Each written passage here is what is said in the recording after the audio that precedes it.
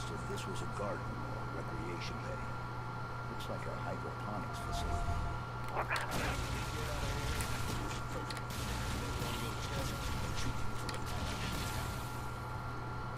We've got company! Is that a threat, Sergeant Major? Just gonna hurt my feelings, huh? That's about it.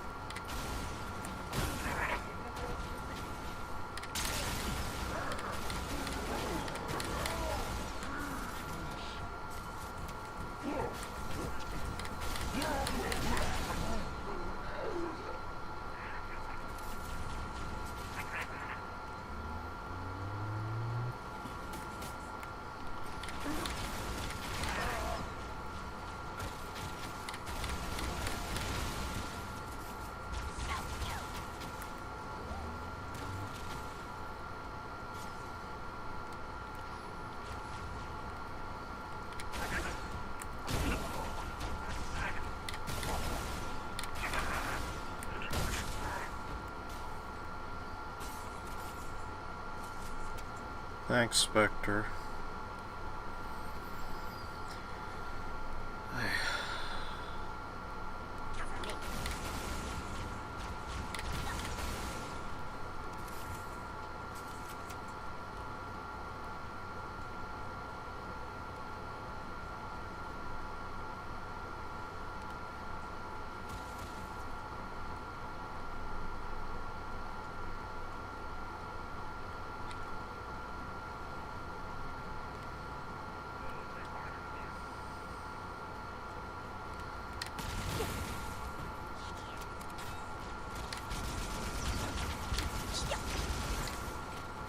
You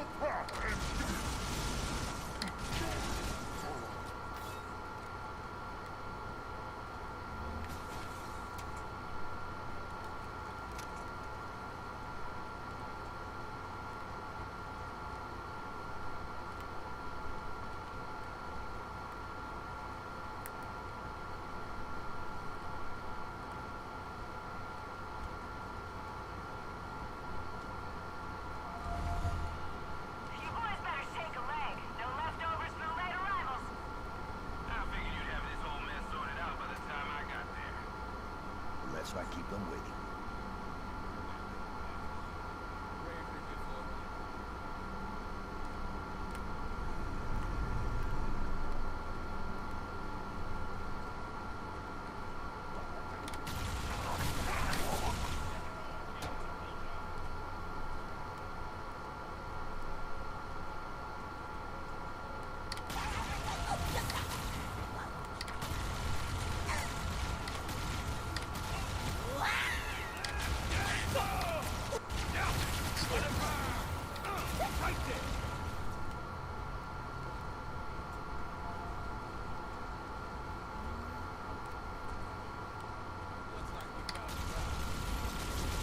Let's get moving. Think they'll give us that tour?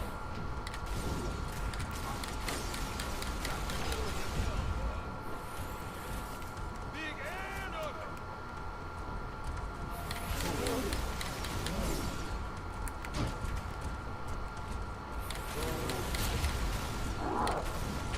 Moving to a new firing position. Taking fire. Oh, where that came from?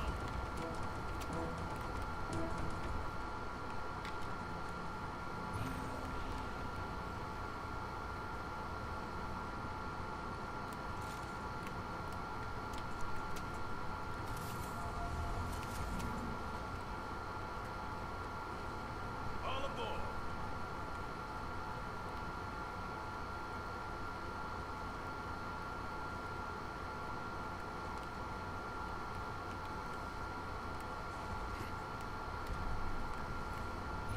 Hangar secure. No Covenant left breathing. We're holding position. Understood. We are moving to regroup. Lovely.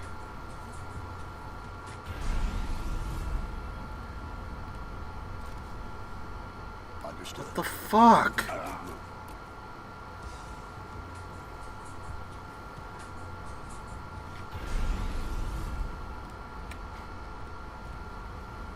What the fuck? Moving to regroup.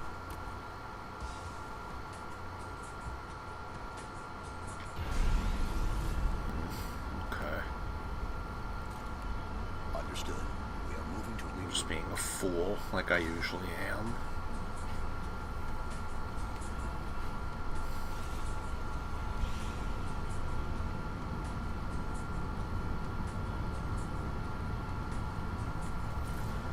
That's all I am, is a fool.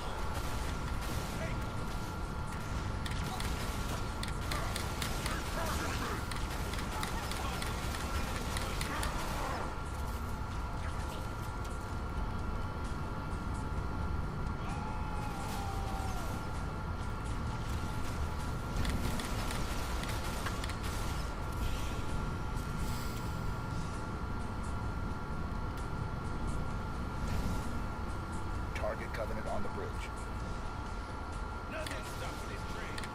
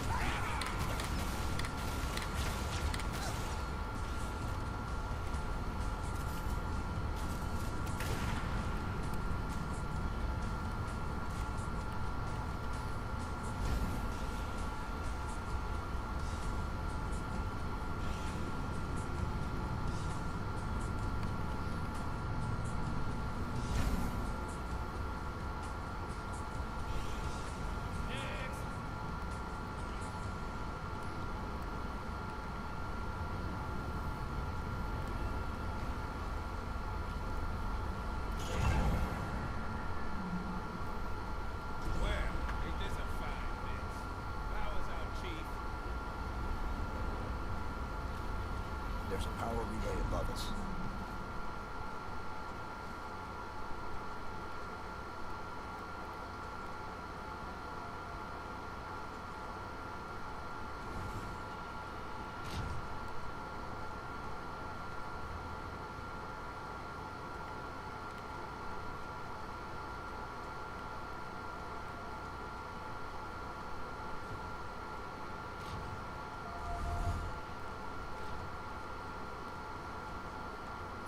Power has been rerouted.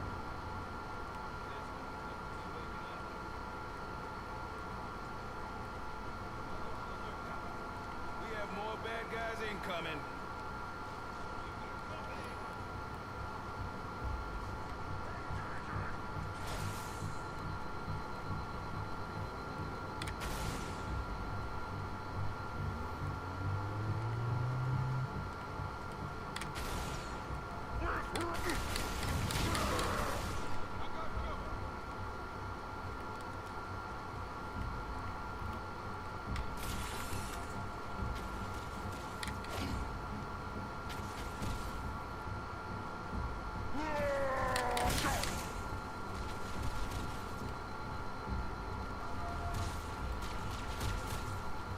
Taking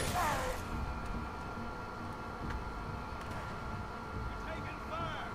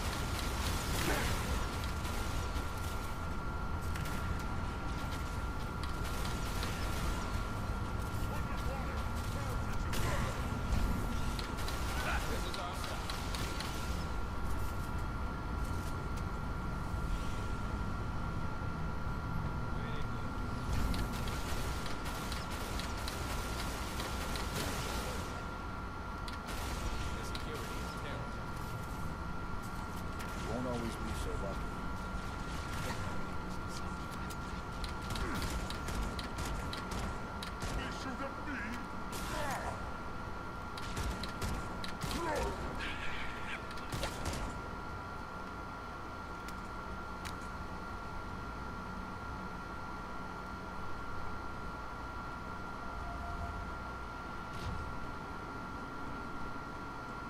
We've got a Covenant counterattack inbound.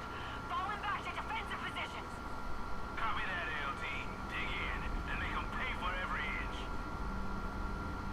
Chief, I'm not sure those Marines can hold out. They'll hold.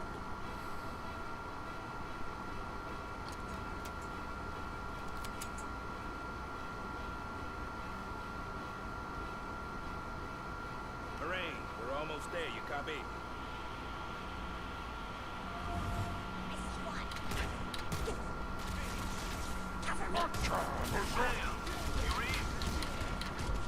I don't like it.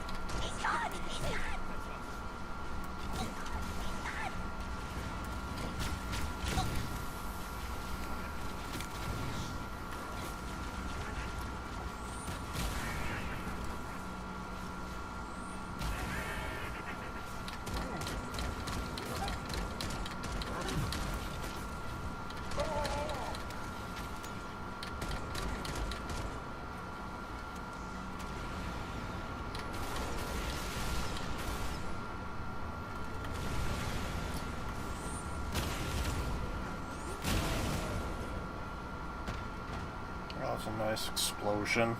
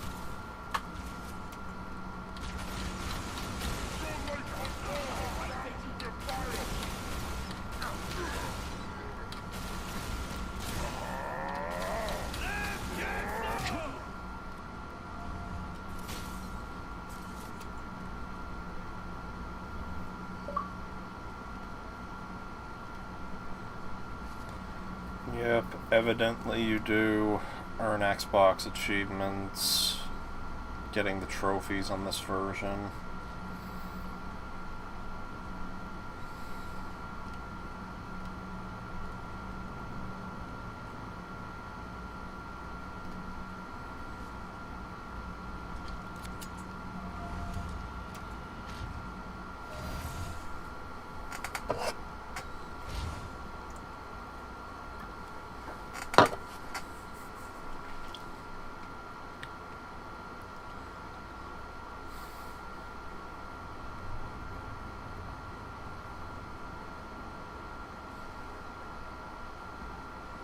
Nice work.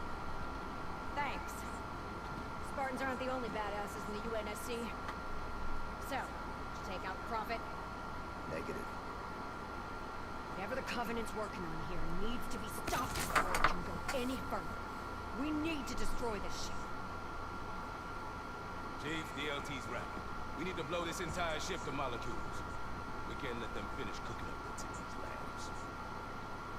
Libra Actual, this is Libra 2. I'm breaking radio silence to request immediate assistance. We are green for expert. Requesting a fire mission against our current location. Libra 2, this is Libra Actual. We are ready for rendezvous. Tactical indicates our ship doesn't have the firepower to penetrate the target's energy shields. If you can find a way to drop their shield strength, even for a few moments, we should be able to take the shot. Copy that. Keep your weapons high. We'll be in touch. So, take out the generators. Great idea. It'll only drop the shields for a minute or two. That's all the time they need to take a shot. Yeah, but you can't be here when the fireworks start. And he doesn't need to. You guys get off this ship, get the nav data to the UNSC. We'll drop the shields. Negative, Lieutenant. That's a one-way trip. It's been a one-way trip from the beginning for us, Chief. get to go out on our own terms. That wasn't the mission. Missions change, Chief. Always do. Now we're giving these Marines a chance to punch back. Damn right. Chief, I gotta do this. It would haunt me every day to know who let this nightmare factory survive. And I'll be damned if I let a Spartan steal the glory of this one. That's our cue, Chief. Time to go. Pleasure serving with you, Lieutenant.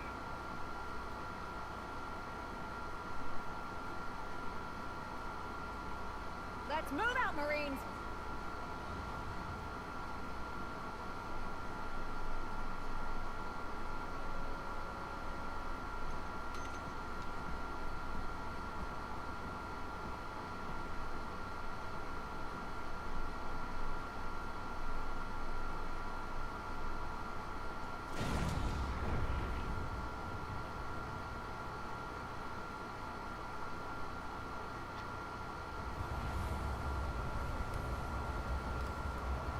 You do know how to fly these things, right? I'm a quick learner.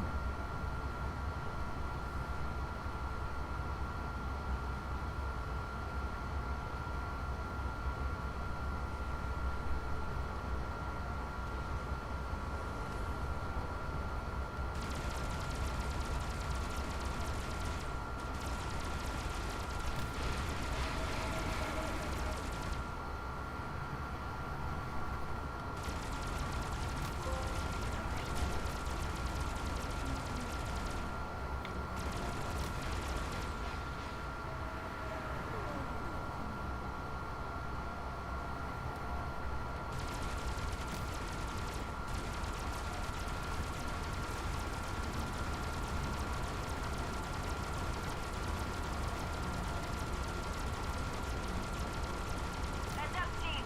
We're seeing power surges. Covenant are up to something. Any guesses? Not sure. We prepping an emergency slip space jump. Could be firing a wideband comms pulse to call for reinforcements. Whatever it is, we need to stop them. Let's target their external relay node. That should keep them stranded and distracted. Good luck.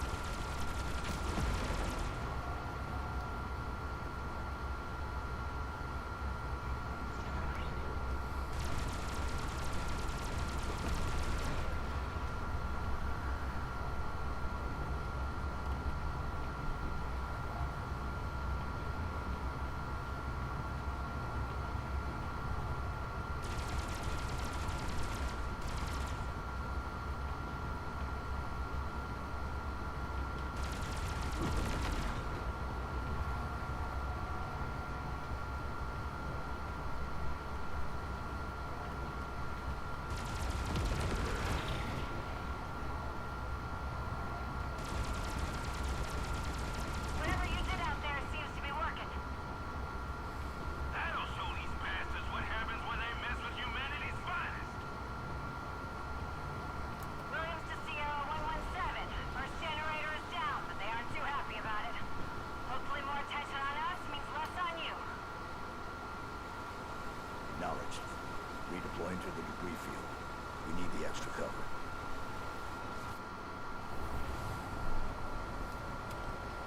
Never gets easier seeing that. It's a reminder of what's at stake. Sure. I just wish we weren't sent in to sweep up the ashes after the whole damn house was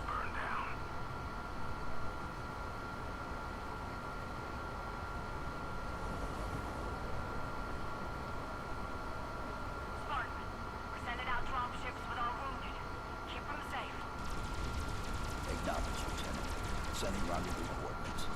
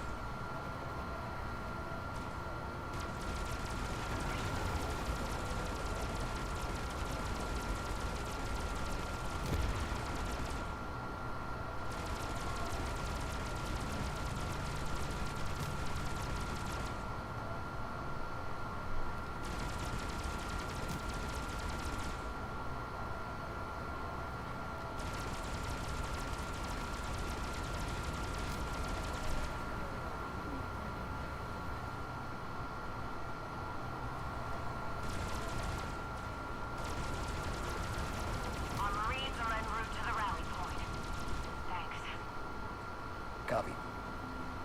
Good work, Lieutenant.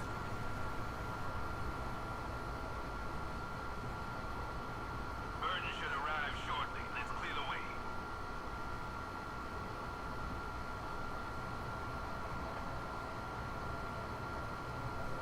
Slipspace rupture detected.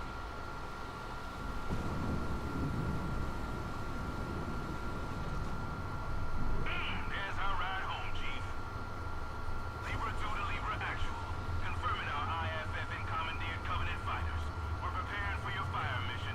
Sending target coordinates. Okay, Chief. Let's give the Burden some cover and buy our new friends time to do their thing. Coordinates confirmed.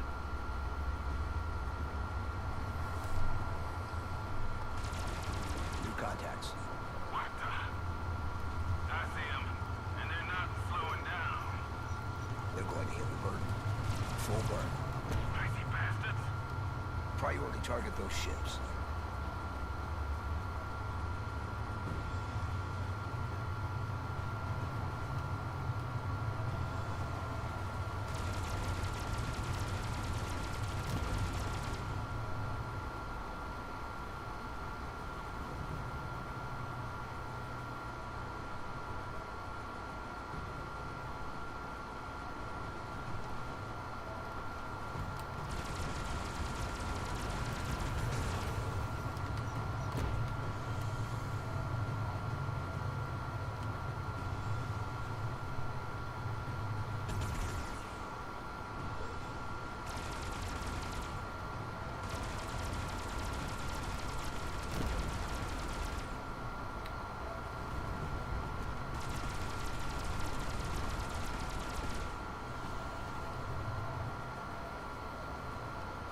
Williams, how are we looking on those power generators? Closing in on the last one. The Lost Robins and Kamara. We'll make it happen. Understood, Lieutenant. Do what you can. We have interceptors inbound. Time to dance.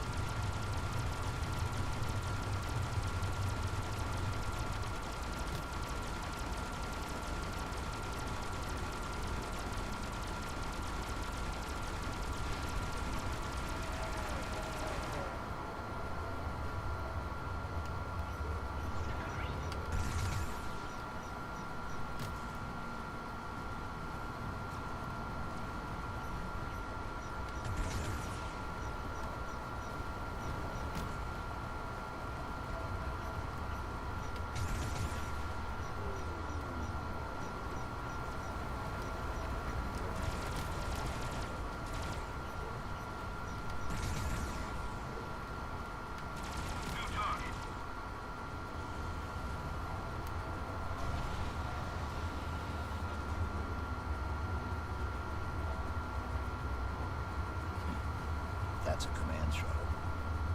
Where I go, you cannot follow. Your victory is but an illusion. Oh, I move not in fear, but in purpose. I can't get a lock. Farewell, demon. May your despair echo in the void. The impulse drive signature. Damn it, we lost him. For now. Stay on mission.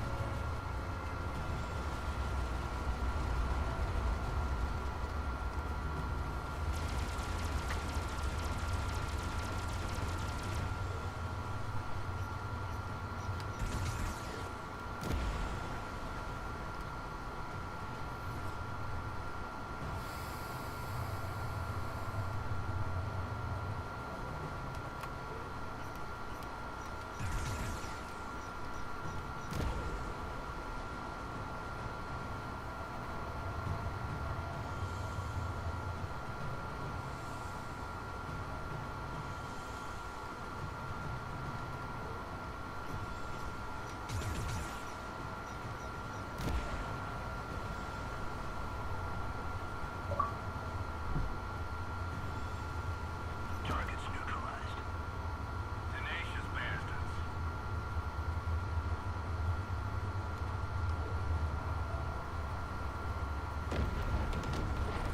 This is Williams.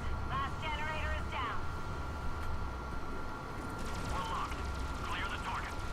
Just in time, LT. Big damn heroes. All of you.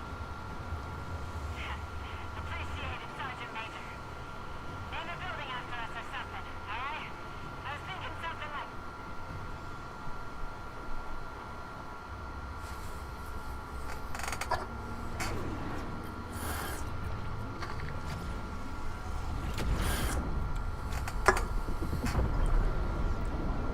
Hello, Bruce.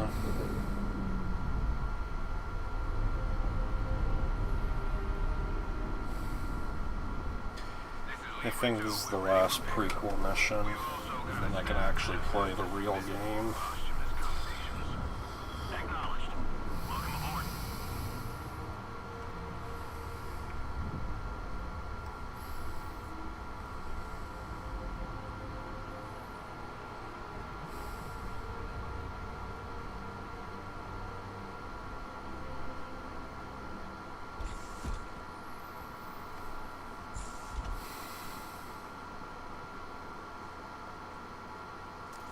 Man. I'm glad that you made it back in one piece. John, Oh, 117?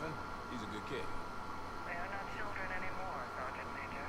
Nah. When you're as old as I am, they're all still kids. Do you think there might be other Covenant ships like this out there? Hard to say. The Prophet seems to be working on it. Genius often is.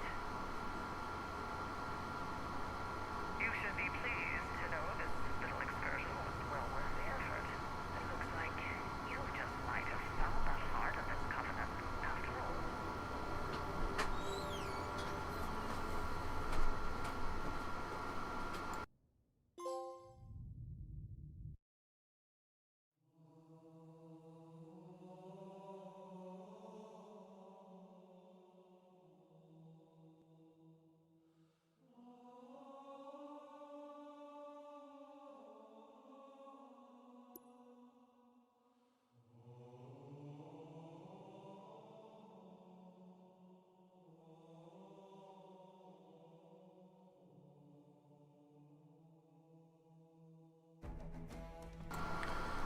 That was a very underwhelming end to the prequel campaign.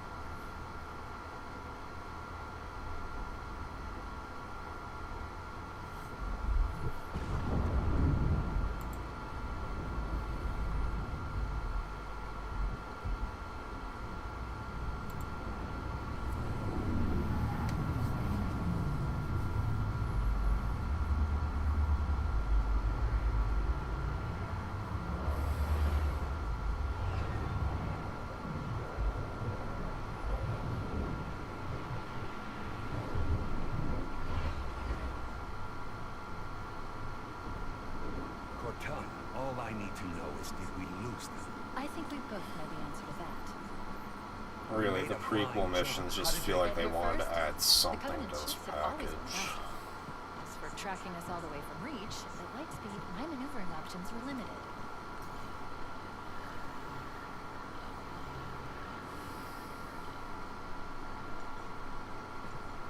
We were running dark, yes? Until we decelerated, no one could have missed the Holy Tor in slip space.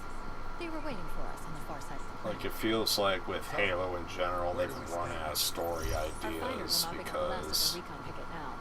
Nothing serious. there are few But I story isolated the features ideas from multiple CCS class battle groups. they were trying to go with Halo 4, 5, and Infinite. It feels like they threw a bunch of things at the wall, and when they didn't stick, I want everyone at their stations. Everyone, sir? Ever. And Cortana. Let's give they up. just threw everything out when when it didn't stick fully. And yeah, now with Infinite, they have no idea where to go. Please report to your action stations. I'm not really sad about it, to be honest, because Halo is never really a series I really cared about a ton. 5th platoon, secure airlocks on deck 11. 14th platoon, rendezvous with 22nd Tactical. In fact, the main reason I own this game is just for the silly factor of owning a PlayStation copy. What the Flying Boys started. When we meet the enemy, we will rip their skulls from their spines and toss them away laughing. Am I right, Marines? Sir, yes, sir. Damn right I am. Now move it out. Double time. Attention all personnel. We are re-engaging the enemy. External and internal contact imminent. Oh, you greenhorns who wanted to see Covenant up close. This is gonna be your lucky day. Fire team, report to defensive positions Alpha through Sierra. Sensors show inbound Covenant boarding craft. Stand by to repel boarding.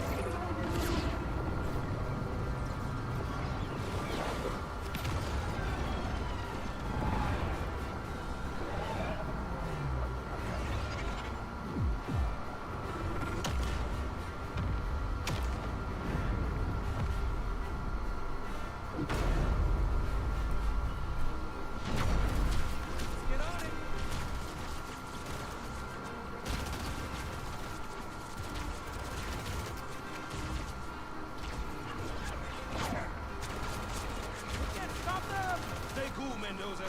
What do you expect, Rifleman? You think this little pleasure cruise is gonna last forever? And keep your eyes downrange. Fingers I on mean, the I'm not trigger. really going to And we'll care all go about home in one further remakes because it's pretty certain they won't be coming to PlayStation. Not that I would have cared anyway, because there probably wouldn't be physical copies on PlayStation. Sure.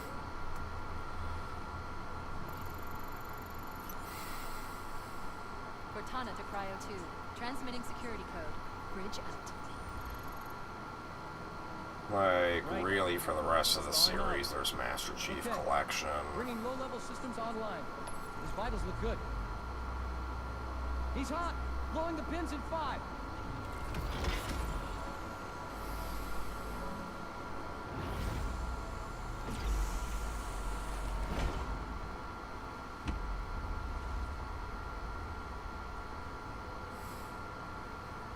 Sorry for the quick thaw, Master Chief. Things are a little hectic right now.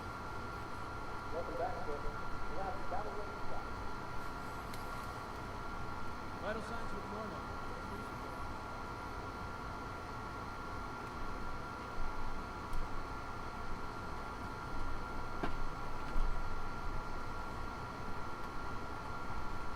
I don't want no calibration. Send the Master Chief to the bridge immediately. Captain, we'll have to skip the weapons diagnostics tonight. Double. Sir, skip the switch, Jeffrey. We better get moving. We'll find you weapons later. Okay, I'll leave the shelter on one corner. Good idea. You better make your readout, Sam. I just have to reset the computer and I'm out of here. Oh God, they're trying to get through the door. Security! Sam! Sam!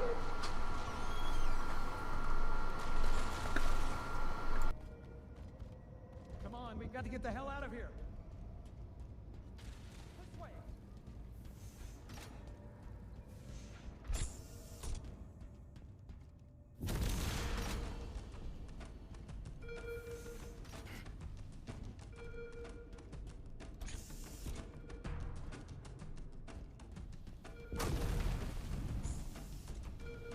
Enemy boarding parties on starboard deck station. Coming in! They're right behind us! Kill those blast doors. Move! Move! Stop. Cover fire! Those alien bastards are everywhere.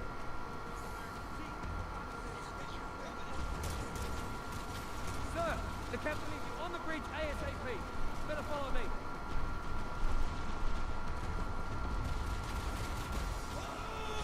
Get clear, Chief! Follow me, sir. Captain Peace is waiting for us, sir.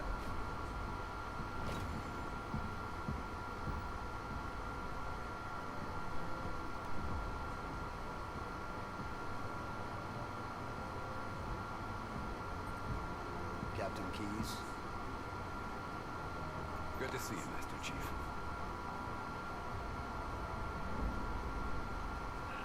Things aren't going well. Cortana did her best, but we never really had a chance. A dozen Covenant superior battleships against a single Halcyon-class cruiser. With those odds, I'm content with 3. Make that 4 kills. Sleep well. No thanks to your driving, yes. So you did miss me. I've heard people don't like how quirky they made Cortana in this game.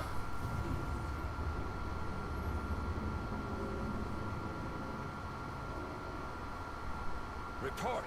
It must be one of their boarding parties. I'd guess an anti-matter charge. Ma'am, fire control for the main cannon is offline. Captain, the cannon was my last defensive option. All right, then.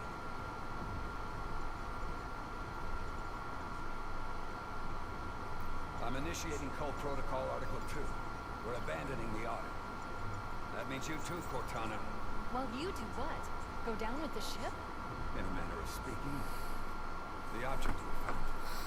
I'm going to try to land the Otter on it. With all due respect, sir, this war has enough dead heroes. I appreciate your concern, Cortana, but it's not up to me. The protocol is clear. Destruction or capture of a shipboard AI is absolutely unacceptable. And that means you're leaving ship. Lock in a selection of emergency landing zones. Upload them to my Neuralink. Then sort yourself for a hard transfer. Aye, aye, sir. Oh yeah, the Cortana variant from Infinite, Which is where I think. Come in, Chief. Get Cortana off this ship. Keep her safe from the enemy. If they capture her, they'll learn everything. Force deployment, weapons research. Earth. I understand. If all goes well, we'll rendezvous in the object's surface. And if it doesn't, make sure my dog gets this.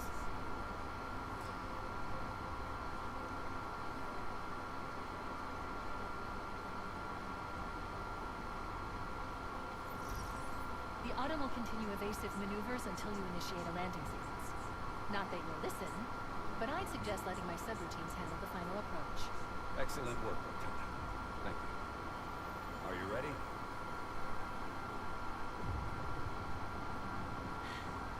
Yankee.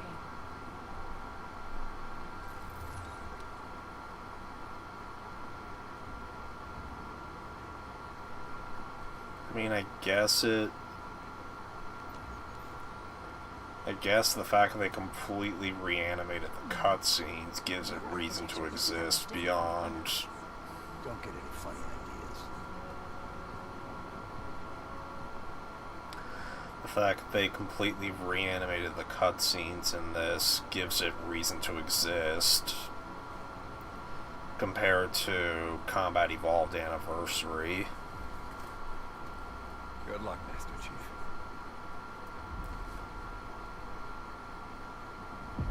The Covenant have breached the command deck. We have to stop them from taking the bridge. Those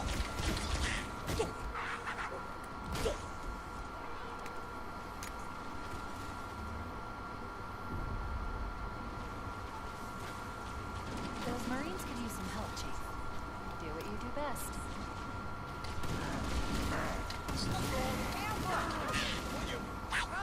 Got him in my sights. Clear! Here comes more!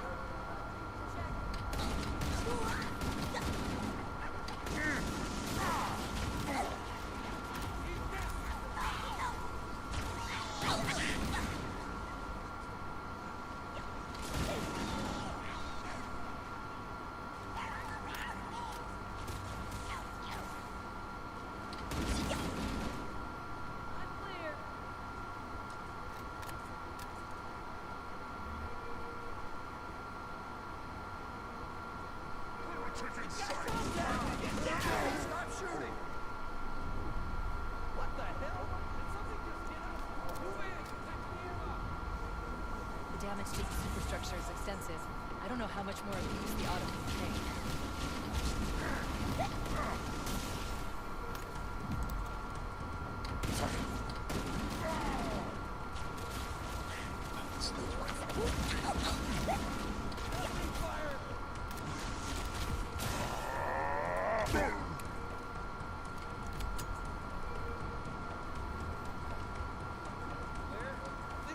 Oh boy.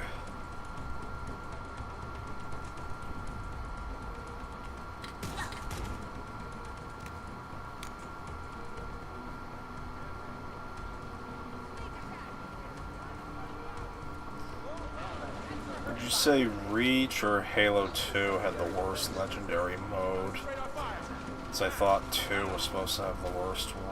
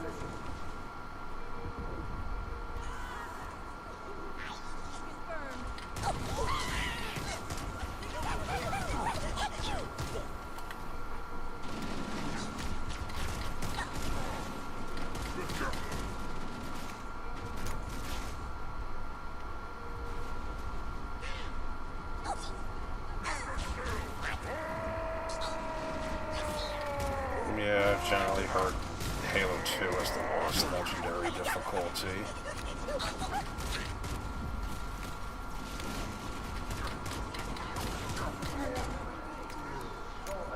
Didn't we beat the first one on legendary? I think we did. I think it's the only time I've ever beaten one of the games on legendary. To attach their boarding craft. We go out and they come in. Clever bastards. That's a Covenant overshield. I've created an interface patch that will let you use the device to operate your shields. Those mega shields are a consumable item now. Get out of my way. Because that means you can ration them.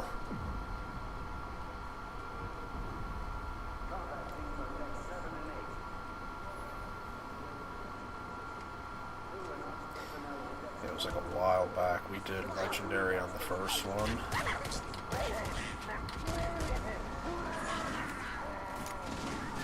Yeah, I saw that.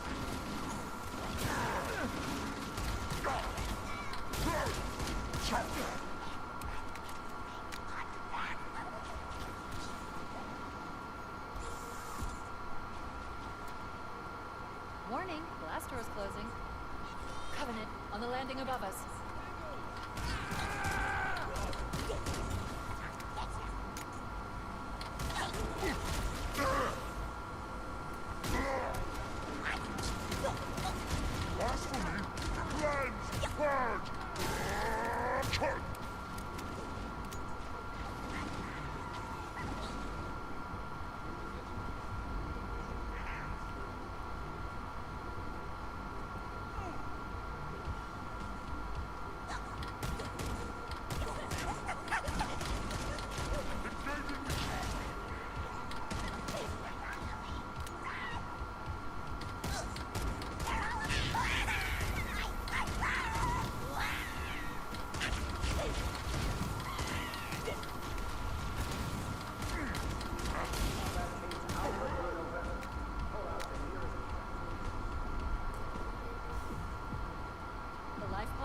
watching. We should hurry.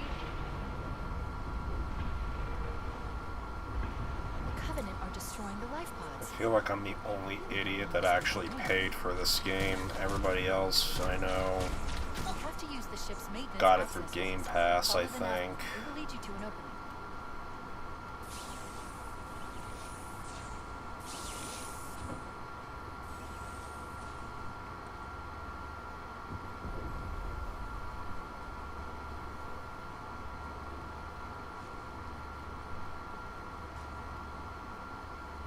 I'm detecting Covenant movement outside the access ways.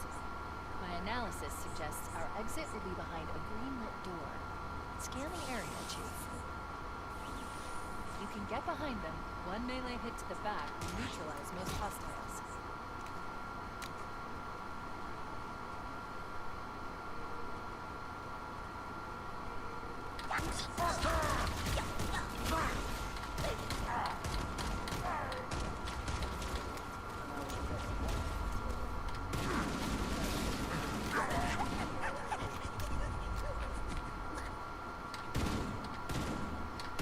Is that what the remix campaign is? It just changes the enemies?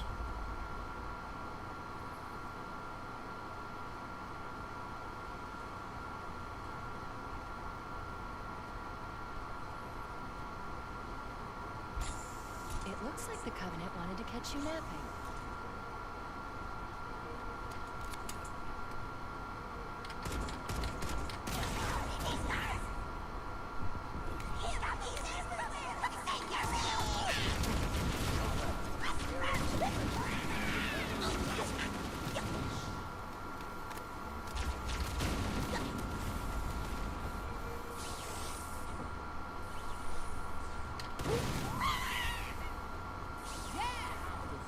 They're here!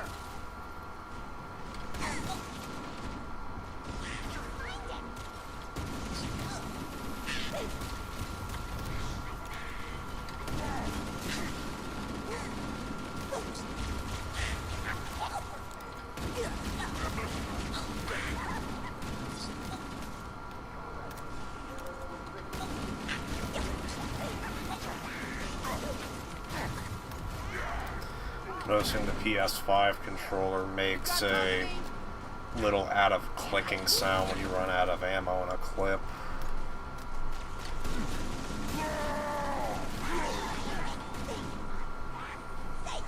Like here, see if you can hear it. It's very quiet, so probably you can't hear it, but There's one last that would be life very point. Get aboard typical. before it launches.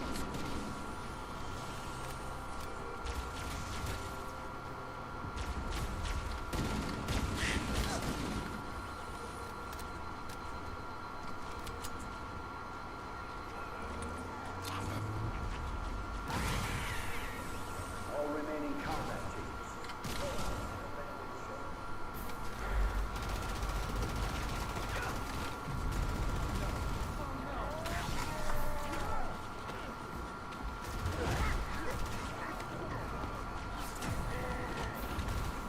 Now would be a very good time to leave. Punch it.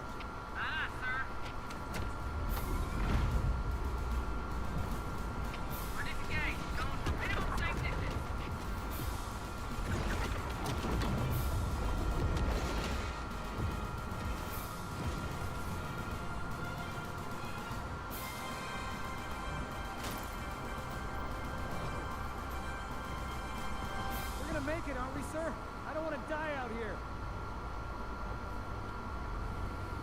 Look.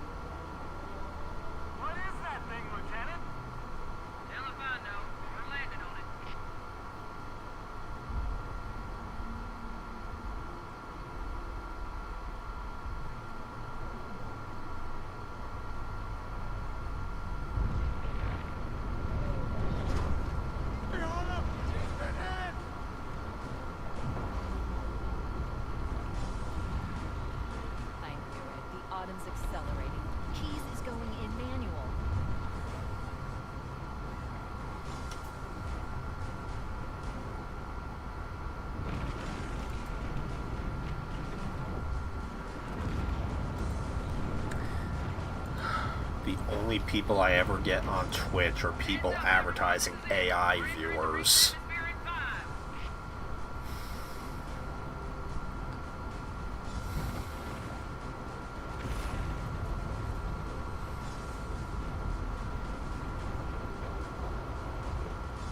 You sure you wouldn't rather take a seat? Be fine.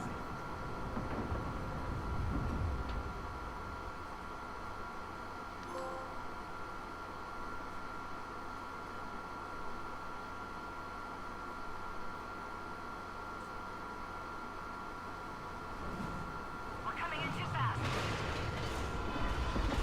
Damn! Air brake failure. They blew too early. I'm losing her. Brace for impact!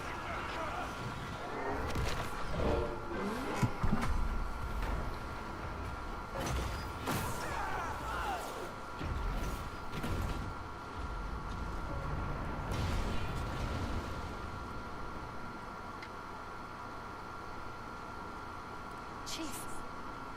Chief. Can you hear me? At last. Are you alright? Can you move? The others. The impact. There's nothing we can do.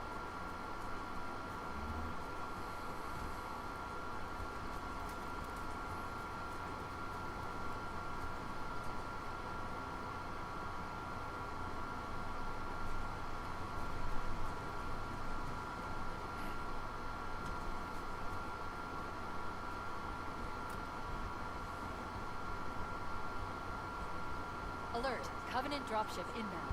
They must be looking for survivors. I recommend immediate evasion.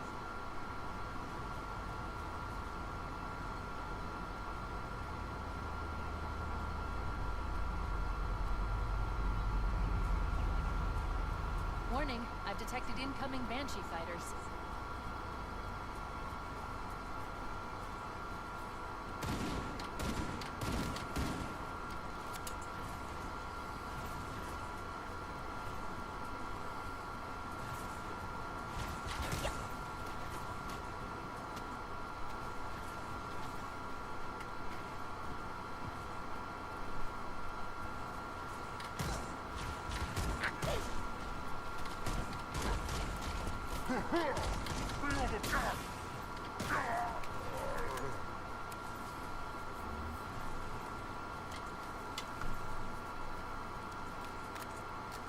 You may have to show me how to set up filters so that fucking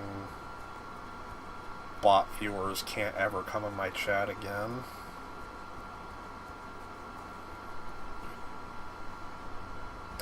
Or is that only on like the streaming thing you Over the use? next hill. We should check to see if there are any survivors. Cortana, Because it's only ever on Twitch. YouTube's down fine. by a large Covenant force. We would appreciate any assistance. Contact! Covenant dropship down there! Heavy fire! On the way!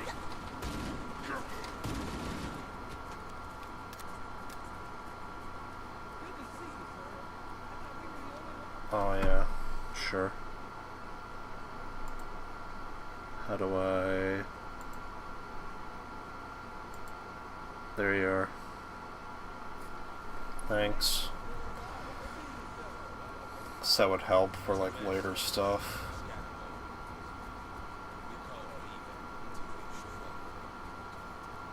Don't worry, Sergeant. We'll stay here until evac arrives. Warning, I have detected multiple Covenant dropships on approach. Heads up! I got a Covenant dropship heading in! Over here!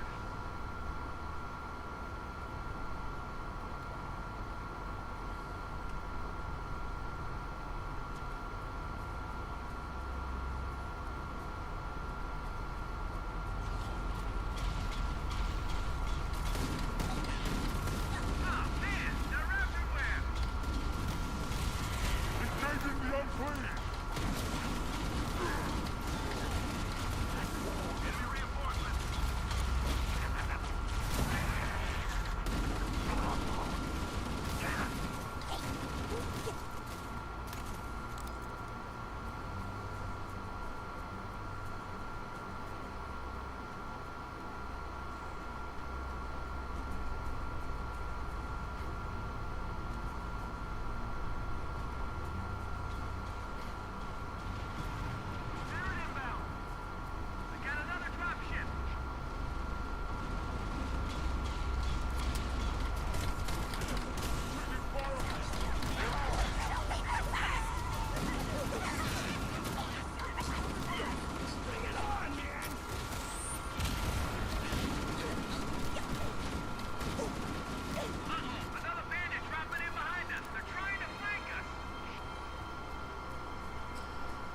Yeah, that's one website that the AI fucking bot viewers often use.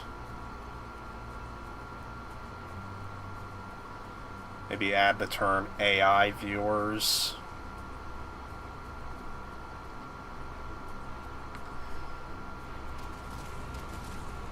We may have a problem here. Didn't even know Twitch had that feature.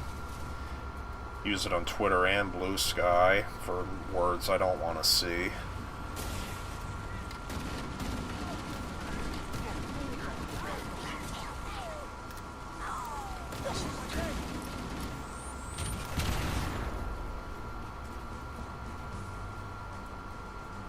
We're clear.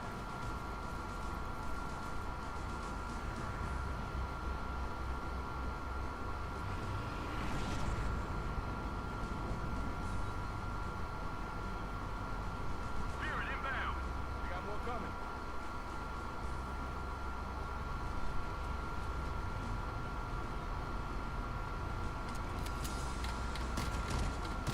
Hostile troop transport inbound.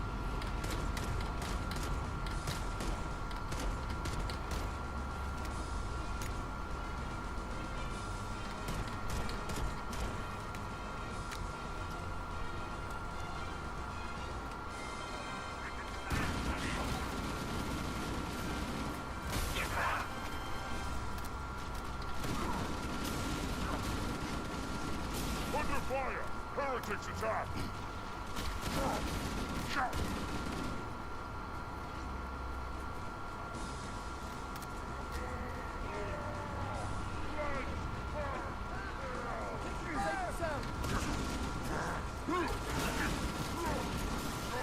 This is Pelican Echo 419. Anybody reading me? Repeat. Any UNSC personnel respond.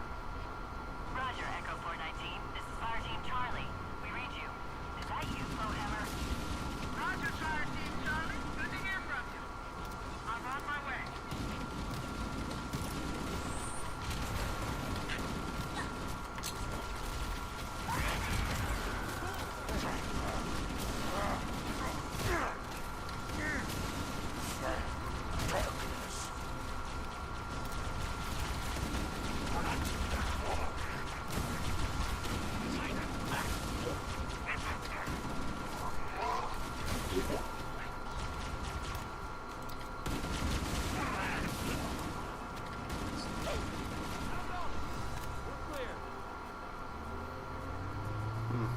Well, thanks for your help. 'Cause those bots do get annoying.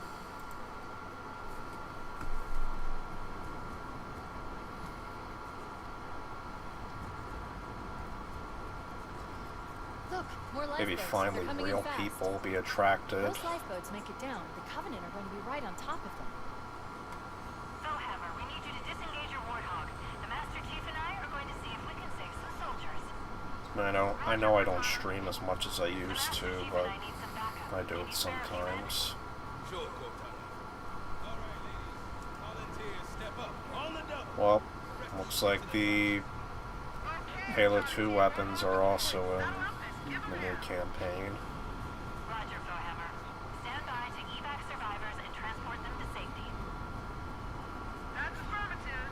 Echo 419, staying on station. Flowhammer out. Survivors will probably stick close to their emergency beacons. We need to find where the lifeboats landed.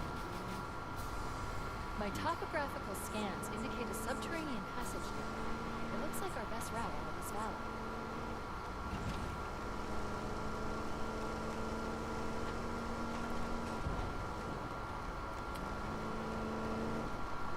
This cave is not a natural formation. Someone built it, so it must lead somewhere. I've hacked into the Covenant battle network. They're actually broadcasting tactical data on unencrypted channels. I should show them who they're dealing with. Master Chief, I'm going to use your suit's transcom system to monitor their They channel. gave it like modern driving controls, unlike the This lab original. center security is promising.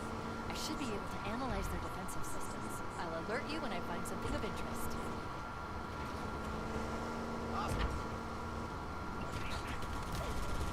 Just the controls in this game are modernized and it just feels odd.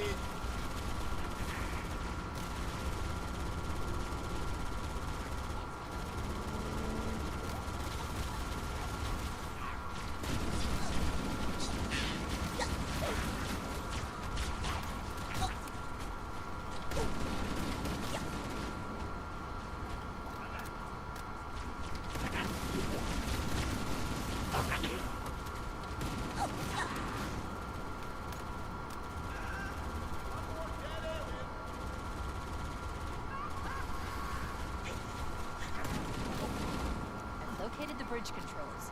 They're on that ledge. Oh yeah, speaking of the Xbox, whenever you earn a PlayStation trophy in this game, it unlocks an Xbox achievement on your Xbox profile. Like, I get the trophy notification, and then, like, eventually I get the Xbox achievement notification on my PC. It's just kind of weird.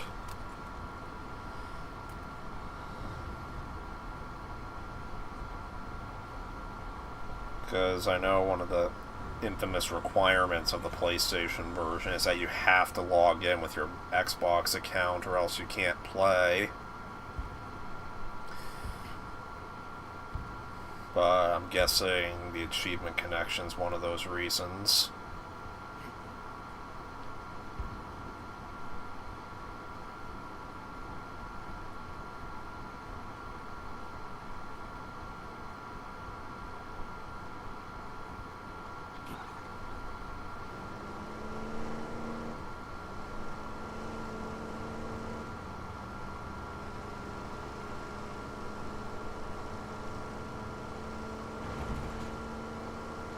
There's new traffic on the Covenant battle network. A lot more crew made it off the Autumn than I had predicted. The captain really gave them hell. If we can find Captain Keyes and the other survivors, we have a chance to coordinate an effective resistance. Echo 419 to Cortana, come in. I've spotted additional lifeboats in your area. One near a rock slide, one near the cliff edge, and another near the head of the river. I think with PlayStation and Helldivers, one of the big reasons they rejected it was because there are so many countries that don't have access to PlayStation Network that could otherwise play the game. I don't know if Xbox is the same way, but...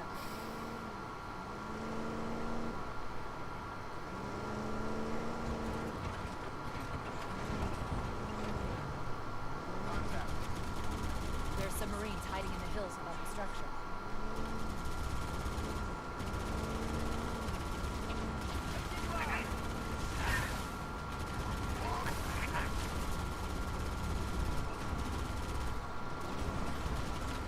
There's a lot of things on PlayStation that need to be rejected right now.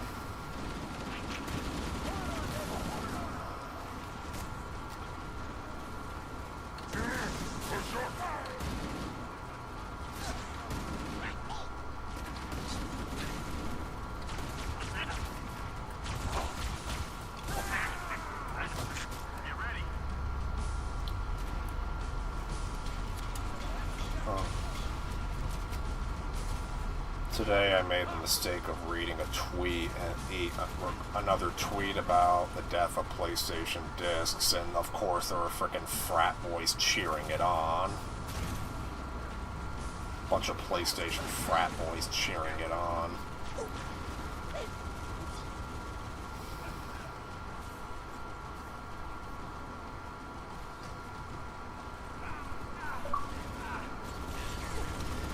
Maybe they'll care once they have their game stolen from them, or when their precious GTA 6 launches and nobody can play it because the servers are overloaded. Roger that.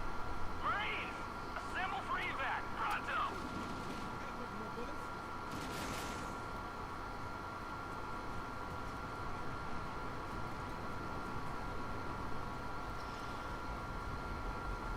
You know, hearing that they might be bots does make me feel a little bit better. So that's one thing for certain. Twitter's got a bot problem. Well, frankly, all social media's got a bot problem.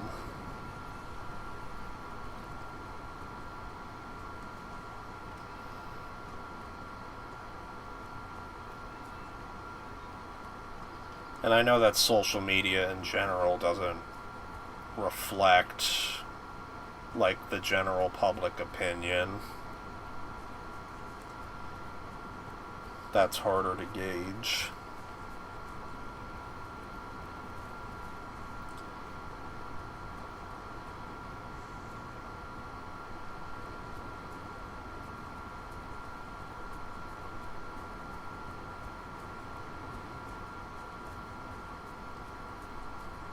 Hey, babe. Like, I remember when the third Sonic movie was coming out, it was releasing on the same day as Mufasa, that Lion King live-action remake prequel.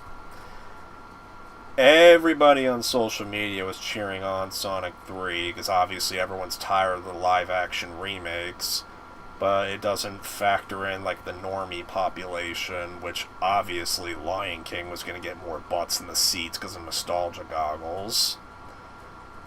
That being said, Sonic 3 did actually put up a pretty big fight against it, and while Mufasa won, it did like half the numbers of Lion King remake, and Sonic 3 actually did better than the second one, which was already a strong one, but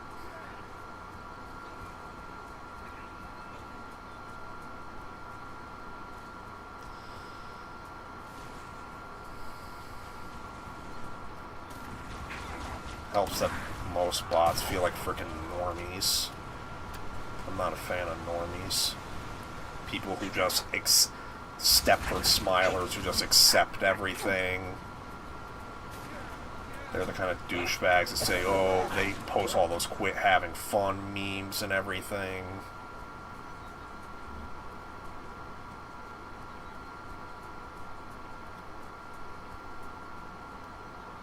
There's definitely real people. They say you need to know where to look, and I don't really know where to look.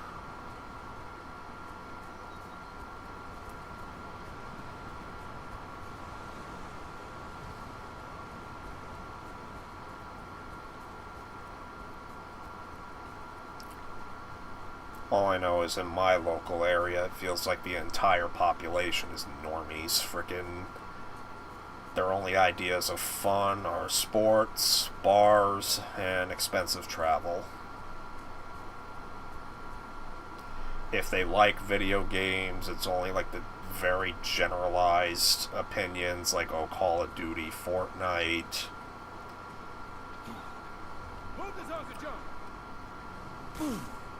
Oops. Oh. The guy spewed blood, and yet he's okay.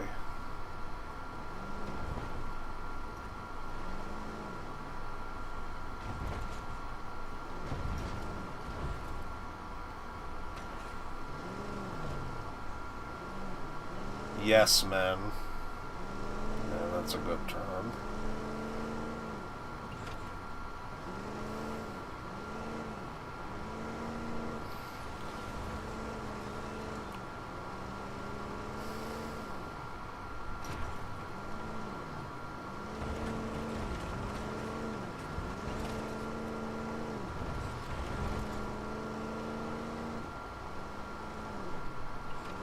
Survivors detected.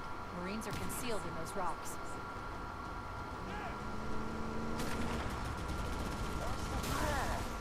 Alert! There are jackal snipers on the high ground. I recommend you stay out of their line of fire. That's the angle. I'm engaged. They're everywhere. Engaging contact.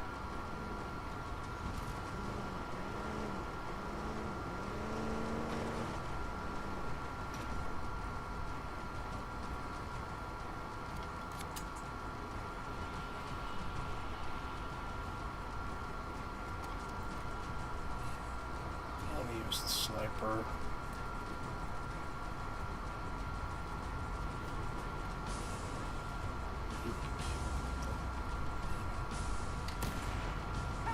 Cool.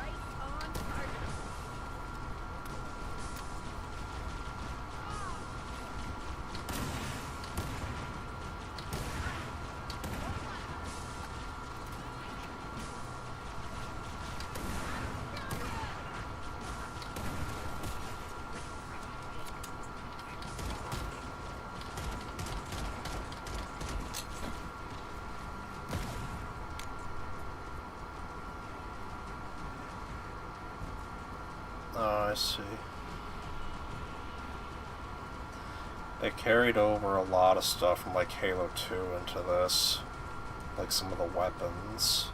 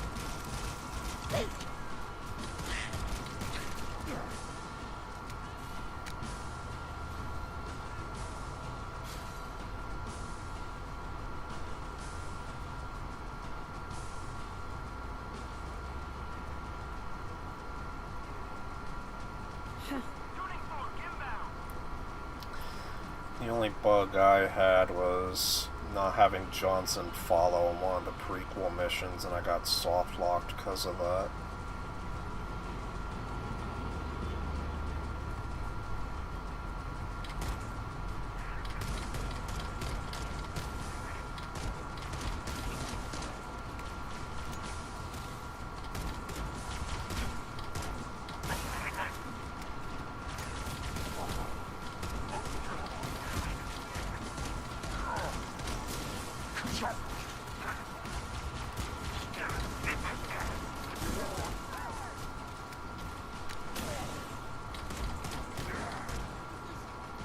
Located the final lifeboat. I'll give you a nav point to the beacon.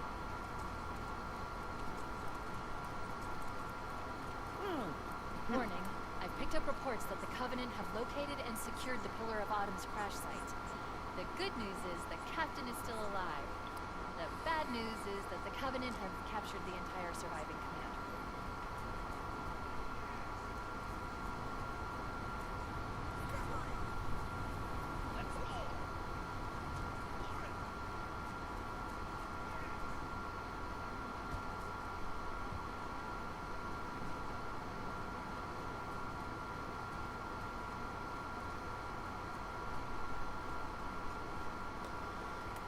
I mean, it didn't happen again after that one time. Or at least whenever he bugged out, it wouldn't prevent progression.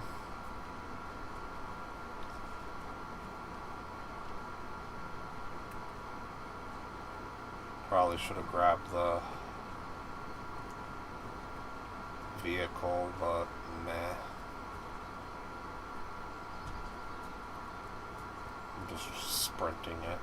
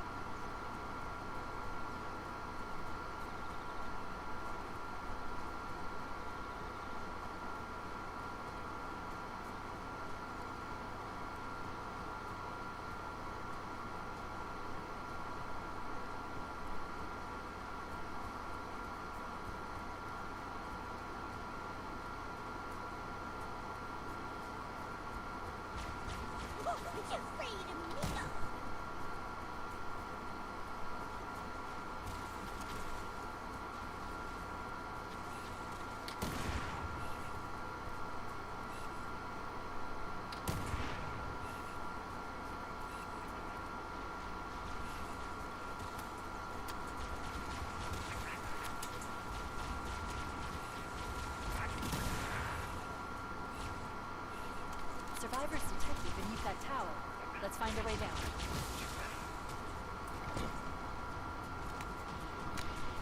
Guessing you both played on PC.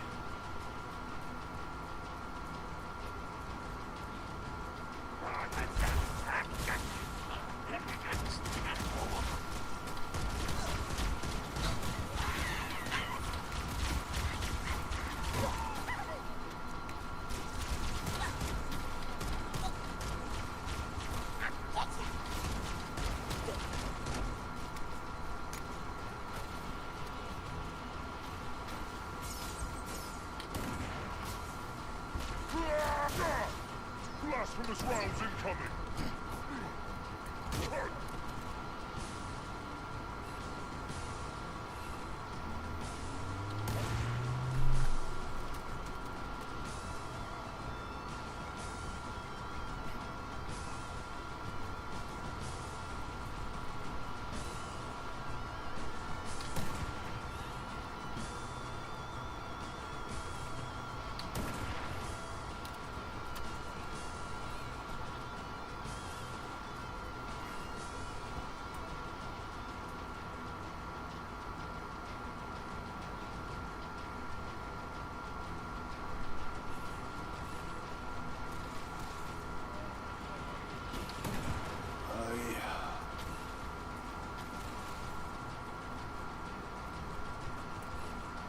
That's how you zoom more.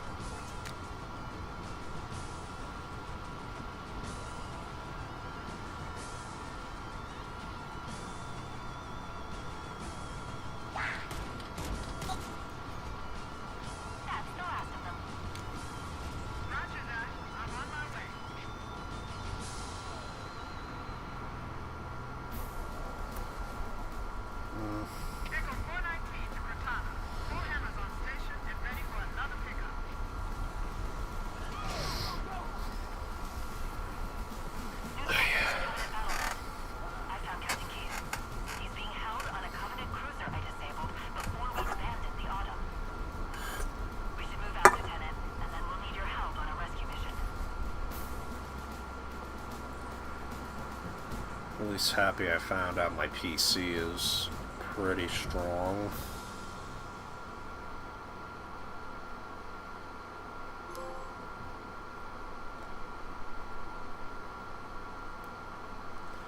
I hate the new trophy sound that PS5 uses. Miss the old one.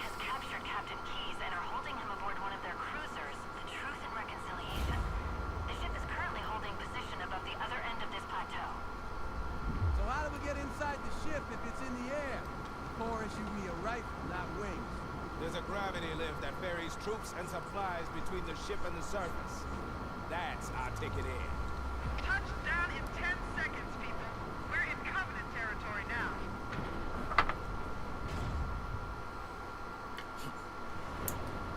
According to the topographic surveys I've obtained from the Covenant battle map, we should be able to access the Covenant cruiser Truth and Reconciliation on foot. Oh wow, we got a lot more sniper bullets this time.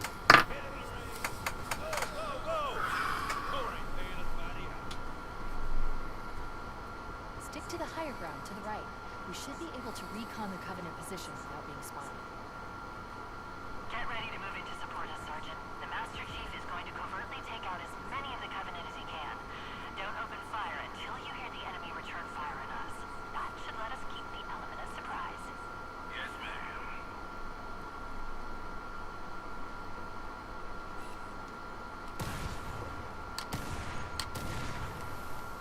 Open fire! Let 'em have it! Fire!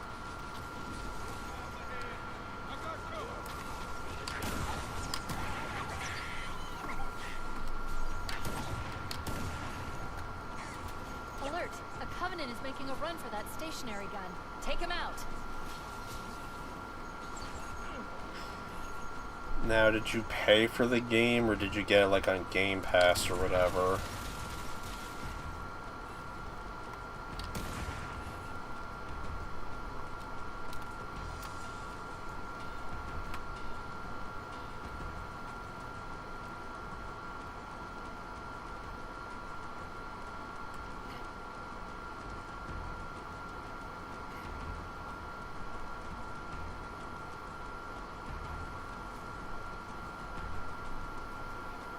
Ah, you got a Game Pass.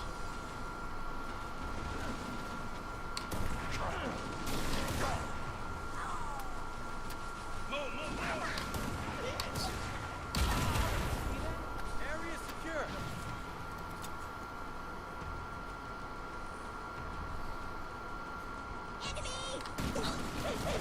Everybody I know who's actually played this got it through Game Pass. I'm the only schmuck that actually paid for it. Stop. Motion tracker shows movement around the next bend. And there was a video that claimed that only about 1% of the people who played the game played it on PlayStation.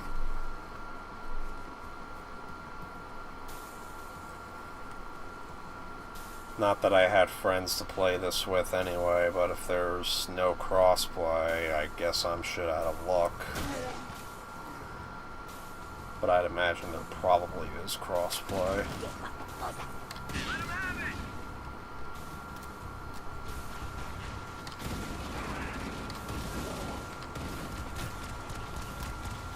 Well, if very few PlayStation physical copies of this game sell, then my disc might be worth a lot one day. Alright. I mean, I figured there was crossplay, but I probably won't have my PS Plus much longer, but I still have it for like a few months.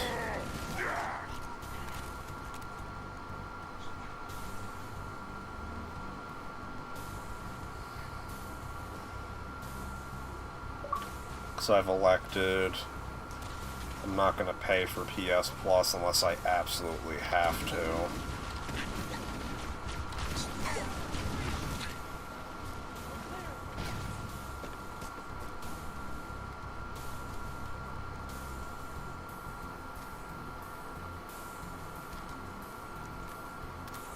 Covenant forces detected up ahead.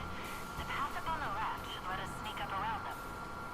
We'll hang back while you get into position, Chief. Cortana to Fire Team Charlie. Move up on the left.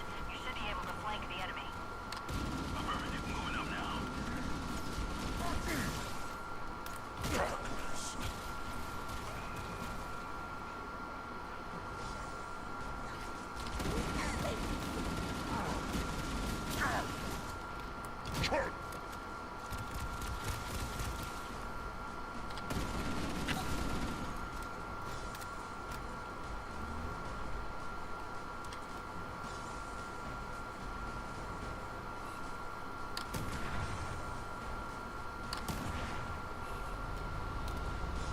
Maybe we should think about doing like a remix mode run or something. This is a Covenant. Maybe not on Legendary though. It will make us invisible for a short time, or until we open fire.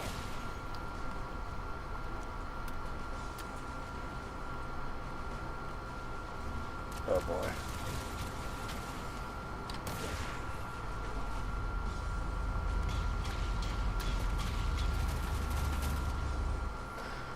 Oh, so if somebody drops out, there's no rejoining. Oh.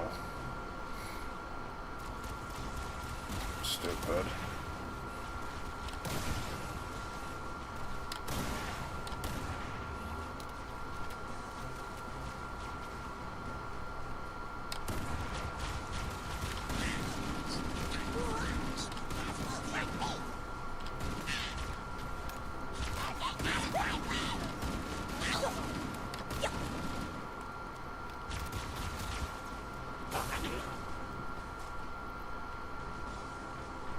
Yeah, that normal or heroic would sound nice.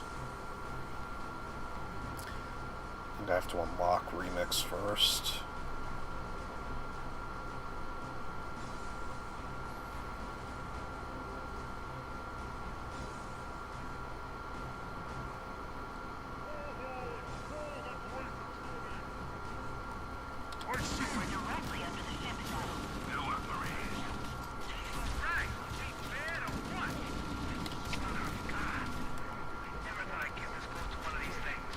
Oh, okay. The Covenant use a gravity lift to move troops and supplies between the ship and the surface. We need to ambush them at the ground lift loading zone and use the lift to enter the ship. Oh, it's that old. That's us. You, proud, expendable.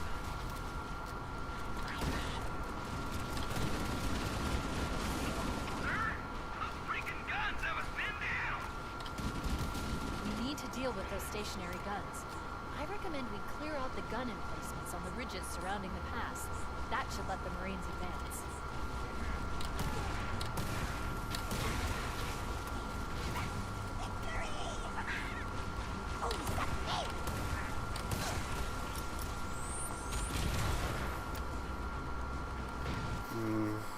Sure.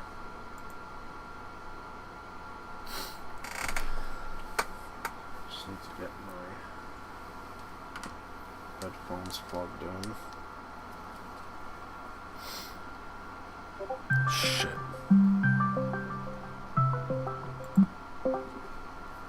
Hello. No.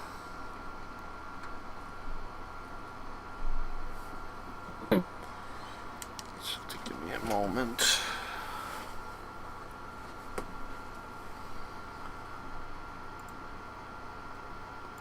Ah, there you are. Yeah.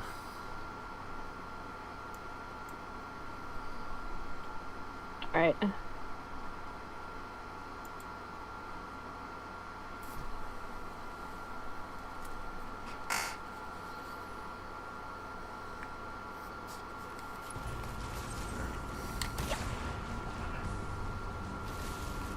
I'll let you get to the checkpoint after you go up the grab lift, and then I can invite you to a remix campaign if you want. Sure. So it looks like it actually does have you in my friends list on the cross-platform here, so Well, should just be able to send you an in-game invite. Well, if the cross-platform works off Xbox, I would imagine you'd be on there. Yeah. So. We could secure one of those stationary guns and provide fire support.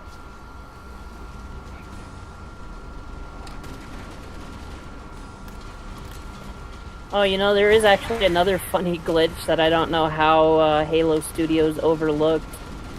And it has to do with one of the new skulls that they added to the game. The, oh shit, I forget what it's called, but it's the skull that makes the ARs go back up to 60 rounds in a mag. Oh, yeah. They somehow, with that skull, broke the Marine AI. Because if you enable that skull, the Marines won't shoot their weapons. They can't comprehend the original clip size, huh? Yeah, apparently. It makes them more useless than useless. I really don't know how they missed that. Actually, no, I kind of do know how they missed that, because in the credits, they didn't really list any QA testers. They listed art QA testers, but no gameplay QA testers, so...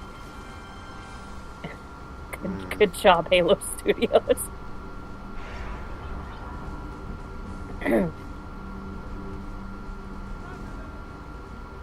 Hunters. Flank and hit their exposed These guys. worm bits. These guys were a pain in the butt on my remix campaign. There would be sections where it would spam like 4 or more of them at once. And I didn't really have power weapons to take care of them, so I would just get destroyed over and over. Well, I know you have to like go behind them and like shoot the weak point in the back. Yep. Yeah, that's the way you're supposed to deal with them on, but because they have like a wider hitbox for their melee than they do in the original, it kind of makes it really hard on Legendary. Because you'll just get one-shotted by their melee. And like, you could be like standing like 10 feet away from them, and then bam, you're dead. Alright. I need to... Echo 419 inbound. Clear the drop zone. We've secured the area. Let's square away the grab lift. Marines, prepare for boarding action. Once we're inside the ship, I can home in on the captain's command neural interface. We'll probably be in or near the ship's brig, which should narrow our search.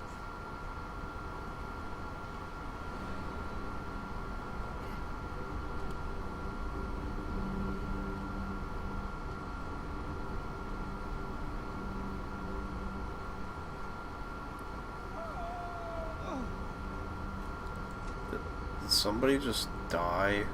How did that Marine die? Did he just have a heart attack? I think what happened was he went up the thing and then he fell down. Wow. Yeah. I've never seen that happen before. Alright, well, did the checkpoint. Let me see. There you go. You got the checkpoint, and then when you save and quit, it'll just resume right where you left it off if you come back to the normal campaign. Mm-hmm. Invite you. Failed to join. Let me see if I can join. Or actually, I might need to restart my game. Hold on. Let's see if we can get this thing to work.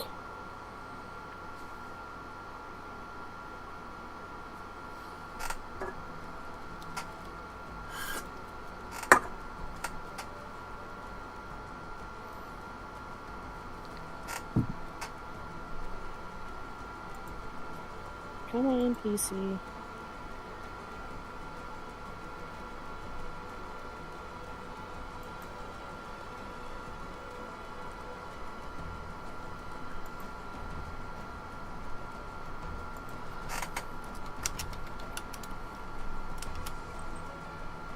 Oh. Failed to join. Great.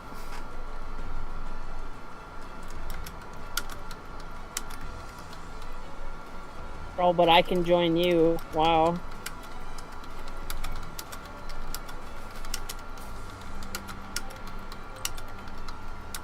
Okay, I don't know why it's like that.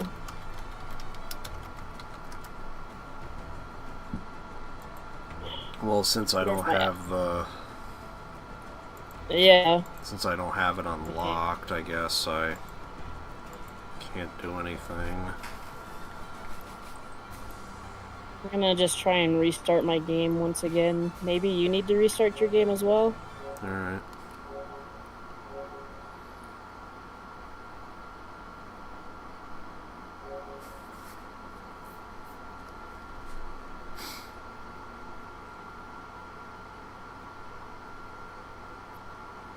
Weird, I haven't had this happen before, and I've played with an Xbox player with the PC copy.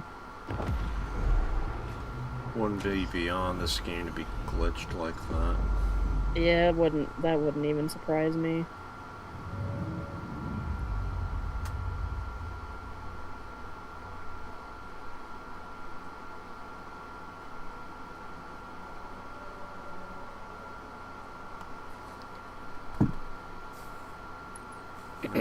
While I'm locking back in.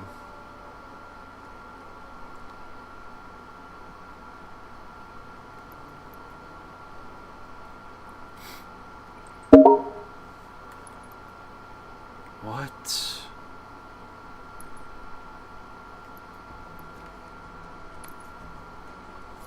Wait, maybe if I try inviting you... Wait, what? No, no, no, no, no, no! I invited the wrong person.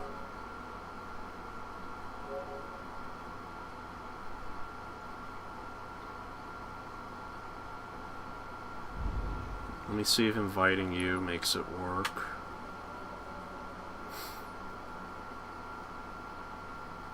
Yeah, I don't know why I can join you, but you can't join me. Alright, let's see. Crossplay is maybe broken or something on PlayStation. Oh, cross-platform. Here it is. Yeah.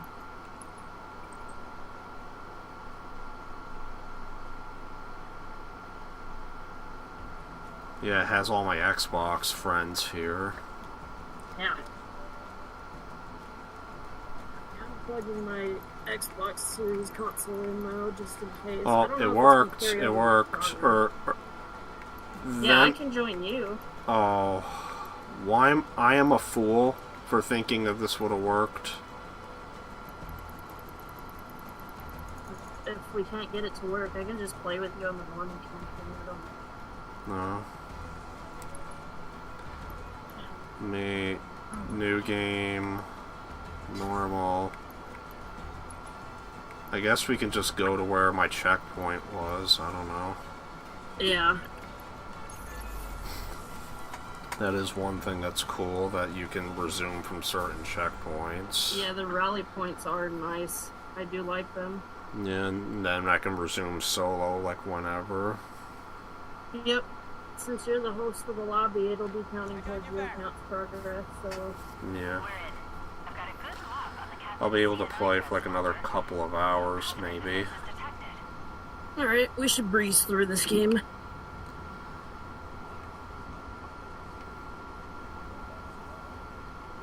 I was stuck on this particular part for like hours. I'm legendary. There was at least like 30 sword elites that were rushing me down in this one single room. Oh wow.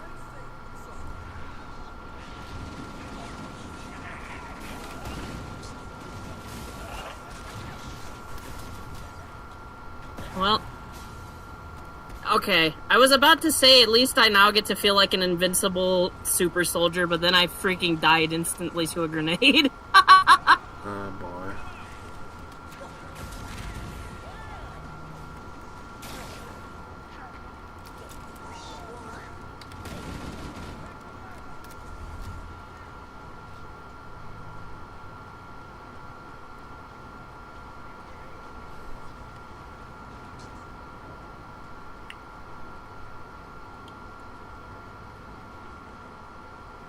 We just gotta clear this room of enemies and then it'll let us progress.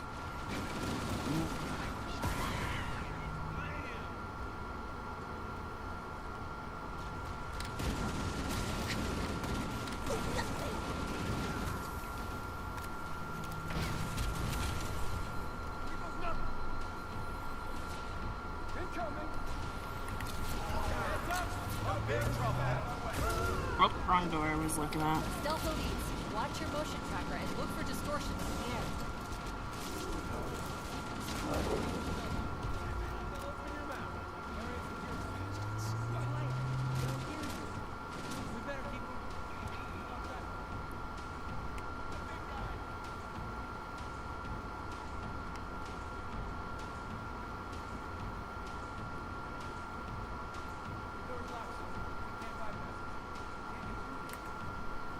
Let's head back to the ground lift bay. The side passages should provide an alternate route.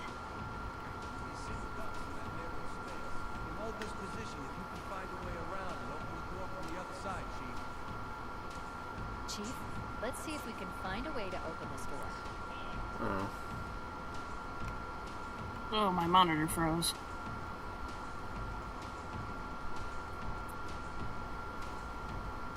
Just gotta go this way now.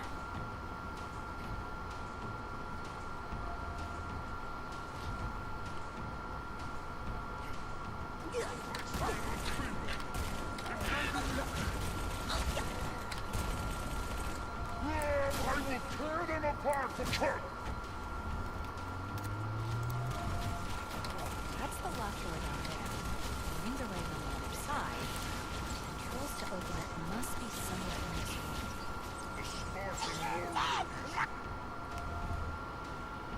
As long as we're not both down together, frickin' it will respawn us. Yep, that is correct. As long as we're both alive, it won't take us back to last checkpoint. That's good. That is one of the things that makes legendary playthroughs way, way easier is if you have a friend with you. Because on solo, it's just straight up miserable. You'll just die and die and die and die and get blasted back to the, like, previous checkpoint. Yeah, That actually happened to me more than once. I died so many times the game took me back to the previous checkpoint, and I was just like... I rage quit a few times because of that. I think that's why we played the original Combat Evolved Anniversary and Master Chief Collection on co-op. Yeah. So that made it more tolerable. Yeah, co-op definitely makes Legendary way more tolerable. Same thing with Crash Bash, right?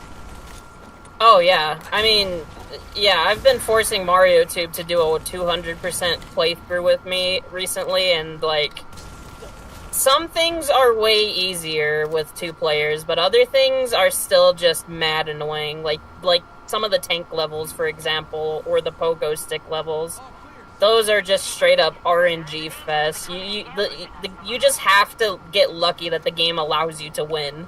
Like, all I know is that when you have a second player, it's the difference of the entire 3 other AIs ganging up on you versus only 2 other AIs ganging up on you. Yep. And the game doesn't care which human player wins as long as it's one human player that wins. Oh my god, my controller batteries just freaking died. Seriously? No. Yes, my controller is disconnected, I know. Can I use my keyboard controls now, game? You know, I was using the Switch 2 GameCube controller that they made for their GameCube emulator on Dolphin. Oh, yeah? It's actually, like, people have made, like, third-party add-ons, but in my experience, they didn't really work that well. The key is, turns out, official support for the controller was added on Steam. Ah. So the key is you have to add Dolphin, the whole emulator, as a non-Steam game to your Steam, and then if you launch it that way, it'll have Steam input turned on, it'll recognize the GameCube controller, and it'll work right. That's neat. So I've been basically playing with a real GameCube controller on Dolphin. Yeah, that's pretty cool. 'Cause I do like that controller. It is just so comfortable to hold. Yeah. They really got the form factor correct on that. Really, the only complaint about the controller that I've ever had is that the D-pad is absolutely awful. Well, that's how it's always been on the GameCube controller. Yep. Well, that means Shrek Extra Large can be played with that Switch Online controller. Yeah. I have to see if the same method will work for, like, the N64 and Super Nintendo controllers. I don't see why it wouldn't. Because I think I've used my N64 NSO controller for, like, N64 games on RetroArch and whatnot. Like, if it's added on Steam input. Yeah.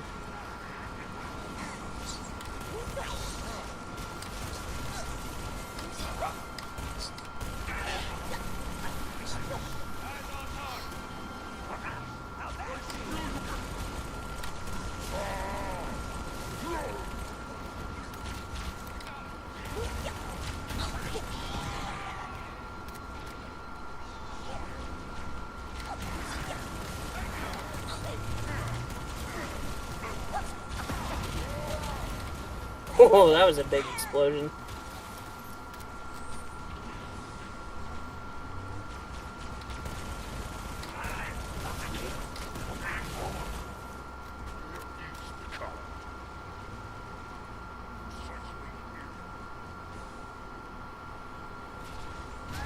Ah, here's the hunters.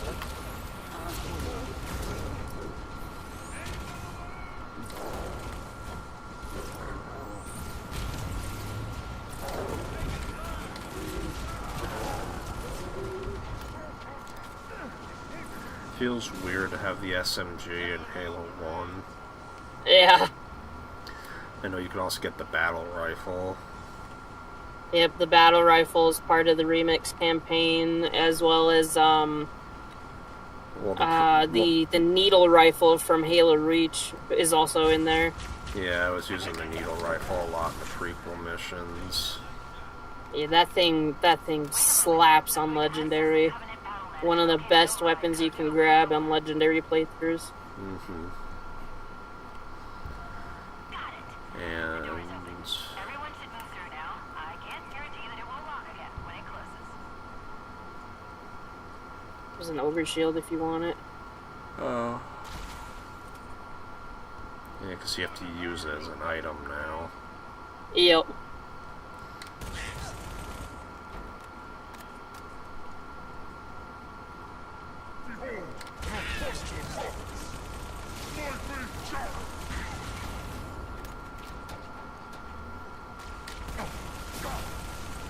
Guessing the reason they reduced the clip size on the assault rifle is to account for the SMG. I guess. It also brings it in line with the other Halo games, because after Halo 1, it was never 60 ever again. Mm-hmm.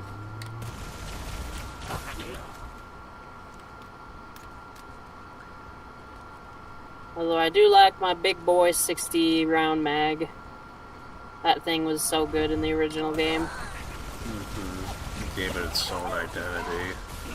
Yep. Also don't like how they don't like using dual wielding anymore. Yeah, they just completely dropped that as a concept after Halo 2. 3. I mean, it was limited in 3, but it was never again like it was in 2. Well, 3 I feel like had more freedom with it, because you could like individually load each weapon. Yeah. That's one that I need to replay sometime. I haven't played 3 in a long time.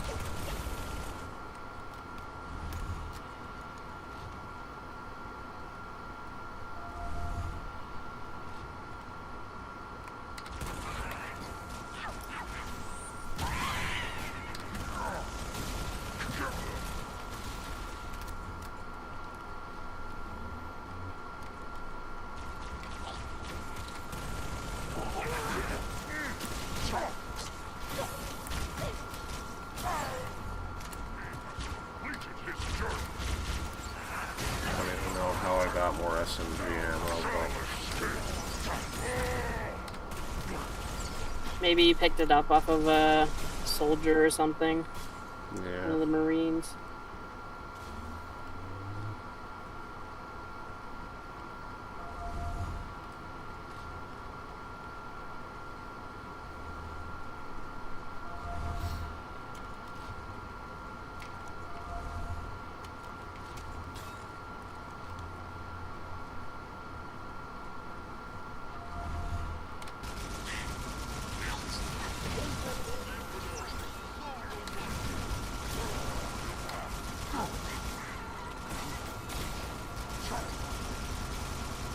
Also, I like how it's full regenerating health, no health bar underneath the shield. Yep. No more health packs. No. That does make this game's legendary, at least on the regular mode, not the remix mode. It makes it a little easier than the original CE, but not by much, honestly. Captain's transponder signal is strong. We must be close. Cross-referencing Covenant ship layouts. This matches the configuration of a prisoner containment area.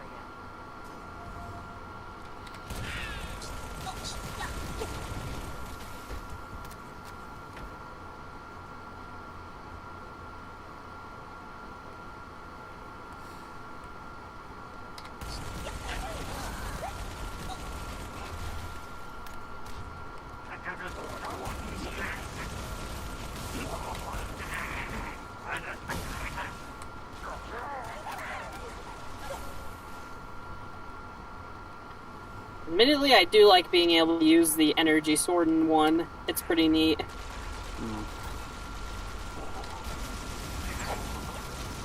I don't know. Can you use the energy sword in the original first one? Not in the original. That and the fuel rod gun were unavailable in the campaign. Because the fuel rod gun would just explode after a grunt dropped it. And then the ones that wield the energy sword, you just couldn't pick them up. Yeah, it would do much of the same thing. They'd drop it and the energy sword would explode.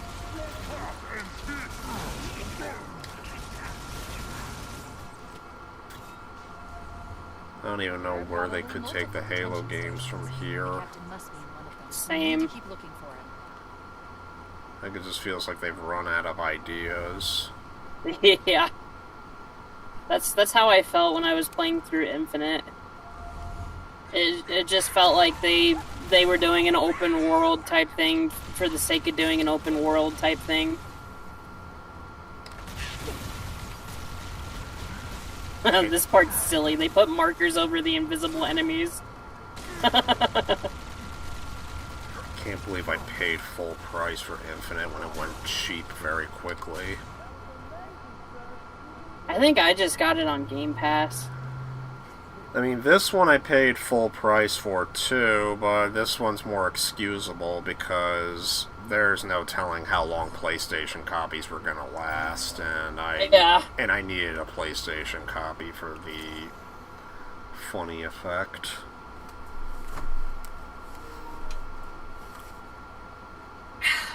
Coming here was reckless. You two know better than this. It's like I said before, because apparently only 1% of the people who bought this game got it on PlayStation, supposedly. Oh wow, that's a pretty small install base. Or at least, or so I've read from one video. It might be different. Yeah. Makes me wonder why they don't even bring like MCC over to PlayStation. That's a lot of people were saying that's what they should have did. It would make sense if they did it that way. Like a lot of people thought that's what they were going to do. Yeah. Because, I mean, at least that way, the PlayStation fan base, like, at least the newer players, I don't know how many of them are new to Halo on PlayStation, but, at least they would have multiplayer. Because they skimped out. They should have had the multiplayer for this game. Yeah. Although I heard that apparently modders have already implemented, like, a rudimentary, like, multiplayer mode. Leave it to the modders, eh? Yep. That's one of the reasons why PlayStation is going to lose favor, because frickin' people are just going to go to PC. Yep. Lock and load your weapons. Let's be ready to move. Yes, sir. Okay, sir. At least that's what I want to happen. Like, did you see the reports indicating that Xbox is planning to at least not leave disc owners behind? Yeah, I saw something on Twitter or something recently that said, like, they have this plan where you can, like, put a disc in your console and it'll, like, give you a digital license or something to the game. And then they would... And then it could transfer over if somebody else takes the disc. Yeah. And whatever that Project Helix is going to be, like, even if they were saying that even if Project Helix itself doesn't have a disk drive, they might consider that they're thinking about selling a disk drive separate, like what PlayStation's doing. Yeah. Like, basically, the reports have indicated... I mean, they're kind of conflicting as to whether or not new games are going to be on discs, but unlike PlayStation, their Xbox is at least making sure that people who have discs can still use them. Whereas the indication with PlayStation 6 is that it's going to be digital only, and oh, did you build your PS4 and 5 collection largely physical? Too bad, gotta rebuy them all. Yep. Oh yeah, they made a really wonderful change to this mission. If Keyes were to die, you don't fail the mission anymore. He just respawns like that. Wow. That made this mission such a pain on the original Legendary, because Keyes' AI was just really, really, really dumb in the original game. That's interesting. And yeah, if Keyes ever died in the original, instant mission failure, and you'd go back to checkpoint. Wow. Yep. So yeah, you can just imagine how awful that was on Legendary. He would just like run up, throw a grenade at the wall, and kill himself. Well, we're dead. Yep, I got killed by a grenade. Yeah, he is crying when you get killed. Echo 419. We have the captain and need extraction on the double. Negative, Cortana. I've been engaged by Covenant Air Patrol, and I'm having a tough time shaking them. You'll be better off finding your own... Oh, fuck. I'm backing up. Acknowledged, Bowhammer. Cortana out. Oh man, we're trapped in here. We're screwed. We're screwed, man.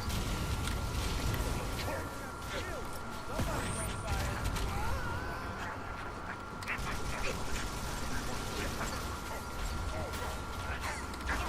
There's a Covenant dropship still docked.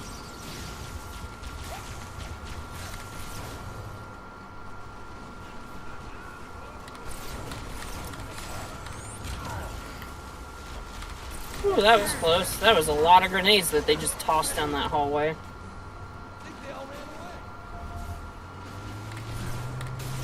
away. I do like that this remake does have ragdoll physics. Yeah, the ragdolls are really funny, honestly. There are a few times in my Legendary playthrough where I would die and like they would toss a grenade or something at my body and it would just fling it across the map. And like he like whenever you die, he has like spaghetti noodle limbs. It looks really funny. Like early when I was still playing the prequel missions, I kept falling off the platform like an idiot, and like every time he landed, like his legs would like bend forward like they were broken. Yeah, they do look like they're broken when he dies. It's like every time he dies, he just breaks his legs. I got shanked by the Sword Elite. My turn, Sword Elite. Marines, stay with the captain. The chief and I will sweep and clear the area of Covenant forces. Follow us, but keep the captain out of I guess it is kind of funny how the quote-unquote invincible AIs on your team can actually die in this game, and they just respawn like how we do. There has to be no enemies around, and they just play the same respawn animation that we do. Because in the original, when an unkillable AI died, they would fall over and die, but then they would just like stand back up later like they were just knocked out. That's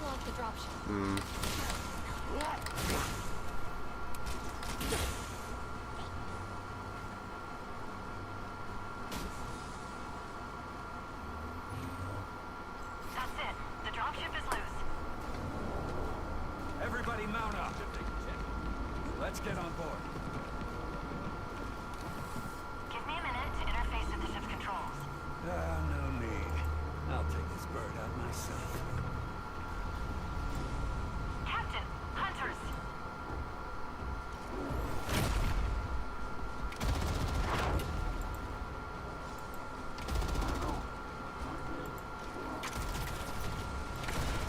Hang on.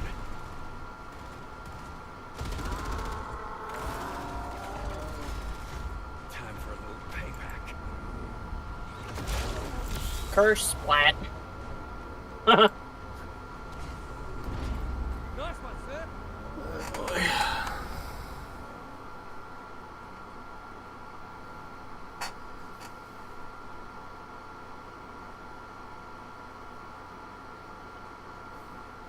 Oh man, are you serious? My game just freaking crashed. No. Yeah, it says you left the fire team. Yeah, my game just crashed. Wow. I guess I missed out on a trophy for that, but I don't know. Or wait, it says the next one's assault on the control room.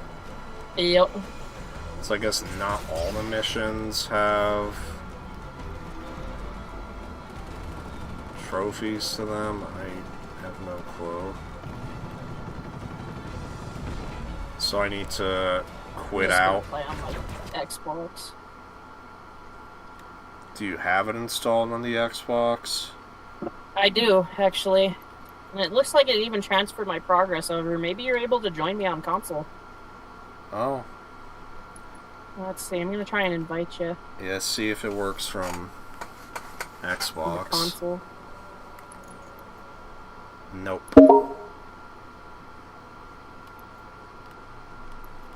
Unless I relaunch one more time. Oh. Okay, I guess I should get the audio.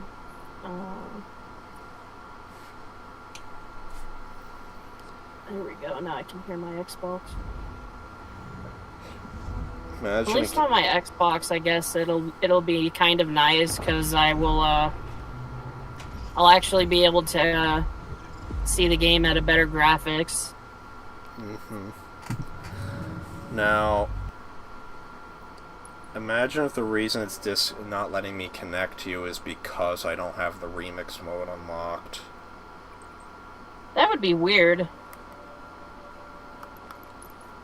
Try another invite because it kind of erased it.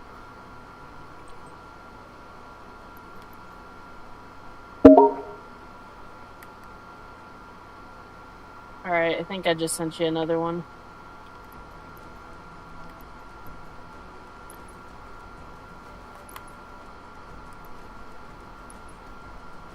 Wait.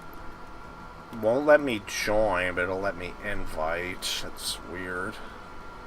Oh, really? Even on my console it won't let you join?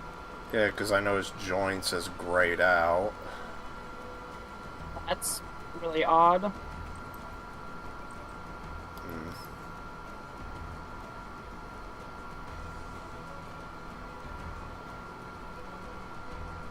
For me, the join is not grayed out. Weird.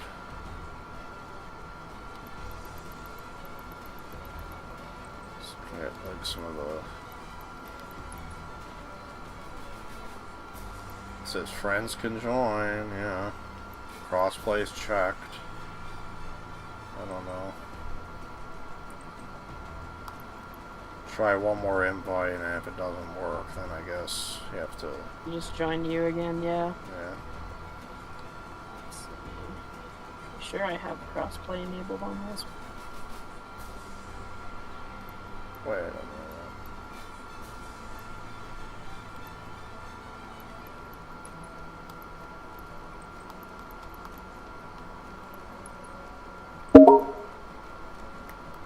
Now it's not even sending me invites on... Really? Yeah, it's not even giving me invites on here. I'm gonna restart my game. Let me do it too.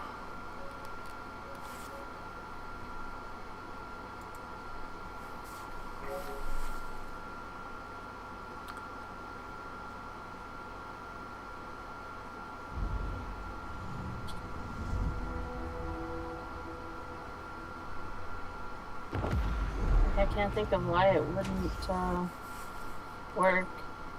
Because it says you're online. I don't know if it matters if you're appearing as offline on the PlayStation end or what, but... Let me see if that could be I would it or think not. that shouldn't matter, but you never know. I made guess. myself appear online now. So, I don't know, try it again. Alright, just tried and send you an invite. Yep, fail. Alright, I'll just join you. Yep.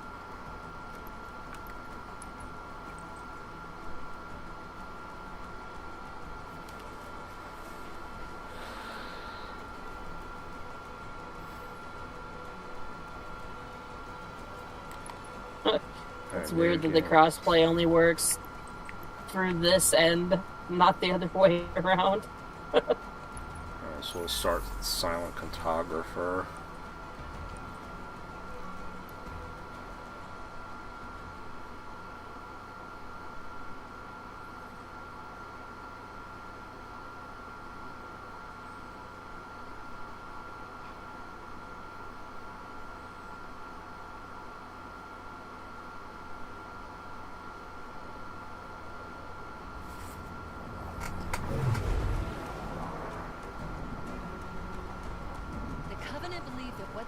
The Silent Cartographer is somewhere under this island. The Cartographer is a map room that will lead us to Halo's control center.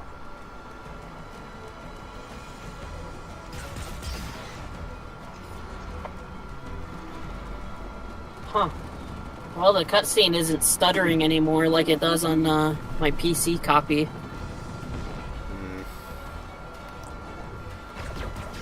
I have to check. I could have sworn the game was listed as Steam Deck verified.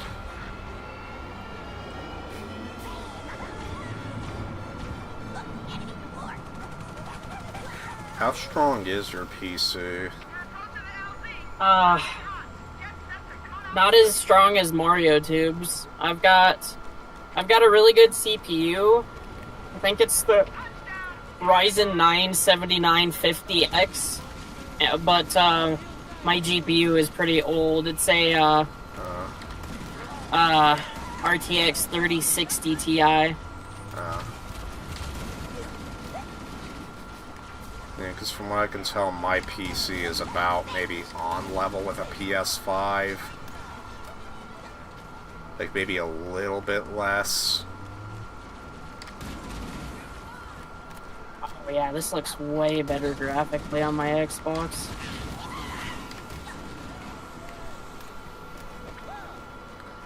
Now all people have to do is crack the OG Xbox emulator on PC now that it's there, and then they can play Shrek on there. Yeah. I did go through the entire game on Zemu when I did my practice for this the anniversary playthrough. But it worked, and I was able to 100% the game there, but some levels, like the Creepy Crypt and the sewers specifically, just had sections where it would start lagging pretty bad. I think that's more on the emulator than your hardware, because it was... Yeah. I had that too. But at least the whole game is playable and finishable start to finish. Yeah, I mean... Zemu's come kind of a long way. Yeah, it really does seem like it has come quite far, actually. Like, the fact that there's actually games that can be played start to finish on it. Yeah, like, I don't think it was like that before. No, like, very few games were even playable on it at one point. It's funny, because when collecting Steam trading cards on Master Chief Collection, I played this mission. This one? Yeah. We have to get in there and stop them before they learn the location of the control. Then I also played, like, the opening mission from Halo 2. And then the first Spartan Ops mission from Halo 4. The Covenant are putting up a real fight. Found you a skull. Oh, you're My dead, analysis thanks. indicates that the map room should be at the bottom floor of this facility. Let's keep going inside. Did not expect my progress to carry over when I switched to console. That was kind of neat, actually. I think that's the underlying idea behind an Xbox account being needed. Yeah. Because, I mean, a lot of all my Master Chief Collection progress carried over to the Steam version from my Xbox version. We need to find a security override to get this door open.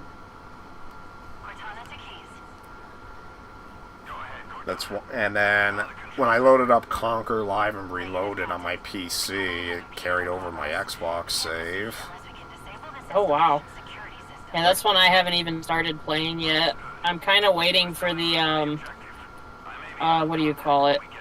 Somebody's making a mod that completely uncensors the game for that Xbox PC version. I'm kind of waiting for that to come out. Yeah, and then also there might be an achievement update. Yeah, MarioTube was telling me about that. That'll be really cool if they add achievements to the OG Xbox games. And apparently they might be adding platinum trophy equivalents on Xbox. I don't know if that's really necessary, but... Yeah, I don't know about that, because, like, this game already has one of those types of achievements where you have to get all the other achievements to get that achievement. Like, which means I'll never be getting it, because that would require me to play Legendary All Skulls on, and forget that. That's way too difficult. Yep. Especially since one of the skulls that's enabled in that playlist makes it so that if you die and you're not playing with at least one other friend, you restart the whole mission, and not from the checkpoint. Yep. I really hate that skull.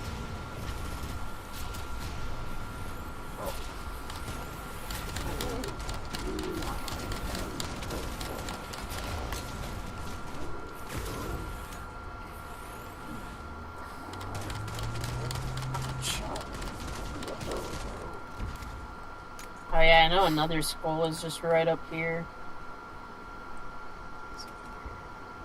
That. Oops. I fell down. I'm gonna jump up here onto that extra little lip. Yeah, there you. Oh, I think I knocked you off. My bad. There you go. Now just walk all the way forward. Up here? Yeah, just keep going that way. In the trees? Through the tree, yeah. Through the tree, and then up here. Oh. There should be a skull up there. Yeah, I want to find it. Trying to see where it is. Oh, there it is. I found it. And I think that's one of the fun ones too, the Acrophobia skull, where you can fly around like Minecraft. I actually... They don't get enabled automatically, though. I actually got a physical copy of Minecraft for the Switch. Oh, really? Because that way I could bring the game with me on the go, because there's not really a way to get it on Steam on deck, from what I can tell. Like, not without, like, extensive, like... Because there's Programs. no... Like, without, like, finding a way to install it. Like, I know it can be done, but, like, just the Switch cartridge makes it easy to pick up and play. Yeah. Apparently they're doing a Switch 2 And you have a Switch 2, so from what I understand, the Switch 2 version's supposed to run really good. It did. At least compared to the Switch 1 version. Yeah, it did. When I played it on my Switch 2, it ran great. Yeah. Apparently the only thing that's kind of unfortunate about the console versions of Minecraft, like the Xbox, the PlayStation, and the Switch versions, is that for whatever reason, Mojang does not allow you to join external servers. Like, say, for example, my own hosted server, you wouldn't be able to join that without what the community calls Bedrock Connect. And basically, what that entails is you have to, like, add a certain DNS stuff to your console's internet settings that allows you to connect to one of their provided servers that essentially acts as a joining server, so you can add custom ones. I have to do that when I play Minecraft on the Xbox here, because I was going for the Xbox achievements of the game. Since, for whatever reason, the Xbox achievements and the Windows achievements are counted as separate categories that don't track your progress over. I mean, it's weird, especially since this game, when you earn a PlayStation trophy, you get the Xbox equivalent. Yeah. Oh boy, I was cornered there. And there's his broken leg bending forward. I got bitch slapped. And bitch slapped like Humpty Dumpty. Yep. Fuck.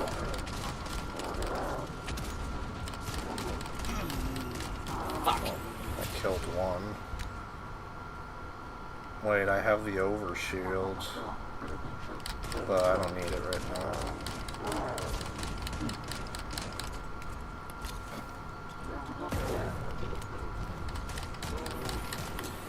Oh, killed him.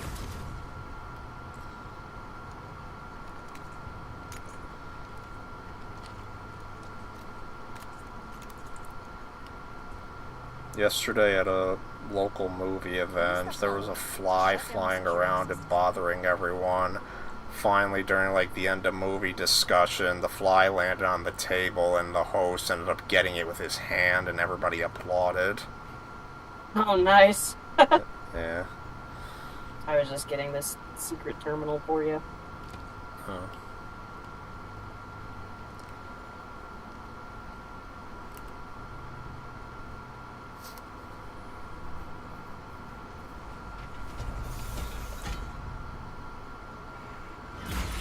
It says one of the top live channels on Twitch is playing Flappy Bird right now.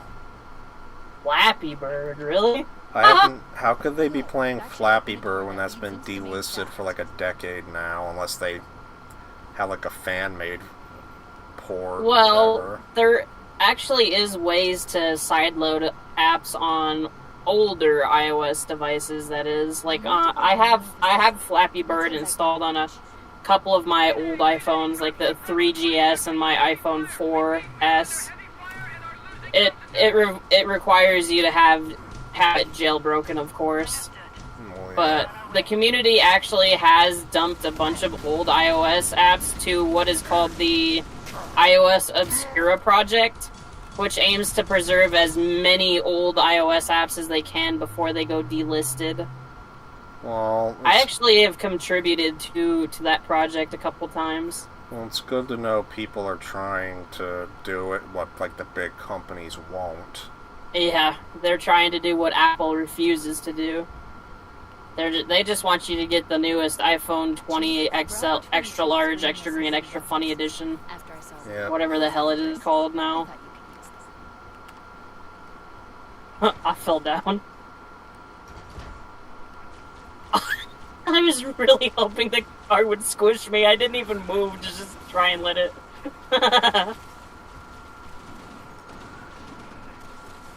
Well, I mean, right? Because I mean, I did play Flappy Bird before when I had a phone that would run it. Yeah. But my core memory of Flappy Bird now is the Angry Grandpa video with it.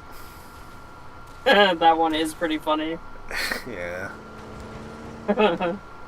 That and the Switch Freakout are some of my favorites. Yeah, the Switch Freakout I think was the last major freakout that happened in his lifetime. But yeah. Here you go. Stop smoking now. I was gonna take this to Orlando. Oh, we still can. There you go. Quit smoking now. I love the way he said that. And he just shovels it up and like hands him the corpse of it. Yeah. And that was like early in the Switch's life, when it was a scalper's paradise. Oh yeah. 'Cause like, frickin' when after Angry Grandpa destroyed, he's like, hope you didn't pay too much for that. And then Michael's like, you don't even want to know how much that was. And then Grandpa's like, couldn't have been more than $20, $30. It was $500. What? 500? Oh, damn. Then he just smashes it more. Oh, crabs are in this area. What the heck? I've noticed that's kind of a theme with this game. They hide crabs all over the place. For whatever reason. It loves crabs.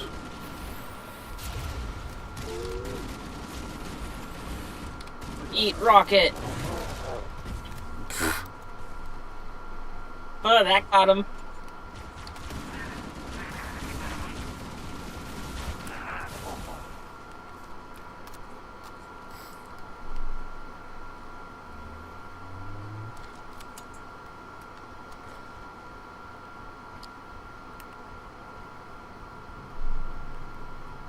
Oh yeah, there was one map when I was playing this. I think it's the second to final map in the game. It was so extremely overly difficult that I ended up like finding a glitch tutorial on YouTube that allowed you to just go through the level with invincibility. That came in clutch because I was stuck on that level for like 4 hours, not even making any progress. Like the first time you did the race mode for keeping the workers off the machine, you ended up glitching one of them into the wall. Yep, I think I did. The most recent speedrun that I did, that's on my channel, during the Merlin mission, I think it was specifically the Merlin race mode, the fire guy that appears after you blow up the first door, I actually shoved him into the wall completely, and he was unable to get out of the wall, just stuck there forever. He couldn't shoot you either? Nope, he was just stuck in a falling animation forever. Oh, wow. It made the mission so much easier with that second fire guy gone. That second fire guy is a freaking bastard. We gotta go back down. Thankfully, I've ran that race mode mission enough times that I can just kind of do it without having to worry too much. Because the way that I end up blowing up the second barrel door is, like, just grab the barrel, and then there's a torch that you can jump at to ignite the barrel, and if you're fast enough, you can just run around the corner, and the door explosion has a big enough hitbox that you can just get through it. Well, that works. Yep. So no fire guy is needed there, thankfully. I think the last time I attempted Merlin race mode, I frickin' had to roleplay frickin' breaking the barrel's legs because I was that mad. They're little assholes. They'll just run away from the door when they're ignited. On purpose, it feels like. Mm-hmm.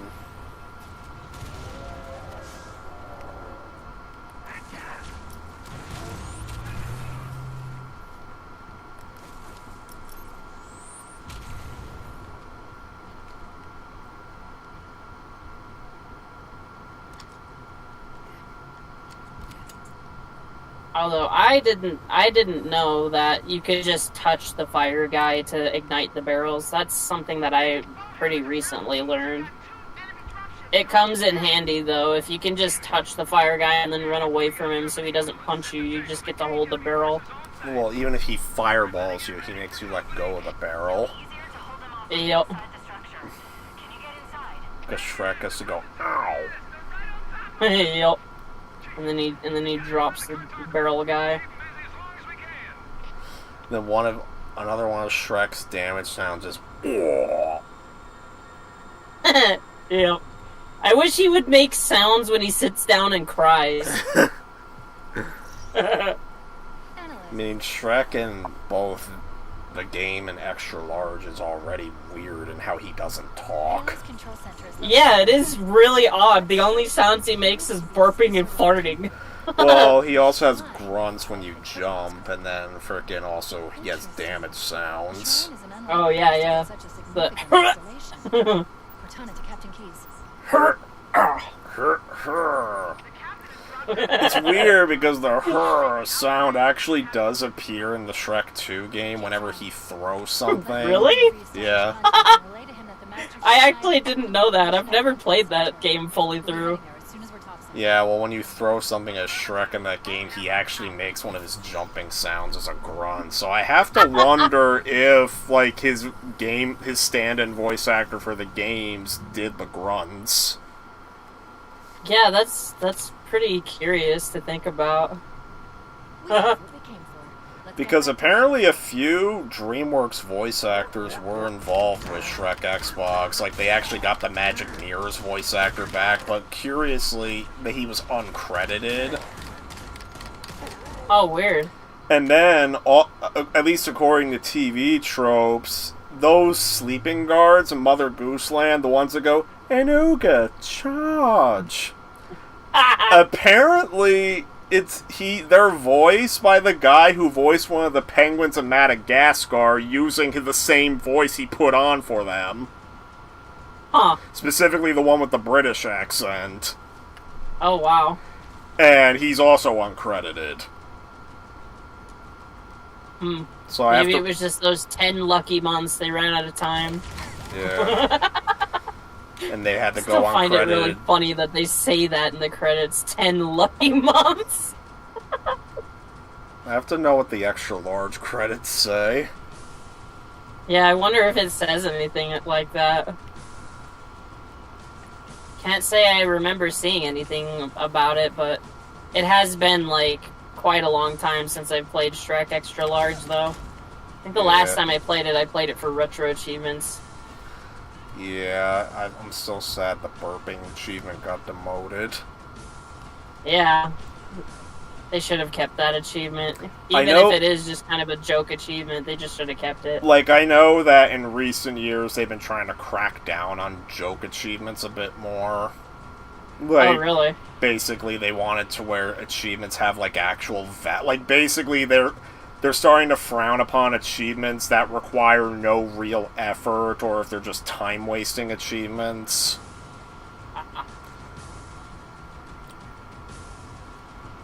Then again, there are some really annoying users that take it a step too far and are trying to make it to where anything that doesn't give you a direct reward for anything that doesn't give you an immediate reward for it should be unwelcome.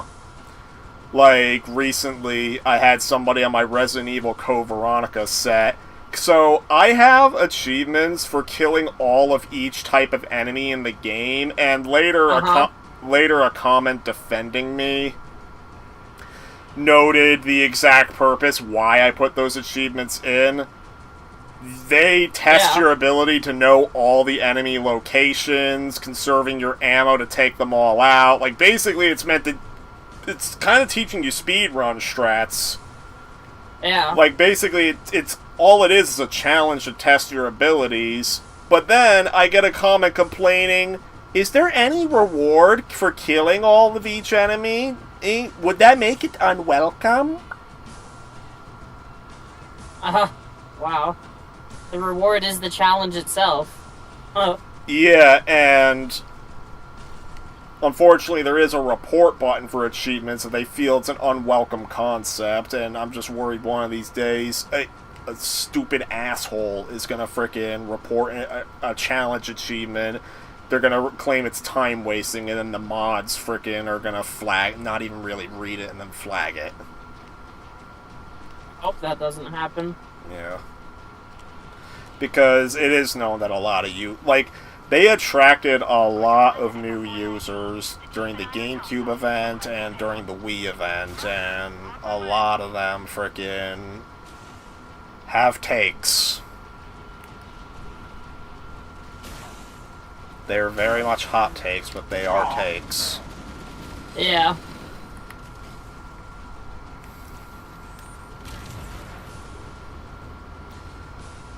I mean, now that the Wii launch is done, I think the next major platform on the horizon in the next couple of years is going to be 3DS.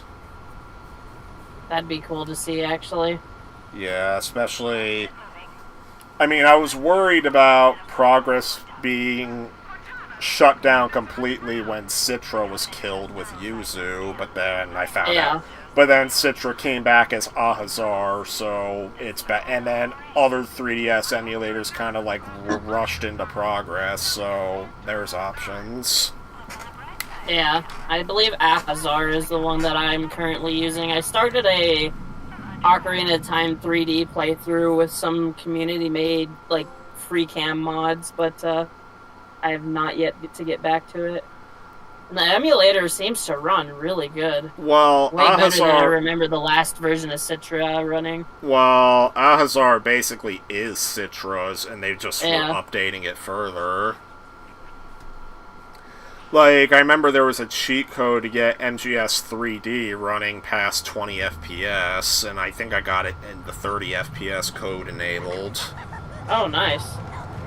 I think MarioTube said that was, like, the first Metal Gear Solid game he played was the 3D version of that game. Yeah, it's basically a straight port of MGS3. The big change it brings is that they add in the third-person shooter camera from Peace Walker. Why did I get out of the ship? What? I saw that. What the hell happened? Okay. Your Spartan gave up on life, I guess. Apparently. Holy. But wow. But yeah, like MGS 3D's like big thing it changes is that it adds in like the third-person shooter camera from Peace Walker. Yeah. And then of course you have the more recent MGS3 remake, MGS Delta, which I mean it's I think that's the one that I'm gonna end up playing here pretty soon. Yeah, it is. MarioTube asked me to play it a couple of times now. It is a very good remake, I'll say that. And it's the rare... I'm just hoping my PC can handle it. It is an Unreal Engine 5 game, so... my PC can run it, but not at 60 FPS. Like, it runs at a pretty steady 30. Yeah, that's the only thing I'm worried about, is my PC just really does not like Unreal Engine 5 games very much. Well, that's not just your PC. Unreal Engine 5 is kind of infamous for not being well optimized. Yeah. Like, even the PS5... Even for this game, I had to download a community-made optimization mod for the engine itself. Like... Even, like, PS5, sometimes, like, MGS Delta and Silent Hill 2 Remake, both of which are on Unreal Engine 5, they, even on performance mode, you do not get a steady 60 FPS. Like, it will drop to 30 pretty frequently. Oh yeah, you know, there is actually an option that I disabled on the PC version that, for this game, that just... It baffles my mind why they don't allow you to disable it. They have this thing called film grain enabled, and I don't think I really care for film grain effects, because all it really does is just make the game look worse, in my opinion. Yeah. Especially if you're, like, streaming, sometimes it can even mess with, like, YouTube's bitrate and whatnot. Oh, yeah. Because really all it is it's just random pixels that they put on the screen. I don't understand the effect. Analyzing.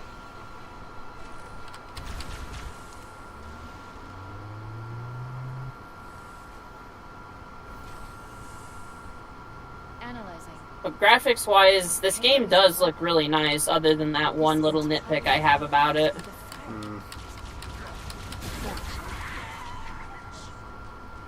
I just killed an energy sword dude with energy pistol. Oh, they made the plasma pistol really, really good in this game. Arguably way better than even in the original game. Because, like, the single fire shots actually do decent damage on Legendary in this game. And so it's got more use than just the overcharged shotting. And I appreciate that, because more often than not, that's about the only weapon that's going to be dropped and available. So you run out of ammo so fast on Legendary, it's like, oh my god. I think everything just feels like a bullet sponge.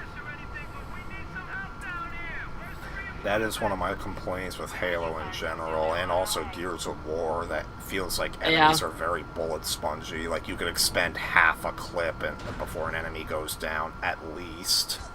Yeah, I believe the AR, if you leave it on the 36 round mag or whatever it is, it's not enough to take an elite down with a full mag dump.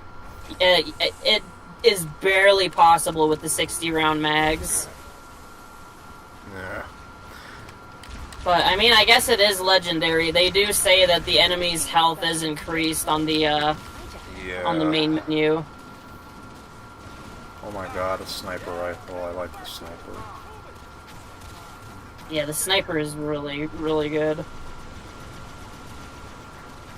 It's a shame that they don't even allow you to use that brand new one that they added to the prequel campaigns, the Stanchion. Thankfully, PC mods allow you to use it.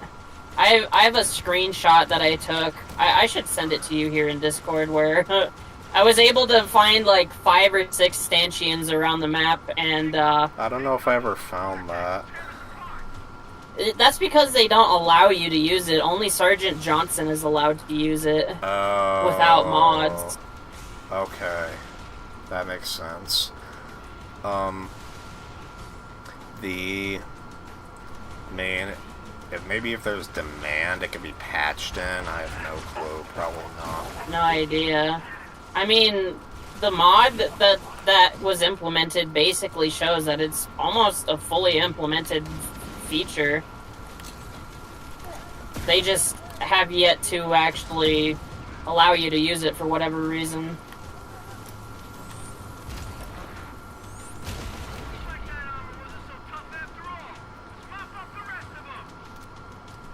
Because really all it is, it's 100% just a reskinned sniper rifle.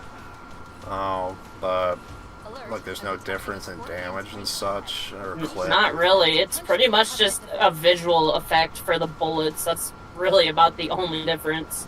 Yeah.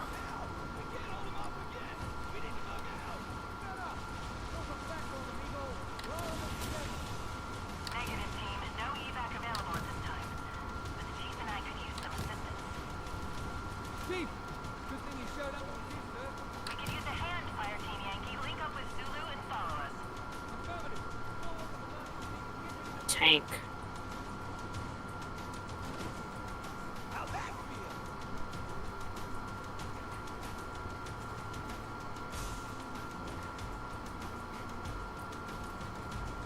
Blood.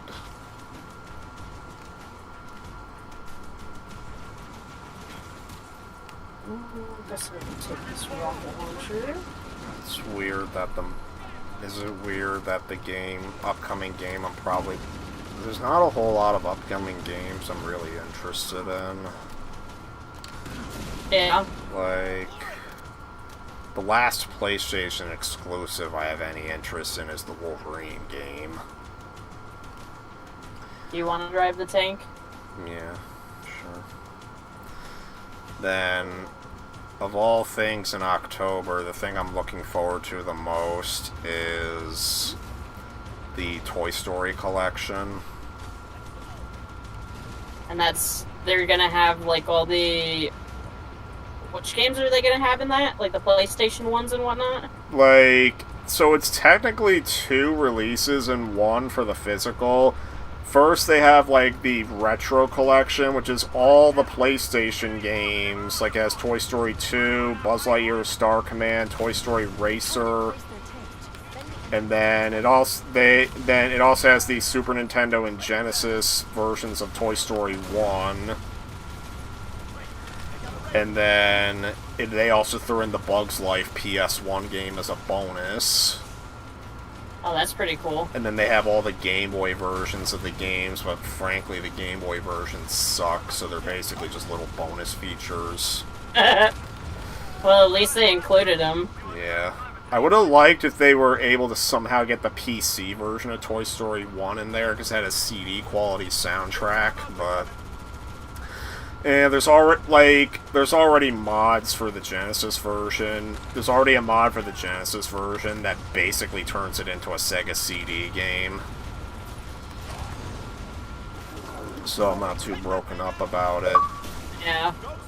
That reminds me of the ROM hacks that the community is doing for the Super Nintendo. Oh god, what do they call them?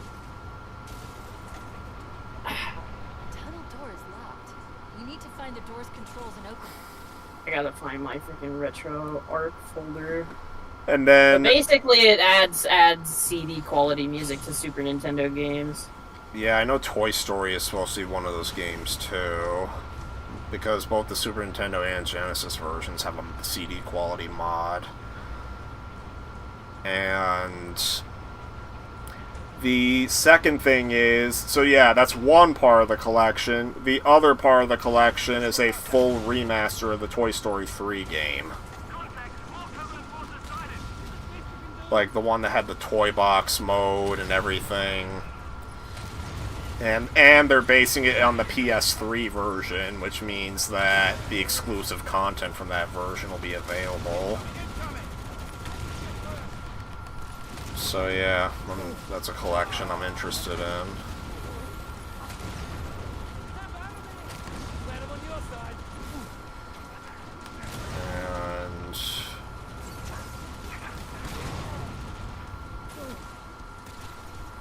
And there's also a new Silent Hill game, and Castlevania's coming back. Oh, there we go. So the ROMs that have the CD quality for the Super Nintendo are called MSU1 ROM hacks. I have a couple of them. There's F-Zero Deluxe is one of my favorites. That one is a really good one. They re-added all the lost Satellaview tracks to that ROM hack. The community had to piece it together piece by piece. They used VHS footage or whatever that some random user uploaded one day and to recreate it by hand. Because that's one thing I should really take comfort in, is that abandoned games, dead franchises and stuff are kept alive by their fans. Yep. Especially all the ROM hacks, fan games and such. Oh yeah.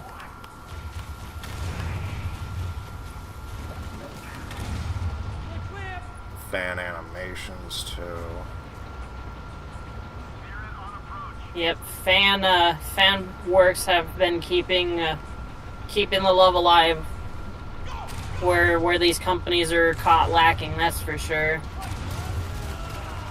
That's why I like modders and modding projects so much. Because they'll do what these companies refuse to do. Well, dead. Well, there goes the tank.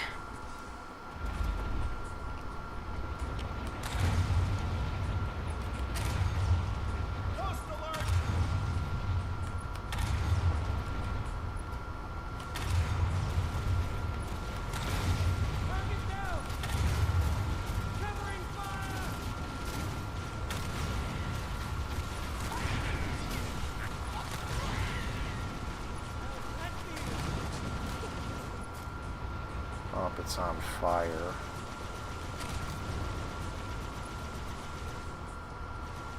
Whoa. What was that?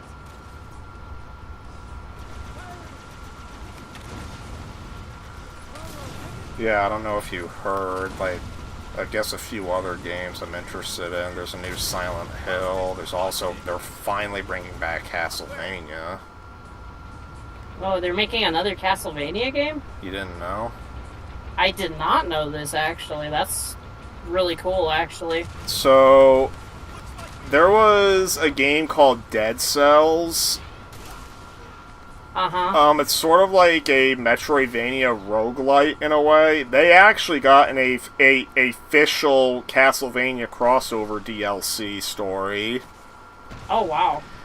And those same developers were invited by Konami to make their own Castlevania game. Oh, that's really cool. And from what I understand, it is meant to be a traditional Metroidvania with the leveling up and exploration and everything. And the last trailer they showed were showing some story stuff, and from what we can tell, it's set in the original series timeline. It's a follow-up to Curse of Darkness. I guess the main character you play as is meant to be Trevor Belmont's daughter, I think. Huh.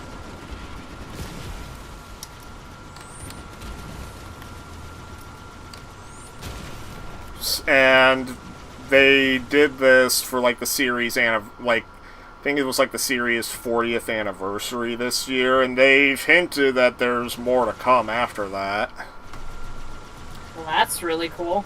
And, I mean, Konami's been, like, on a huge comeback tour. Like, Silent Hill and Metal Gear have, like, made big returns. Now Castlevania's doing it. Well, that's really exciting, because I fucking love that series, Castlevania. And then, oh yeah, MGS Master Collection Volume 2 is finally coming out. MGS 4 is escaping the PS3. Oh, that's good.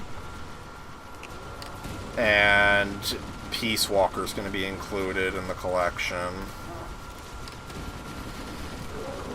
So now basically the entire mainline series is playable. Like, just they're missing a few spin-offs and remakes and such. Like, there's no Twin Snakes, no Metal Gear Rising. None of the PSP games except for Peace Walker.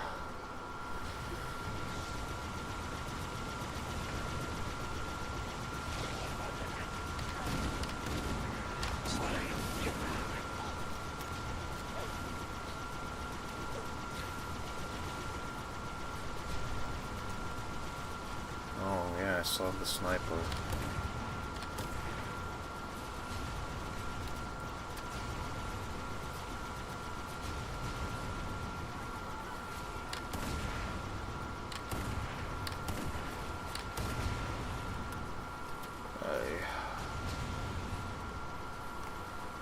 These guys need to turn their backs.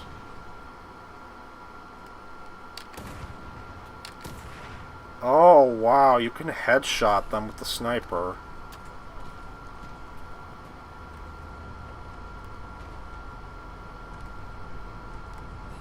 Ooh, more rocket ammo.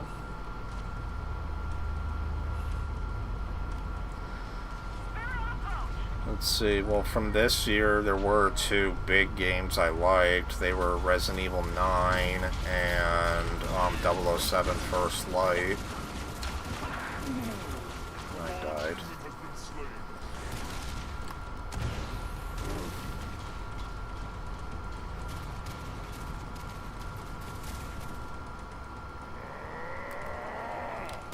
I think I might have seen you playing that 007 game at one point.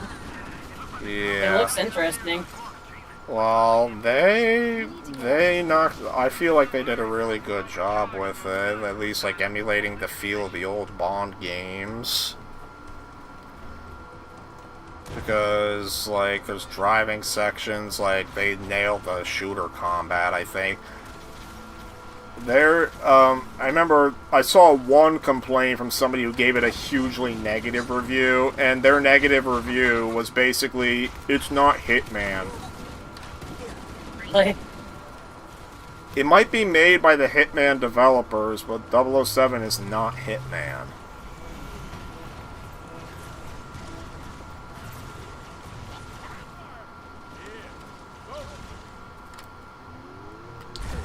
And then, well, Resident Evil's still going strong. Because, I mean... Yeah, I'm happy that we're getting Code Veronica remake finally. Yeah. I thought we would be getting that remake, like, years ago. I mean, people... And it didn't help that everybody's saying, oh, we want Resident Evil 5 remake, we want Resident Evil 4 remake, we want another RE1 remake, and, like... Code Veronica's on the bottom of people's list, when ironically, Code Veronica's probably the game that needed it the most. Absolutely, it needed it the most. Finally, it's a good game, I like it, but it has its areas where it's real rough. Like, I mean, and it's funny how there's not a single version of the original game that doesn't have the herb glitch. Yeah. Even the He's through the entire game with that. Yeah, even the HD version has the glitch. That's hilarious.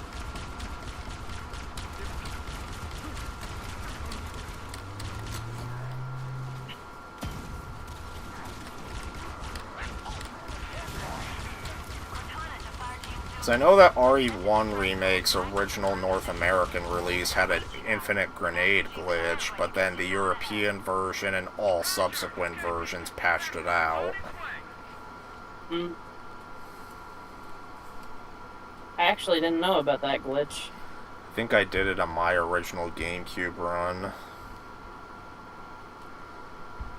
Of course, I don't have to do those glitches anymore. Yeah, once you get good enough at the game, Like, you don't really need it. the I PS... remember when you did that knife-only run of the RE1 game that I taught you. That is a brutal challenge.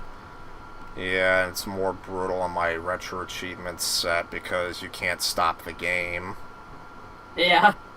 And unfortunately I had to make it that way because there's no way to track it otherwise. Yeah. But I do... I mean, to be fair, I think I did it that way on the PlayStation anyways, because they had, like, that other trophy for, what was Not it? Beating the saving. game, yeah, without saving. I did that simultaneously with the knife-only run. I don't know why it was that insane to do that. Well, every Resident Evil set I've worked on for achievements, it's like a tradition where I put in like my single 100-pointer challenge, like basically the big ultimate challenge run for each game. Yeah. So I went overkill. Well, let's see. For Resident Evil 2 Dreamcast, the run was finishing Nightmare difficulty without saving. Because the Dreamcast version of RE2 has an exclusive hard mode. Hard mode makes the enemies extremely tanky. Like, basically, the only way to take out zombies reliably is by blasting their heads off. And also, the amount of damage you take is heavily increased. Like, basically 2 regular zombie hit. Like, 1 zombie hit puts you in danger, and then another one kills you. Oh, wow. Nightmare difficulty is the same thing, except auto-aim is turned off. Oh. So for my big challenge there, you have to beat Nightmare without saving.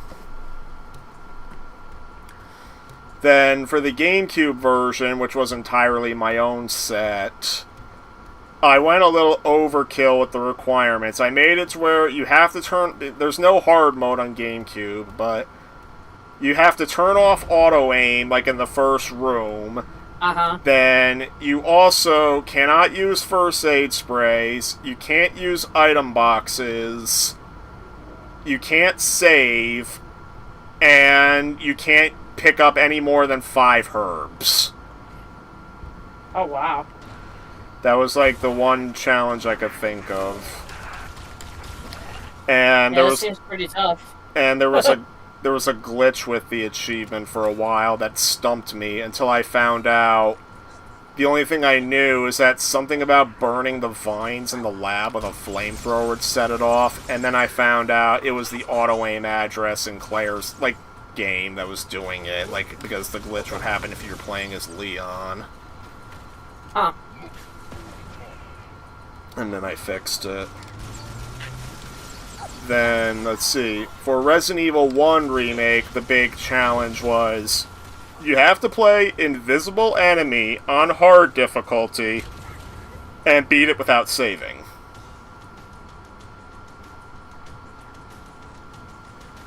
Then, Code Veronica, and keep in mind, Code Veronica, I blocked the herb glitch. It was not fun to block that herb glitch. Yeah. But, I mean, the way to do it was easy, it was just tedious, because you have to account for every single character inventory slot and every single item box slot.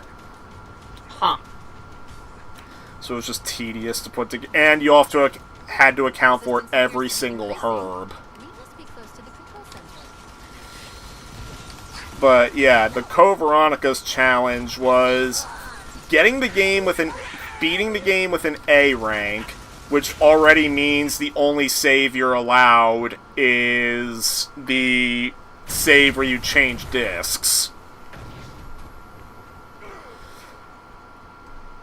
And you also can't use any other weapons than what the game forces you to pick up. And later, I ended up allowing the sniper rifle also.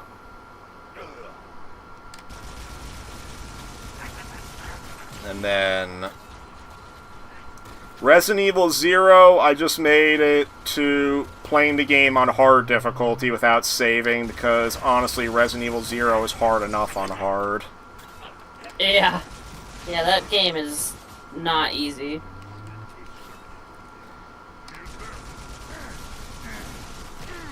I think I once asked people who, like, played all my sets what they felt was the hardest challenge I did.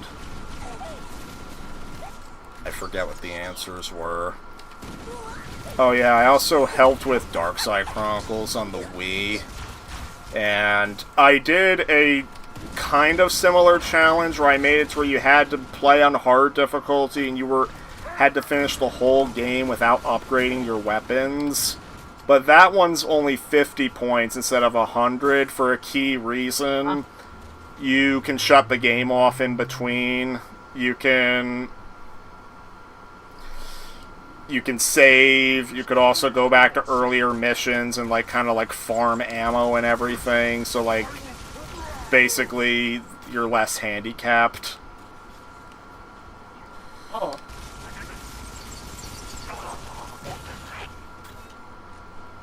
Just the only catch is that you cannot do upgrades.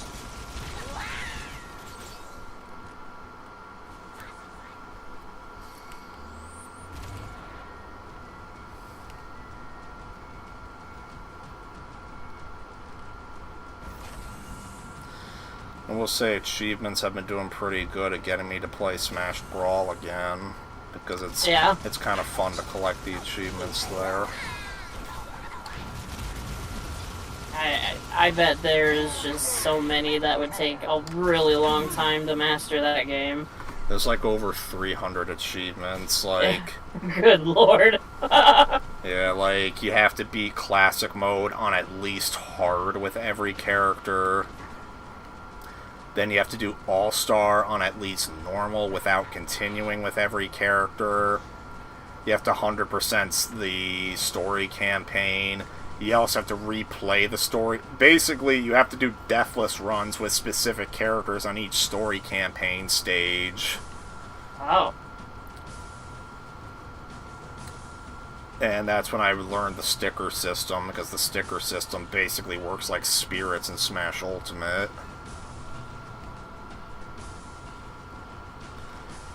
Where it gives your characters like buffs and stuff. Yeah. Yeah, I don't think I've ever encountered that system. Well, you know those little pieces of paper that you pick up, like when you play Smash Brawl? I think I remember that. Because like at least once per fight, like a little piece of paper will fall down. That's a sticker. Oh.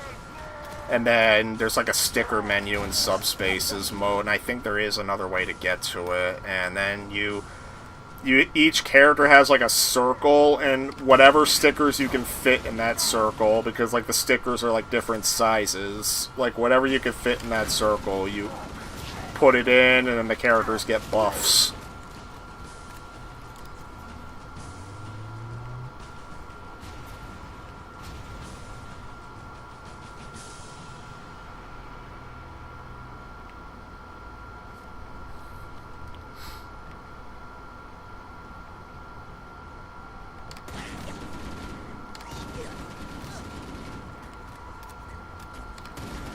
Also, I've been discovering that Sonic Adventure 2's GameCube set's way better than the Dreamcast set.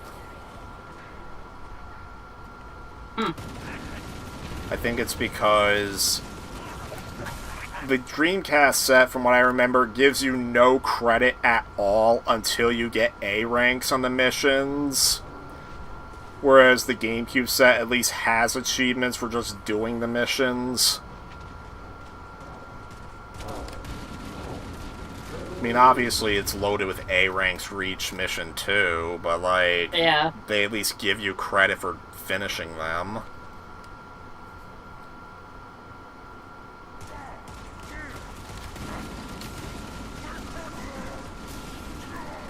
Because, yeah, I dabbled with the mission mode, at least in the first Sonic Adventure. I remember, like, so the C rank mission is, like, the one that's like, the story mode. The B rank, you always have to, like, collect rings.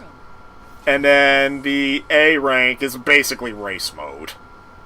Of course. I'm not, and I don't exaggerate, they give you barely enough time.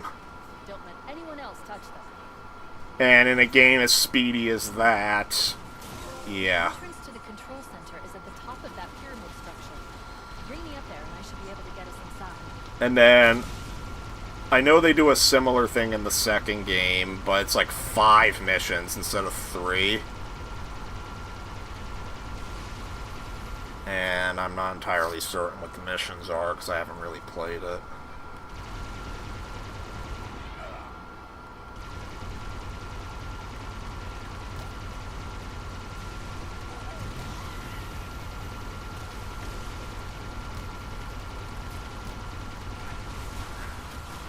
Uh-oh. Get out.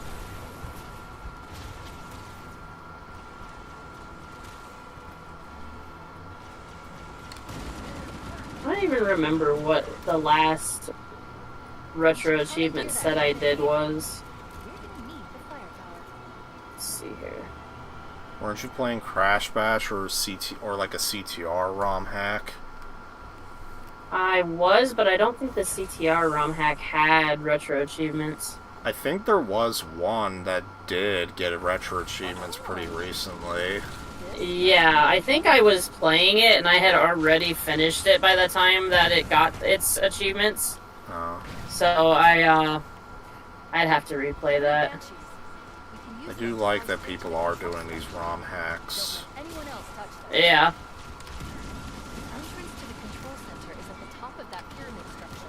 People just need to keep their mouth shut so that the official developers don't fucking shut them down.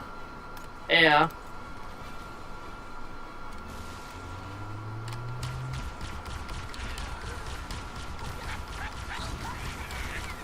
I swear there was a skull up here.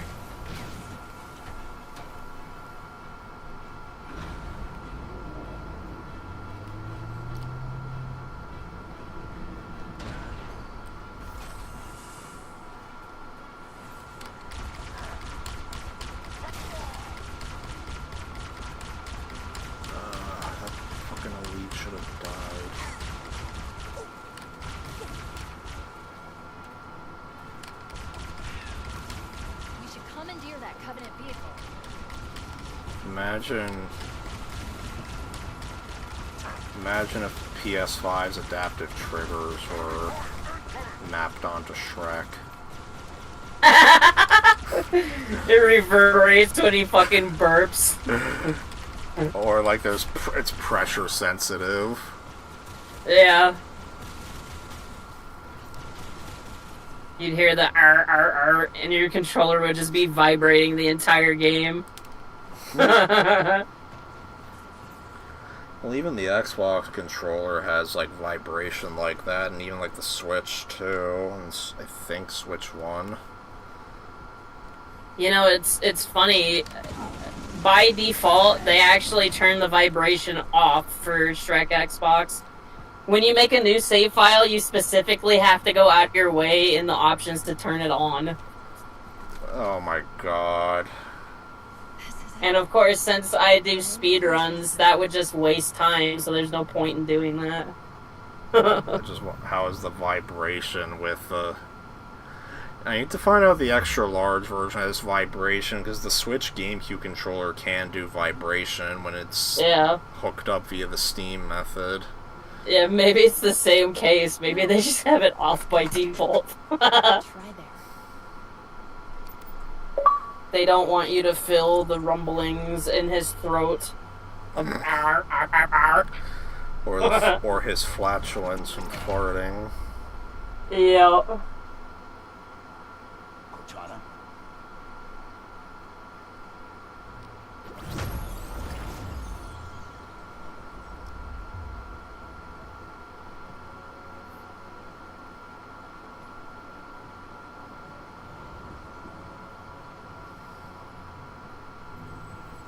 Oh my goodness, she became gigantic. Oh boy. You all right? And he's staring in awe. Wonder what he's looking at. Imagine the wealth of information. The knowledge. So much, so fast. Yeah, this part of the cutscene definitely was not in frickin'... Not in the original at all, yeah. Yeah. What are you talking about? Let's stay focused. Halo, how do we use it against the Covenant? This ring isn't a cudgel, you barbarian. It's something else. That's awkward. They did remove one voice line from her dialogue that makes me sad. They removed the part where she tells 343 Guilty Spark to sod off. Yeah. I've heard that was a remnant from when they were planning for Cortana to have a British accent. Give me a second to access. Oh. Because originally they wanted to have her with a British accent, but then they decided to just give her an American accent, but then they kept that one line in the script for some reason. Wait. No, there can't be. Oh yeah, the last game I did master was CTR, the original. The one before that was the awful, awful Spyro Japanese version of the game. Oh yeah, the one that gives you the screwed up camera. That was horrible to deal with the entire game. The camera is so bad. And they make Spyro slower too, for some reason. Do you know the story of why they put the camera like that? I think I have, like, a brief idea of it. Like, I think one of my chatters said that, like, it was to help prevent, like, motion sickness or something. Wouldn't the new camera freaking add motion sickness? Yeah, that's what I was arguing. I was like, this is worse. This if I was sensitive to this kind of stuff, this would be worse. And then you can unlock the original camera, but you have to beat the game first. Yeah, I think that's hilarious. They call it Director's Cut mode, and I'm just like, what are you talking about? This is just the original version of the game. This ain't no Director's Cut. You have to do like a button combo, like a cheat code on the title screen to activate it. I would imagine that the achievement set doesn't allow the cheat code, because that would defeat the purpose of it getting its own set. Yeah. Alright. Yeah, really all that achievement set is for is pretty much just 100% the game again. But worse. But with the worse camera. Yeah. Which, honestly, I'm kind of glad that that's really all it is, because, like, I mean, 100%ing Spyro is easy, don't get me wrong, but... Oh, yeah, it is. The camera is just truly, truly awful. I can't imagine how the flying stages would be with that camera. So that's the thing. They aren't altered at all. Oh, the flying stages are the same. Yeah, they are not altered at all. They are 100% just exactly how they were in the original game. Because I was wondering that myself too. I was like, how in the world is this gonna work with this awful fucking camera? Thankfully, didn't have to worry about it. You're making me curious, because Spyro is one of those games that's generally easy for me to pick up and play, so now I'm a little curious to see how truly bad the camera is, but we'll see. Oh god, it's awful. Like, they even changed the way that, like, you know when you go into first person mode, the camera snaps behind you real quick? Uh-huh. Yeah, they changed that. So the triangle button now, like, if you hold it, it tries and be behind Spyro at all times. But because the camera rotation speed is so slow, it'll end up just, like... It's like the GIF people use when you're, like, playing with really low sensitivity. It's like you're turning a boat wheel. It's that slow. But to get it to do the first-person mode, you have to double-tap the triangle button for some reason. and it won't instantly snap to the behind Spyro. It'll like slowly take its time to reposition and then go into the first person cam. Oh boy. It's just bad. I imagine Spyro 2 and 3 didn't bother with the new camera, right? They just used the original. Actually, from what I understand, Spyro 2 Japan still has the scuffed camera and slower movement. Oh, wow. And I believe they did improve this, though. They allow you to go into the pause menu and just change it back to the original camera. Instead so of they having at to put least in a cheat didn't lock code. it. Yeah, they at least didn't lock it behind a dumb cheat code. But the fact that it's still on by default is just like, this camera sucks. Why would I ever want this? Well, now people are going to make an achievement set out of it. I wonder if there is an achievement set for Spyro 2 Japanese. Let's see here. Spyro 2 Ripto's Rage.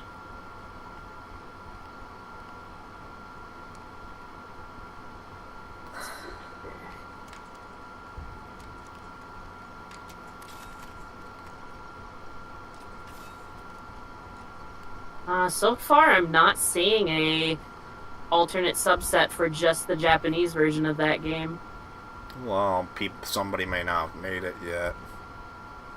Yeah, the only thing I'm seeing is something called Spyro X Sparks Pandemo Tours, but it's a retired set, whatever the heck a retired set means. Retired means that it was originally available, but then they frickin' got rid of it. Yeah. Like, the most infamous example of a retired set or a retired page. What? Murk this guy. Oh.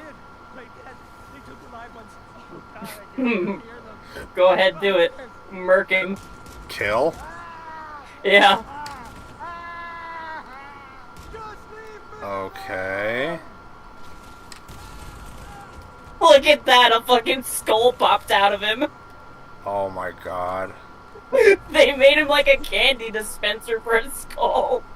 That's just wrong. That's... Yeah. I don't know why the Halo Studios felt the need to do that to the Marine. Well, especially when they're building up the flood. Yeah. But yeah, like, the most infamous example of a retired page is Metroid Prime Trilogy. Oh, really? Yeah, they officially decreed that Metroid Prime Trilogy can never get a set. Never? And their reasoning is that Metroid Prime 3 got a standalone release, and so did Metroid Prime 1 and 2 in Japan. Really? So, if the Wii versions of Metroid Prime 1 and 2 are getting sets, they have to be based on the Japan-only standalone releases. That said, they did say that whoever took control of those sets might be able to hash it to where you would have the option of using the Trilogy version to access those sets, but Metroid Prime Trilogy would not get its own set. And people were trying to argue against it, noting that Trilogy has like its own exclusive unlockables and everything. Yeah. But, I mean, that's one of the problems with the site. The administrators make dumb decisions sometimes. Yep. Like, another thing, they also ruled that the Mario 64 PS2 port can never get achievements. Which, yeah, I remember that one. That was just dumb. It's like, I don't know why, but yeah, I just don't get that decision, because it's like, why not have it on there? Why not have the ability to get more points for your account? Like, give somebody else a chance to make their own take on a Mario 64 set. Yeah, exactly. Because, like, that Mario 64 set was, like, on there from the beginning of the website, I'm pretty sure. So it's like, it's not really ever going to change. Huh. It's like, freaking, they already allow official ports. Yeah. And hell, they even have ROM hacks as a category for achievement sets, and prototypes as their own categories. So why can't unofficial ports be its own category in general? Like, I don't get it. Especially because I'm pretty sure there's other unofficial ports that do have sets. Yeah.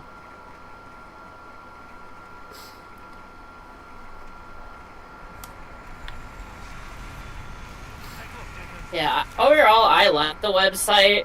Some of the achievement sets themselves can be really tedious to get through, but the fact that it's there for, these older games justifies it enough in my eyes. I may dislike some achievements and whatnot personally, but well, yeah. I mean, ultimately that falls down to your individual tastes.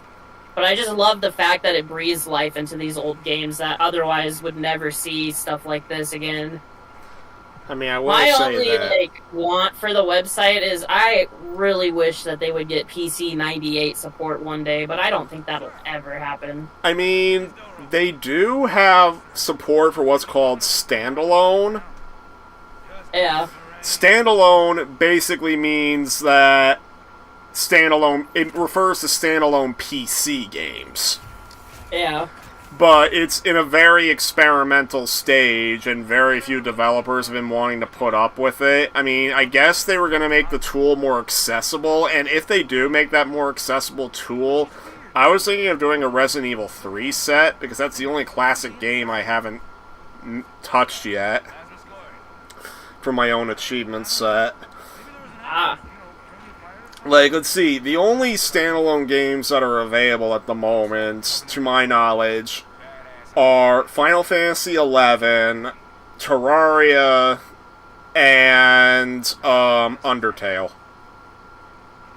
Because, of course, Undertale.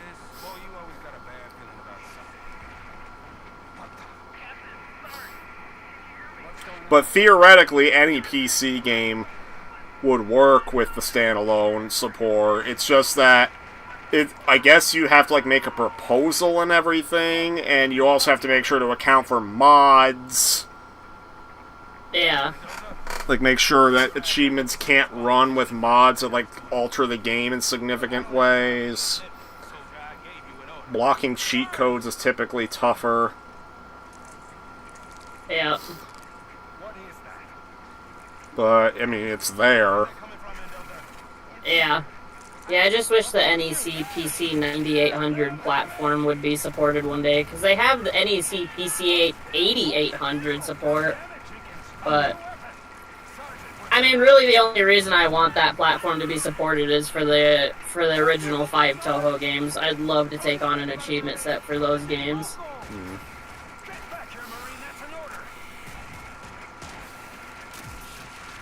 Here's the flood cutscene. Yeah.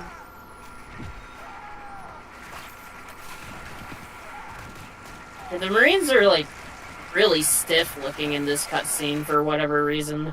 I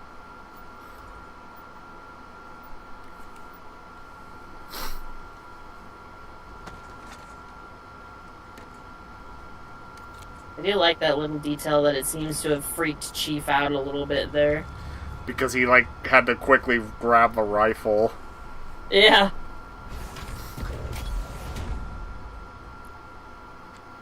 I mean, it's well-reasoned for him to be freaked out by the flood, too. Because in the Halo novels, he actually almost dies to a flood infection form. Because, it caught him off guard, and it got one of the tendrils down the back of his Mjolnir suit. And the only reason that he wasn't infected was because Cortana overcharged the shields and discharged it to kill the flood form. Oh, wow.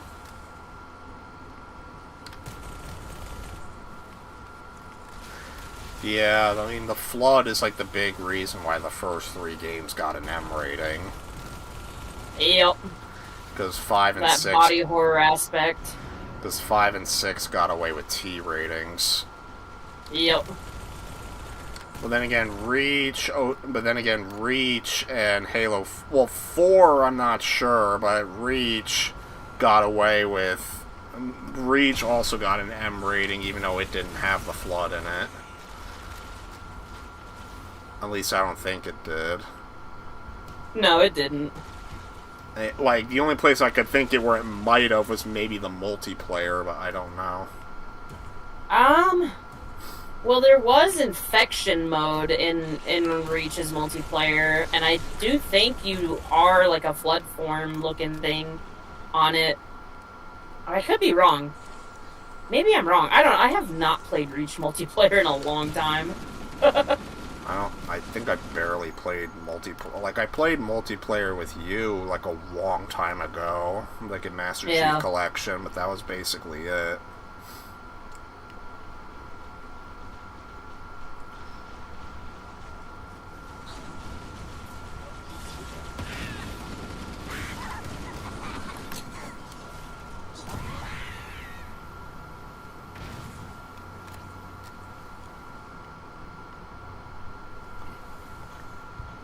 Yeah, really the thing I remember the most about Reach's multiplayer is the custom games and all the, like, community-made games, like that one where they're launching, like, cars and stuff down at you from the ramp, and you have to survive and climb up to the top. It's almost like one of those death run modes, like in Gmod or Counter-Strike. Yeah, pretty much.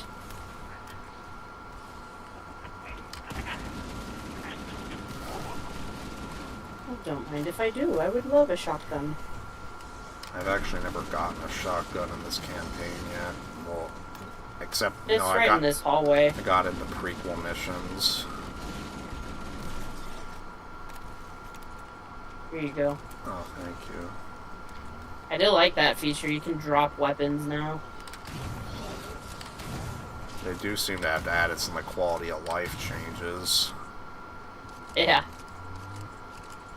Yeah, there are things I like about this remake and other things that I'm like questionable about. I haven't even seen like the general reception to this remake has been. I think generally it's been perceived as a pretty underwhelming remake. Most fans seem to agree that. Like, I know the fans. I'm talking about like professional outlets. Oh. Yeah. Yeah, I don't know about that, actually. I have no idea what to think about it's typical for, like, professional outlets to glaze games more than they deserve.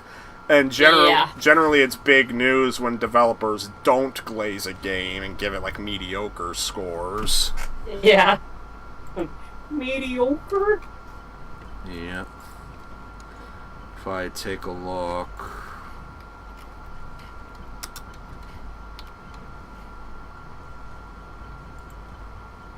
81 is the Metacritic score. Oh, that's pretty high. Like, not the highest it can be. Like, typically, a game is, like, generally, a game has to be, like, in the mid to high 80s to, like, be considered, like, not to, like, say that scores matter that much, because, I mean, games can be, like, 7 out of 10, or even 6 out of 10, you could still enjoy them. But it's just like, games aren't really considered anything too special if they're not at least like maybe mid to high 80s. Yeah.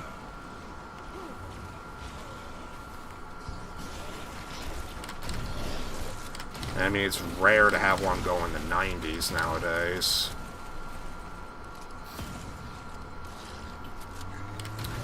But you can guarantee GTA 6 is going to go there, because that's going to get ultra glazed. Yep, it sure is.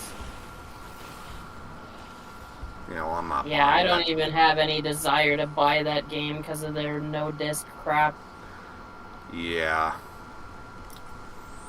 Especially not at full price. Yep. And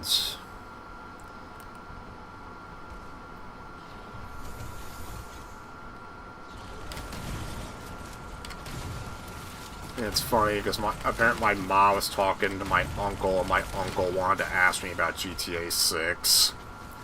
Really? It's rare for him to be interested. Like, if he doesn't follow game news at all. I guess that just shows how much influence GTA 6 has. But then again, he did have interest in asking me about like the older games, just because he likes those kind of like crime stories. Yeah. Yeah, I'm pretty fond of Vice City myself. But well, you know me. Those 4's 3D my era favorite. games show their age pretty badly now. Yeah, the 3D era games I've never been a big fan of because 4 kind of spoiled me, and then 5 I just think is overrated. Oh yeah. And like the only one I could truly say I really enjoy is 4. Yeah, 4 is a masterpiece, 100%. And 5, like, graphically, it's just a downgrade in my opinion.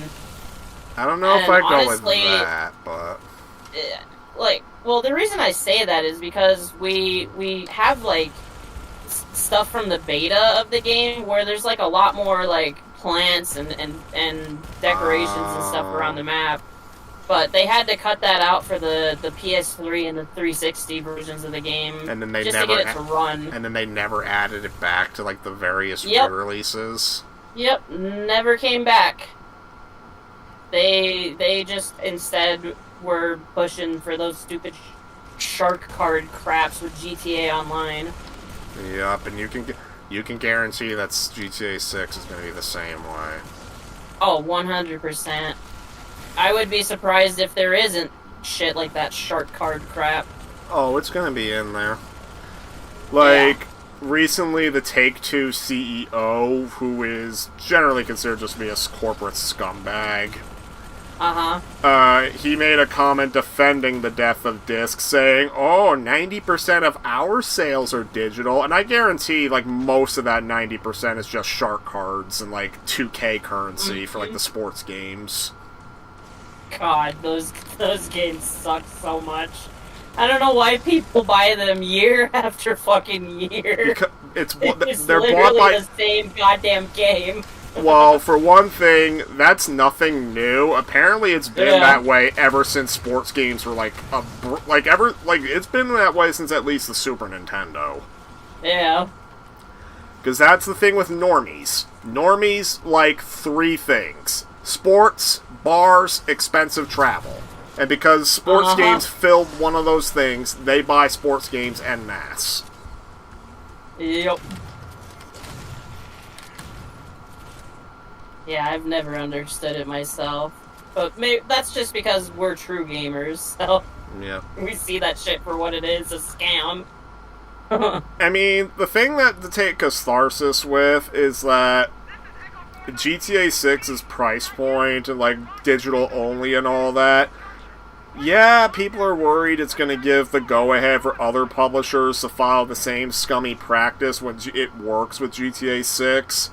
The thing with GTA 6, though, is Call of Duty, and all the sports games are flukes. They're just the things that normies enjoy, like the general population who doesn't really care about games. They may claim to care about games, but not really. Most other games try that, they're gonna fail. Yep. Like, those are... is another really bad one, too. By the time of Modern Warfare 2 reboot, it apparently progressed to where, yeah, there's a disc, but the disc has, like, no actual data on it. It's just a key to download the game. Yeah, code in the box. It's not a... No, it's a disc. It's just that disc has no actual data on it. That's somehow even worse. Yeah. It's like it may as well have been a code in the box. Yeah. That being said, Modern Warfare 4 is apparently getting a Switch 2 port. Huh. which is interesting. It's the first time Call of Duty's... I wonder what kind of wizardry they're going to have to do to make that game run. I would think if they were still making PS4 and Xbox One ports of the games up to now, that they could get it to work on Switch 2, because, well, the Switch 2 is about on that level. Yeah.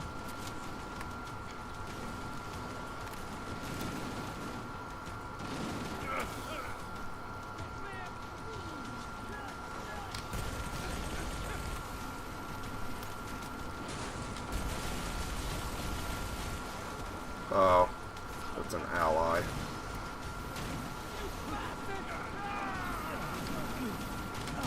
There's the Sentinel Beam, I want that. This thing melts on Legendary. Like, there's been good Switch 2 ports and bad ones. Like, Resident Evil 9 got a Switch 2 port, and it's actually really good. Like, it can hit 60 FPS, like, in a lot of areas. Like, it's just more the more wide open areas where, like, it caps down to 30.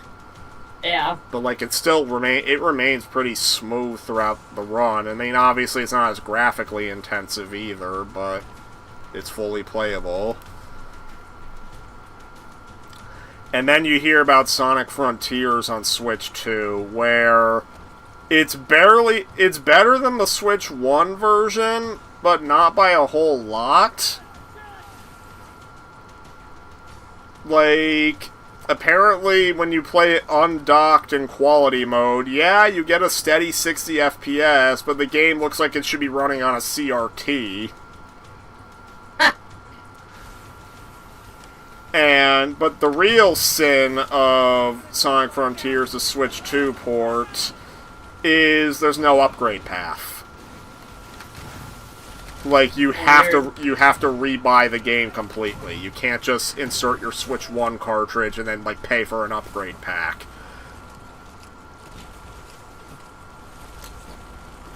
And, like, I heard, like, one report that said that it's because they did the Switch 2 physical on the stupid key card, and apparently...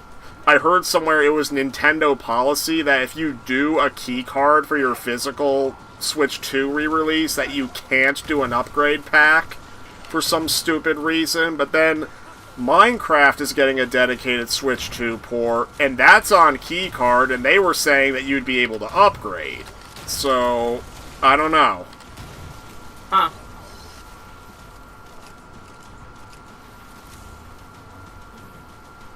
Like, I guess we'll find out when this Minecraft Switch 2 port comes out. Guess so.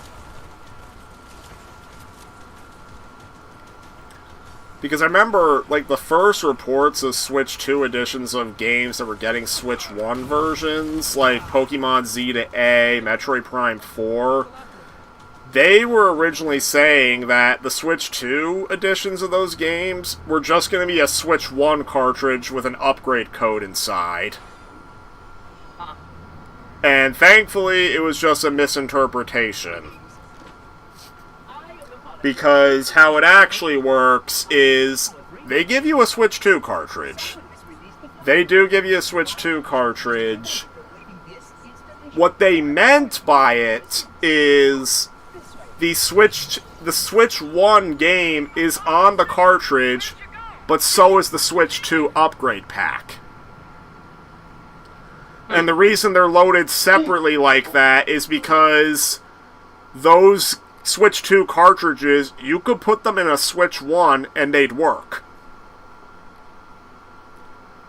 It's just that if you put it in a Switch 1, it obviously... will not load the upgrade pack. It'll just load the Switch 1 game. Yeah. But yeah, like, it works great, like, the way they do the physical Switch 2 editions, with Switch 1 copies included. I would conjecture that the other species currently on the installation are responsible for releasing the blood.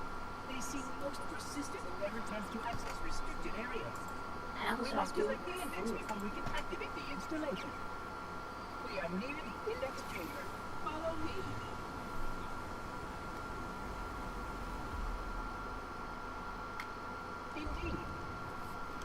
Alright, here we are with the library.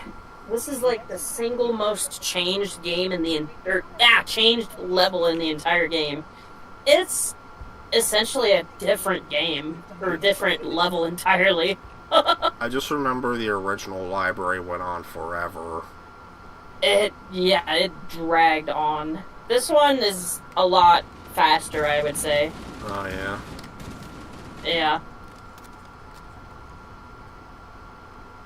How many more missions are after this? Let's see here.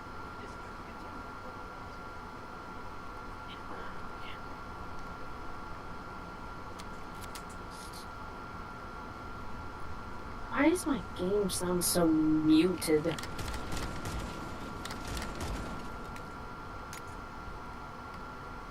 Oh, there we go. It's unmuted now. I had to pause and unpause. So we're on the library. We have 2 betrayals, keys, and then the Maw. 3 more levels to go. Yeah, I'm just hoping I don't run out of time between that. Yeah, because when I run out of time, I'm going to have to let you know. Okay? Yeah, that's fine.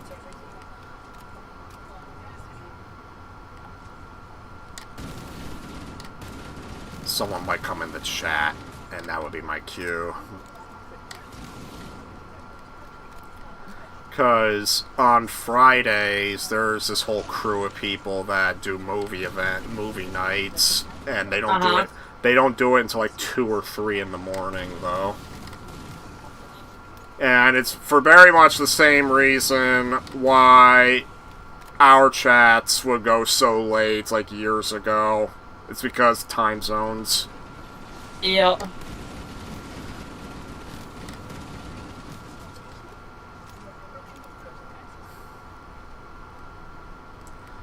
Today, the guy whose turn it is, last week, it was my turn, and I showed them the Phoenix Games collection I uploaded on my YouTube channel.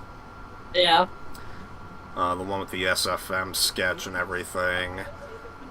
And then this week, whose turn it is, they picked I think they picked the Texas Chainsaw remake. I might be wrong.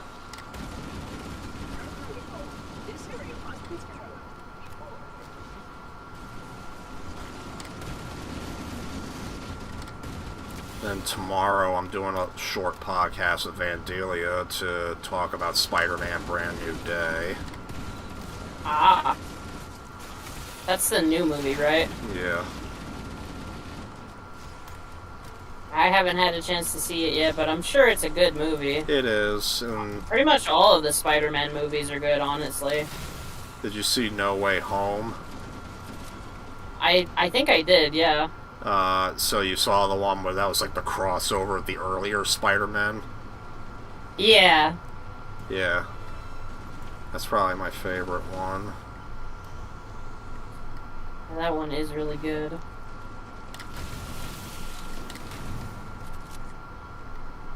There is so much more popcorn flood in this version of Halo CE. Is that what they're actually called? That's what the community refers to them as, but I think their actual name is the Infection Forms. Everybody just calls them the popcorn.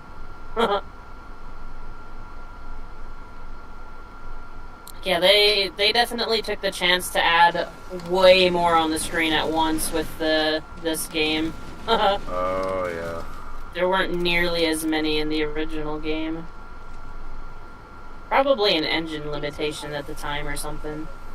I like how there's visible spores in the air. Yeah. On the remix mode, you can actually enable a visual filter that like really makes it look like the whole level's infected. Like it'll add like this atmospheric fog to the map with blood spores floating around in the air and everything. And it's like the only reason he doesn't get is because of his helmet. I think so, yeah. That's how I would see it anyway. Although I don't know how the Marines don't turn because they don't wear helmets. I mean, the ODSTs, they wear helmets, but not the Marines. Yeah.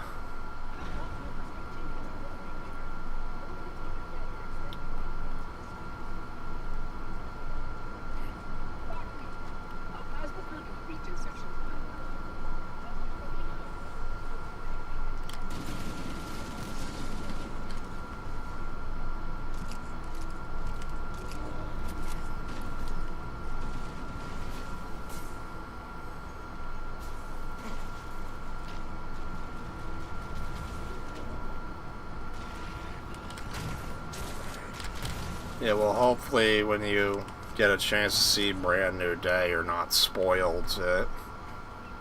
Because there is a pretty major thing it does.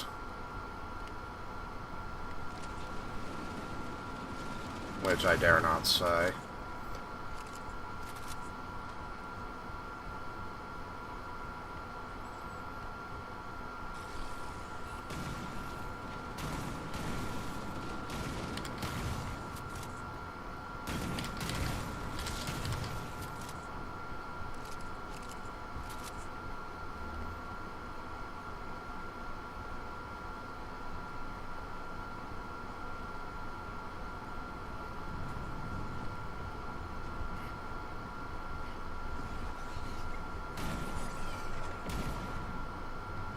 System integration is proceeding as expected. I wish they would have kept his voice lines when you shoot him. He just doesn't even react anymore.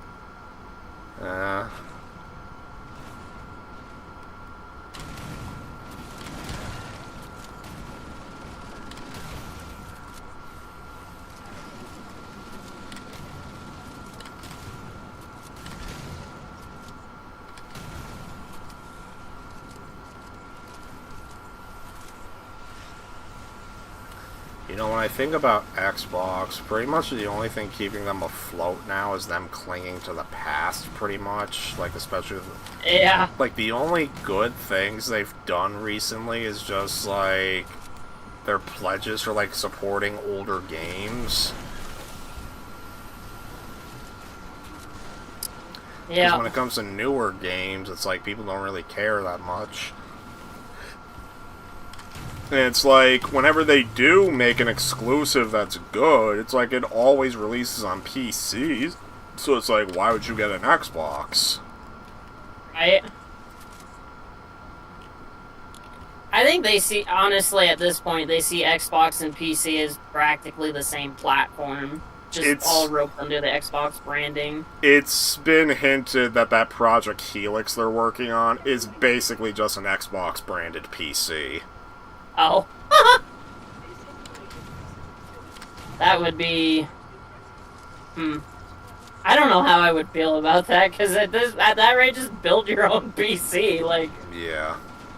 Like, I would imagine it would have compatibility... Like, they've been saying it's going to be compatible with all 5 generations of Xbox. So, like, you'd be able to play actual Xbox games on it, but then you'd be able to do things like install Steam on it and, like, play PC games, and it's like... Okay. After that, it sounds like they'd have to just be using emulators and stuff for it all, which makes sense. I think Xbox internally has Zifu or whatever they call it, as their OG Xbox emulator. I mean, they ported their official emulator to PC, and there's been reports that they're prepping to get the 360 emulator moved too. Yeah.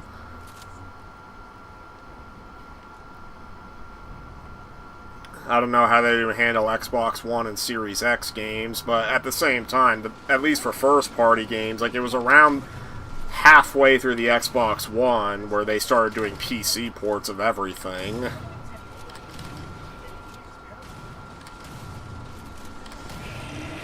Alright, Donkey Kong, die. There we go. And then PlayStation... Unless people are that stupid, they're basically committing suicide with the PlayStation 6. Yeah, I seriously hope that thing flops. Xbox has an opportunity to try and regain some market control now with Sony shooting themselves in the foot, but...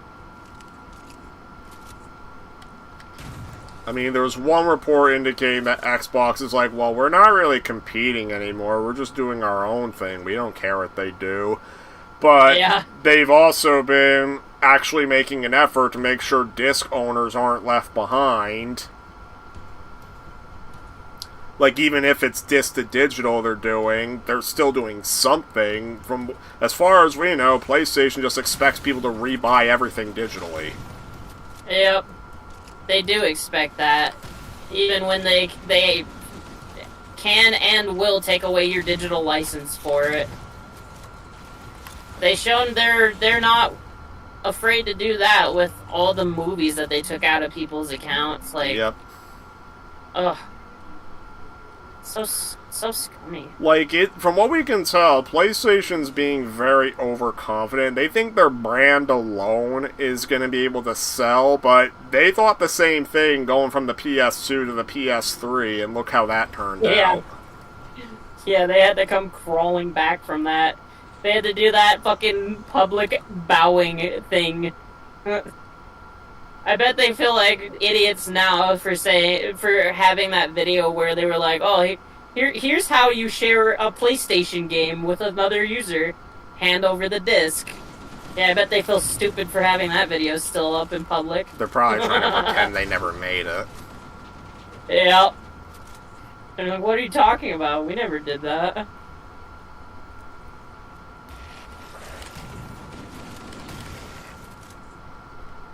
And then Nintendo, like, Nintendo has their issues too, but they've said that they're keeping physical. So, there's that. Even if a lot of third-party studios are using the key cards instead because they're cheaping out, it's better than nothing. Yeah. It's still something you can give to somebody. Trade, sell, do what you want with it. That's how it should be with games. And the silver lining is that because Nintendo's the most successful of the three right now, their online servers aren't going anywhere anytime soon.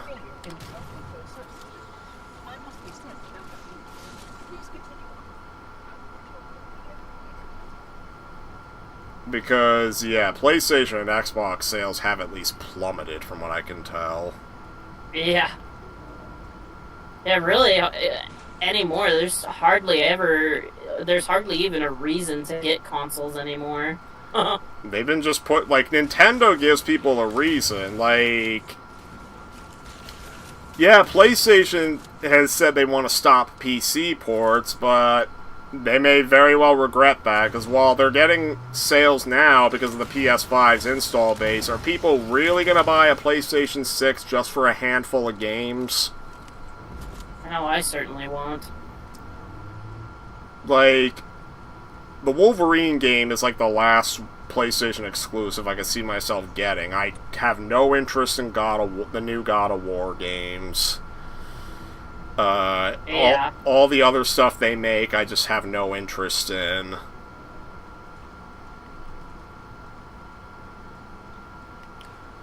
If they do eventually make a Spider-Man 3, I'll be content to just watch a Let's Play of it. Or not a Let's Play, like a game movie of it on YouTube if I have to. Yeah.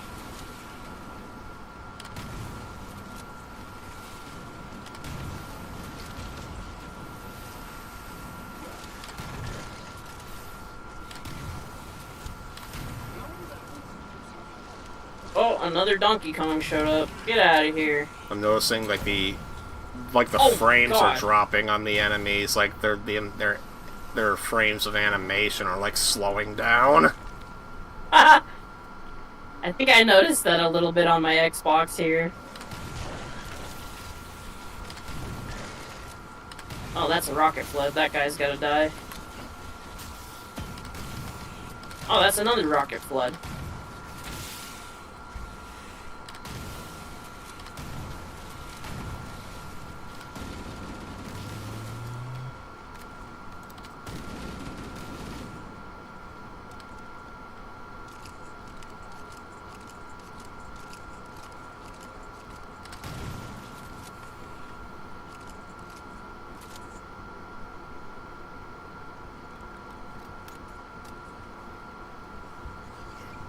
Alright, Sparky, unlock the door. Thank you. Like how Halo Studios had named their studio after Guilty Spark.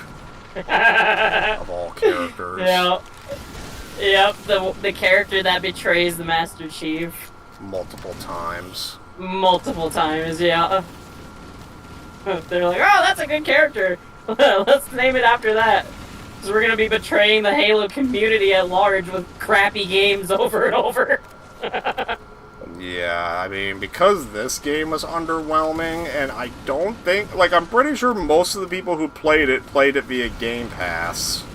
Instead of actually yeah, I feel like buying it. that's where most people are getting it from. I mean, the fact that they put it on Game Pass is certainly a decision. I mean, they've been pledging to... I mean, they have the... I mean, the tier where you get games day one is still very expensive. Like, now it's like $30 a month, I think. Yeah, Game Pass Ultimate. Or... No, I know they brought the price down. The catch was that they got rid of day one Call of Duty, which most people weren't sad to see go. Yeah. Yeah, I haven't touched a Call of Duty game since Modern Warfare 2019, and that game was trash. Well, they haven't gotten much better. I mean, I suffered through Black Ops 7's campaign because somebody bought it for me. Ah. And somebody bought it for me because they wanted me to play it with them.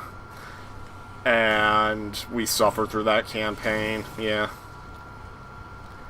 I mean, Modern Warfare 4, is a bit of a small step in the right direction, because Black Ops 6 and Black Ops 7, they both required internet just to play the campaign. So, okay, that's kind of stupid. And Black Ops 6's excuse, well, the newer Call of Duty games are infamous for how file compression is just a foreign concept to the developers. Yeah, like they're always like 400 to 600 gigabytes or some crap like that. Over 200, but... Or yeah. And evidently, the reason why you had to play you needed internet just to play Black Ops 6 campaign is because, in an effort to file compress, they made you stream the game's textures. What the fuck? I have never heard of that before. Streaming the textures?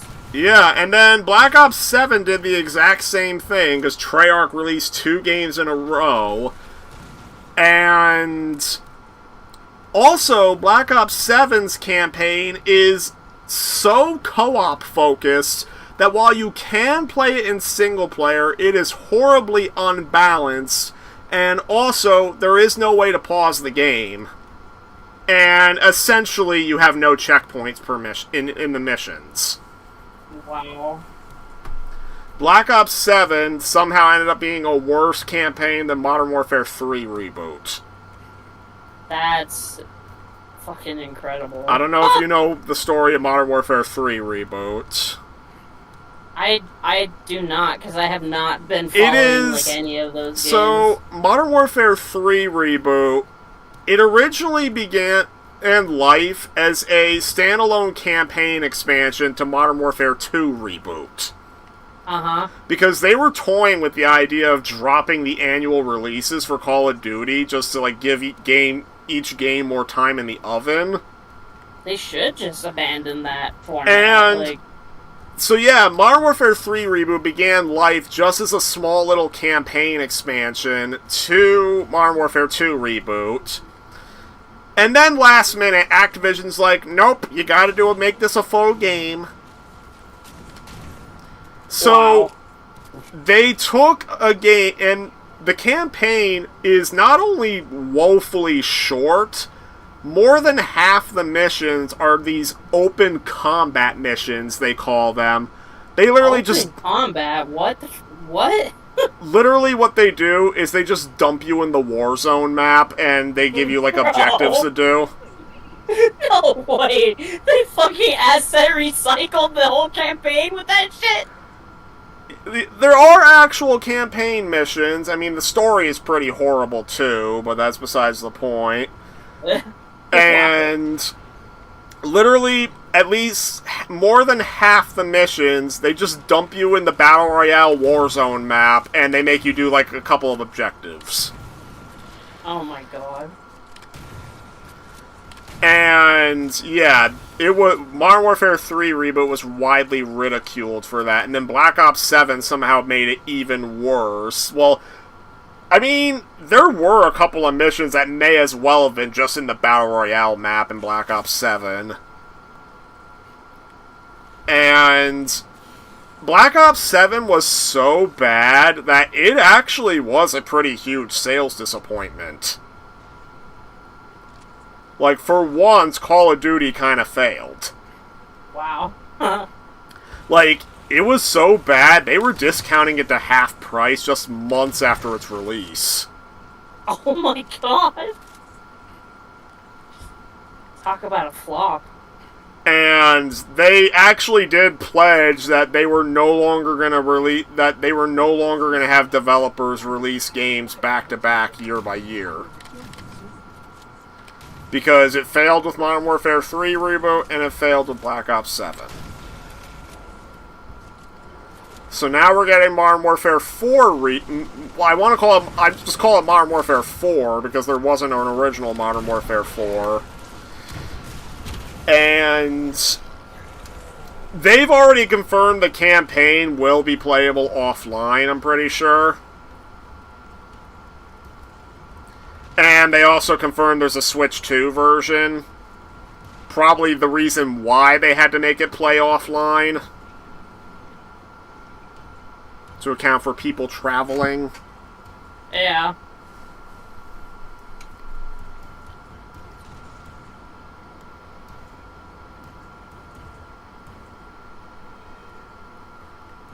Out of all of the AIs in this game, the Donkey Kongs here have the worst pathing, I swear. They can't even seem to get around the corner to get at me.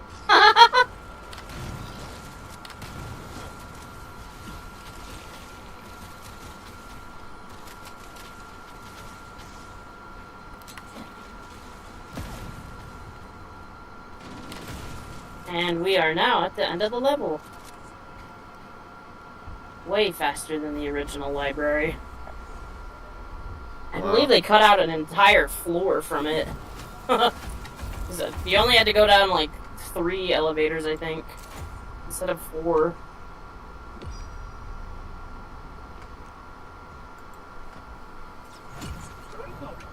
Well, even though they reshuffled the level, it's still kind of the worst level of the original campaign. The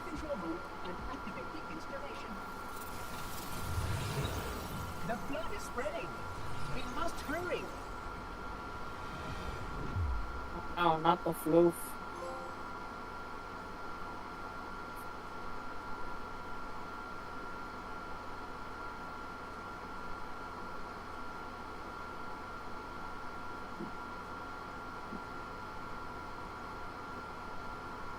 Which means that any organism with sufficient mass and cognitive capability is a potential weapon. On that point, all the tests were conclusive. Is something wrong? No. Nothing. Splendid. Shall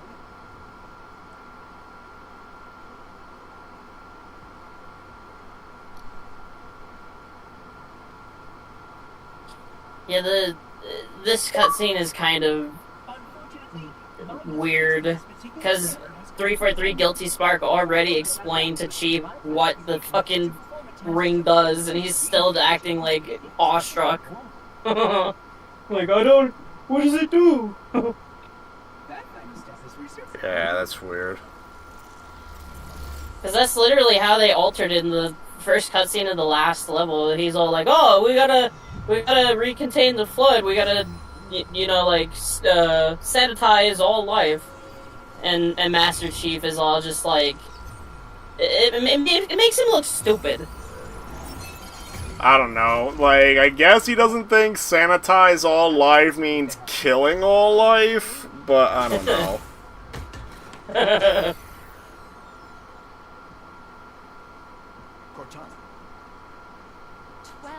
hours. 12 hours I've been stuck in here, watching you cozy up to that thing, while it sharpens the knife to slit our throats. Hold on. He's a friend. Oh, I didn't realize. He's your pal, is he? Your chum? Do you have any idea what that bastard almost made you do? Yes. Activate Halo's defenses and destroy the flood, which is why we brought the index to the control center.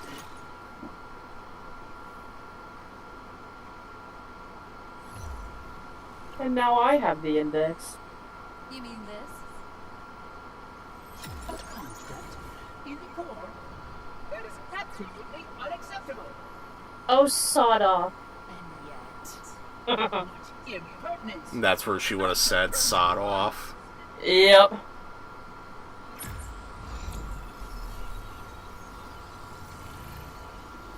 You sure that's a good idea? How dare you? How... Do what? I have the index. You can just float and sputter. Enough. The flood is spreading. If we activate Halo's defenses, we can wipe them out. You have no idea how this ring works, do you? Why the Forerunners built it. Halo doesn't kill Flood, it kills their food. Humans, Covenant, whatever.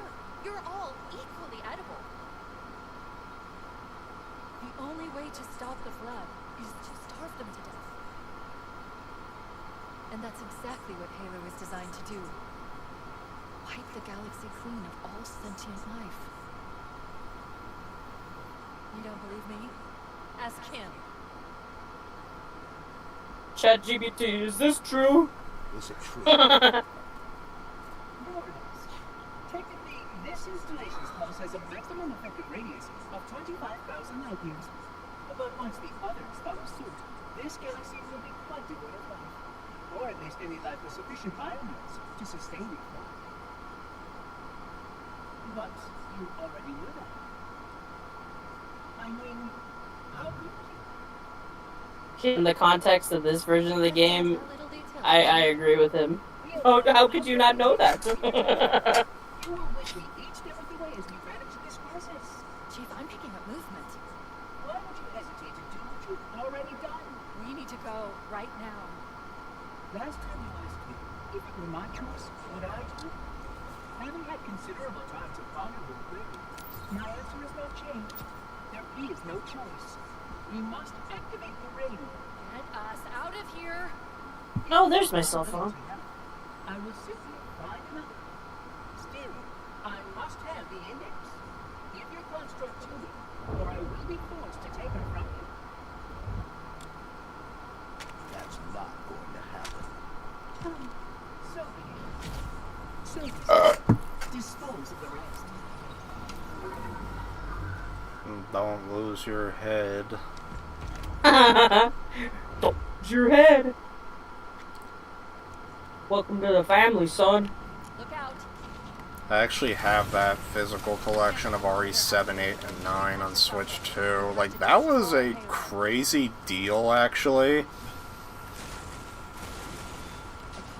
Like, they had what was called the Resident Evil Generation Pack for Switch 2. It had copies of RE7, RE8, and RE9. Like, they were all key cards, but still, the whole collection was $90. Wow. And the reason why that's significant, it came out when RE9 released.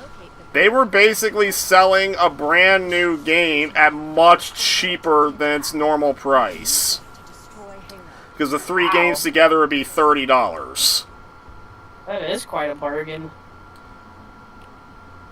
Or if you want to be specific, some people were trying to math it to where RE9 was $70, but then 7 and 8 were $10. But it's like, come on, no. Divide it equally. Yeah.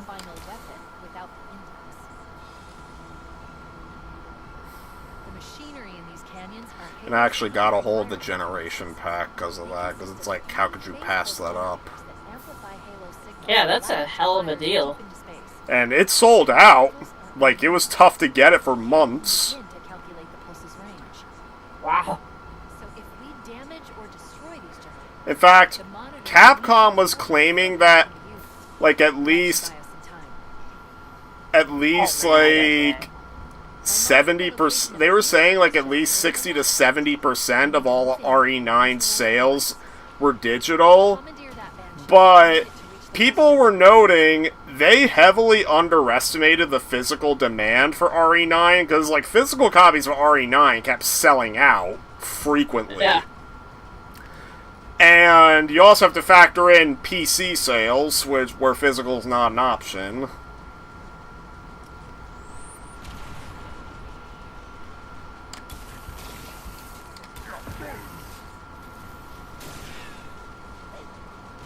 But yeah.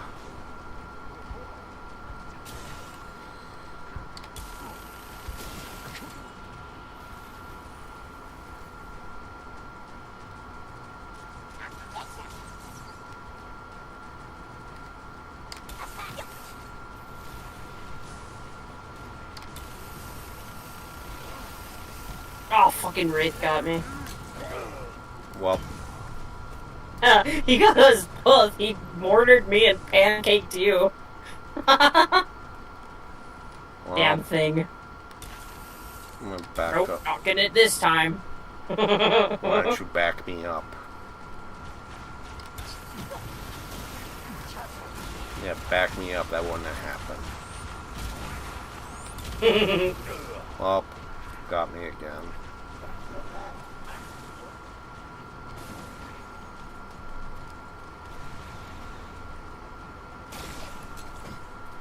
He's dead. Oh my god, oh my god, oh my god. Got Sentinel Beam. Good. Let's get moving. Yeah, that weapon's really good in this remake. Yeah. It's like the one weapon I kept going back to use over and over again on my legendary playthrough. It just melts the bullet sponge elites in that difficulty.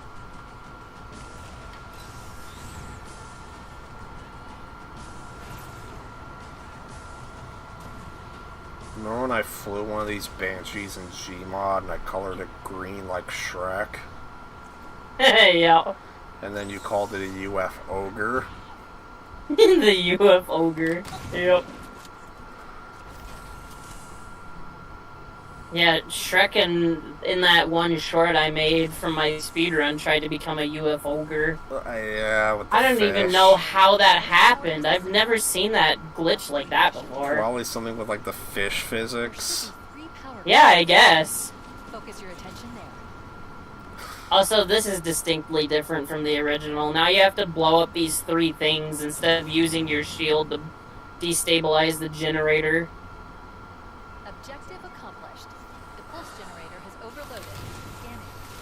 Generator central 4 is offline. Well done. The second pulse generator New is Sentinel located in Beam. the adjacent canyon. Move Yep. out and I'll mark the target with a nav point when we get closer.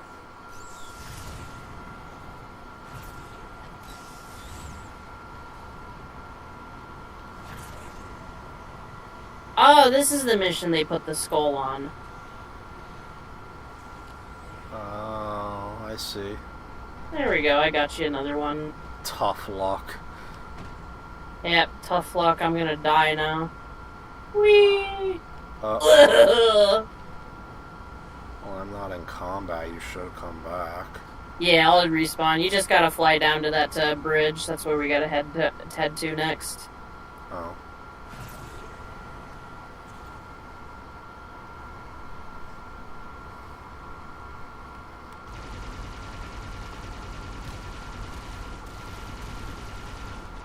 Oh my god, if you could actually fly it.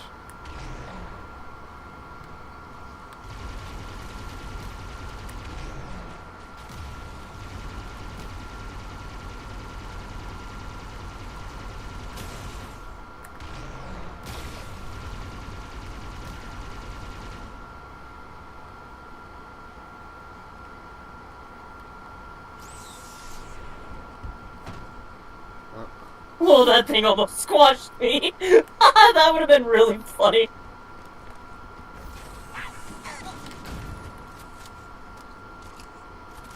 What?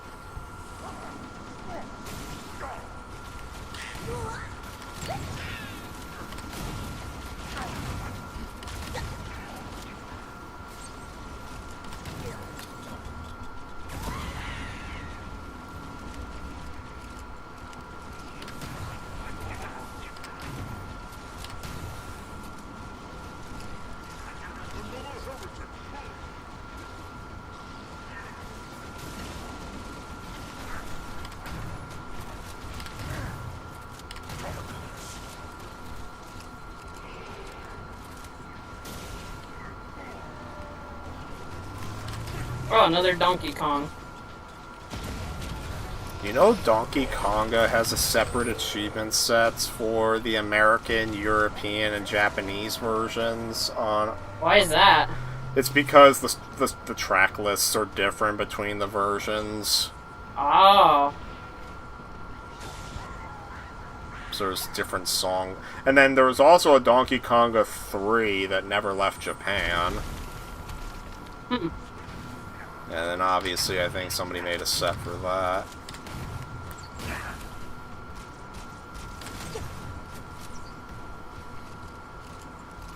Oh, don't eat me, Flood.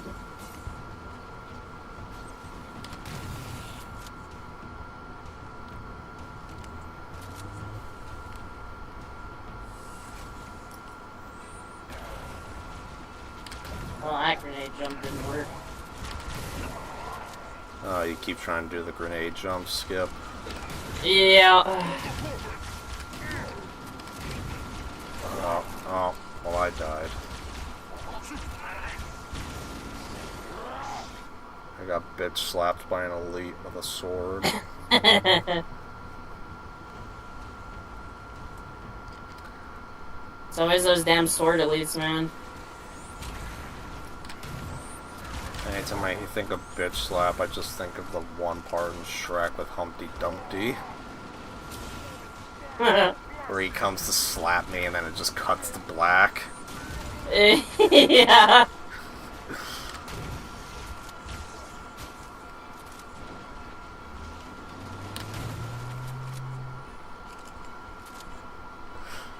By the way, I was rewatching the anniversary stream and I caught the moment where he looked inside his eyeballs. Yeah, I got the camera all up inside his shit. I just couldn't believe that the camera allowed me to do that. Warning, incoming flood. Oh, they locked the door, you bastards. They locked you out? Yeah. Oh. Thank you, Halo Studios. They do not want to encourage good level gameplay. They will punish you for trying to speedrun.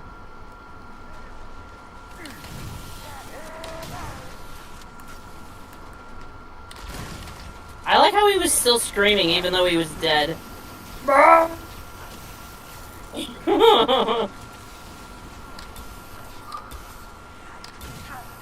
For some reason, I'm just thinking of that one SpongeBob and Patrick quote, like the episode where they think they killed Squidward. Oh yeah. Like at first, like because kids shows typically aren't allowed to say words related to death, like they do that little bait and switch. He's pushing up daisies. He's pushing up daisies, and then Patrick's like, "Oh, I thought he was dead."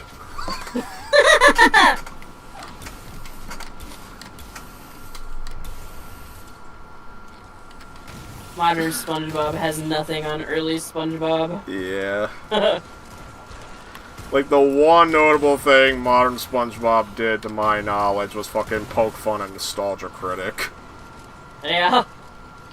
Because there's one episode where Bubble Bass fucking literally dresses up like Nostalgia Critic and does, like, fucking does, like, a riff on Nostalgia Critic's personality. Oh my god. And then, of course, the real Nostalgia Critic took that in stride.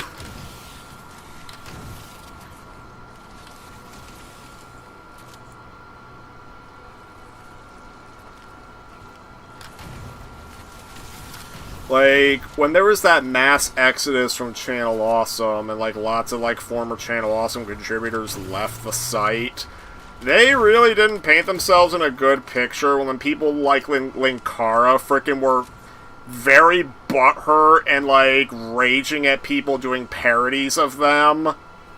And then when people were doing Nostalgia Critic parodies, Nostalgia Critic was actually very good-natured about it.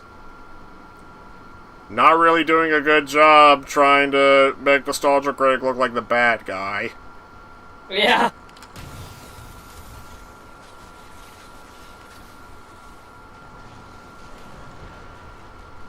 Oh my lord, how am I alive? Okay, yeah, I deserve to die there.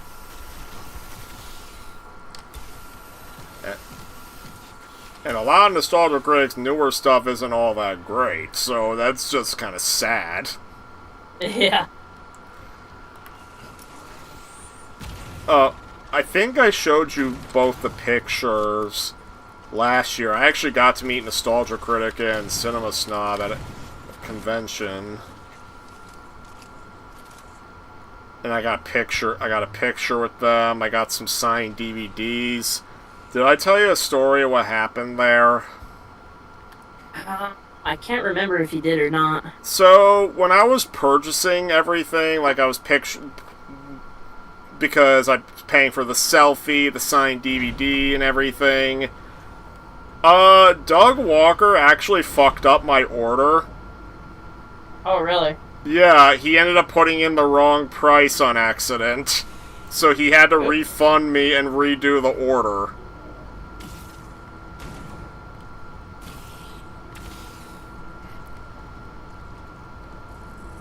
And he did it. At least he tried and fixed it for you. He did, and he did it, and his attitude about it was very much like how he is, like in his vlogs and everything, where he's like, stupid, stupid me and everything.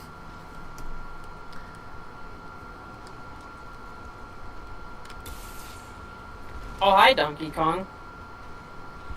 Excuse me.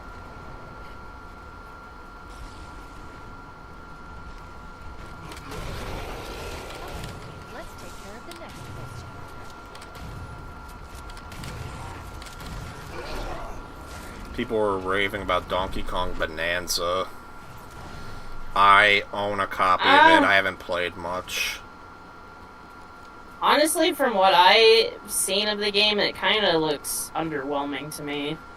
Like, it's like they tried to do the Mario Odyssey thing with it, but I don't know. I just don't think it hits as good. Like, for me, like, I was enjoying it when I played it. It's just that, I guess, like, the whole underground theme didn't really work for me that well. Because, I mean, aside from being a Mario Odyssey clone, its big notable thing is that it has freaking huge destructible environments. Yeah. That's really about all it's got going for it, from what I understand. It's cool, but yeah, I don't know if that's going to carry the whole game for me. I did play Splatoon Raiders, and honestly, it feels like how's that game? Honestly, it feels like a Splatoon game that was made for me, because basically, there's no competitive multiplayer. Like, essentially, like, you basically go on, like, raids, you get, like, new equipment, like, you level up your stuff, and, like, you can play it in co-op, but, like, it's mainly, like, you run through, like, it's almost like you're playing Salmon Run, but, like, with, like, a point A to point B kind of thing, because, like, the enemies are very Salmon Run-like. But yeah, like, I wasn't a fan. When I played, like, the competitive multiplayer in Splatoon 2 and 3, it didn't really click with me, so Raiders feels like it was, like, made for people like me. Yeah. And... yeah, I think it's cool that we have a single-player Splatoon game. I didn't really ever think that would be well, real. I mean, the first 3 games had their single-player campaigns, but, like, they made but obviously, like, the multiplayer was, like, a huge component. And I think I do have a Wii U copy of the first one, but I also may have just loaded it on Cemu on the Steam Deck. Yeah. Because Cemu actually runs great on the Steam Deck. Good. I was playing Smash 4 using it, and it, like, ran perfectly. It runs really nicely for me on my computer. I was even playing Breath of the Wild VR. Oh, wow. That is a pretty awesome mod. Really good way to re-experience that game again after God knows how many years it's been.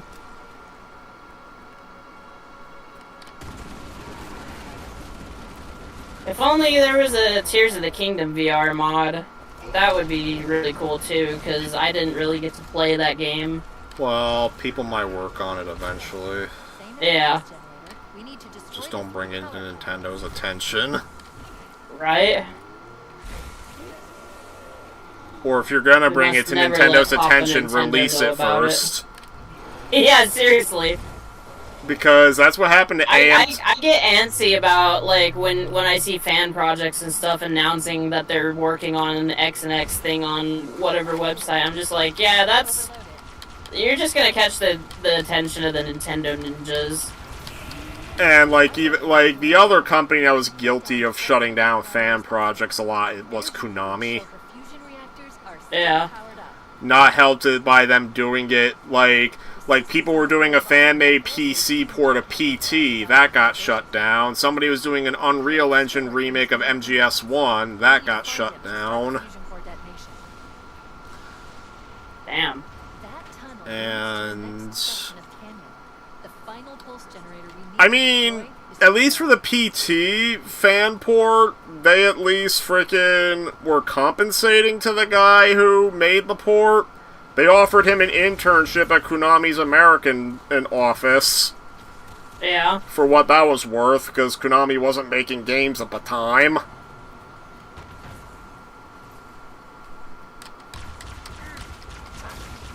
I mean, Konami's made a pretty spectacular comeback out of nowhere, so... Yeah, I hope... things work... Like, I hope the dude frickin' got things worked out there. Yeah. Because it's just stunning how Konami made such a big comeback.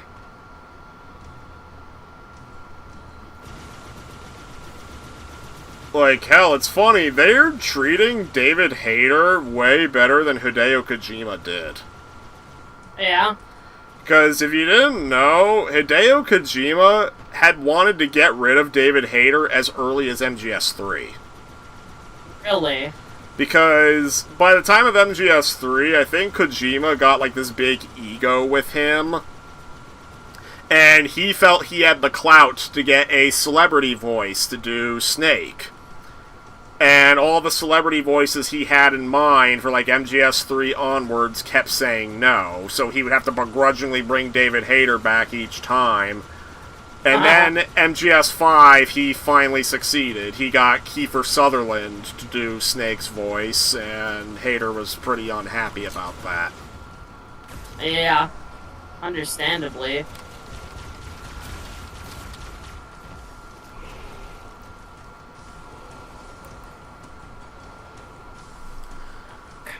Damn it, Ghost. Get through the door. Whereas Konami's executives nowadays basically use David Hayter as their spokesperson. Yeah. Because now that Kojima's not with the company. That being said, like, on like the recent Master Collections and such, they do avoid naming Kojima as much as they can. Which is maybe taking it a little too far, but yeah.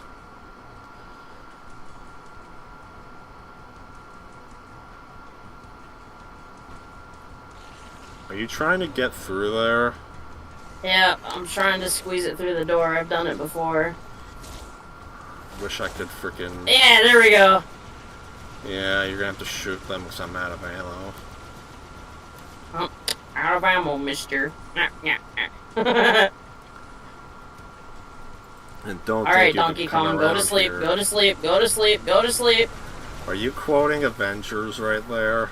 Yep. When Iron Man freaking punches Hulk?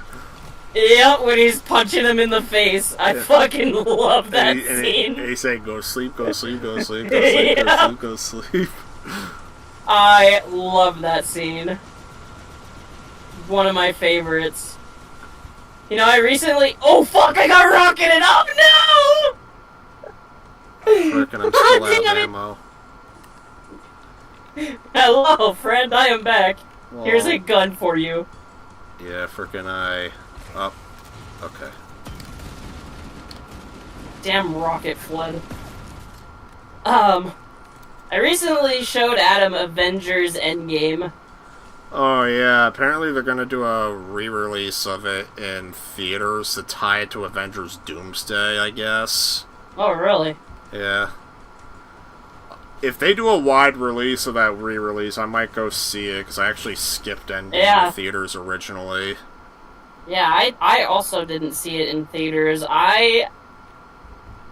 Funny enough, I have a copy of the movie from fucking Netflix DVD. Oh, wow. I just kept it after they died. I'm just stunned that Netflix DVD lasted that long. Yeah. Ghost time. We're just about done with this mission. We just kind of gotta bum rush past all this crap. We don't even have to fight them. Okay. We just gotta get to the... we gotta get to the Banshees over this way. Funny enough, they actually made this part of the mission a lot easier. They added, like, some extra flood... I don't even know what you call it, like biomass into this part, so you can just take a path quickly to the Banshee. All you gotta do is just come over this way.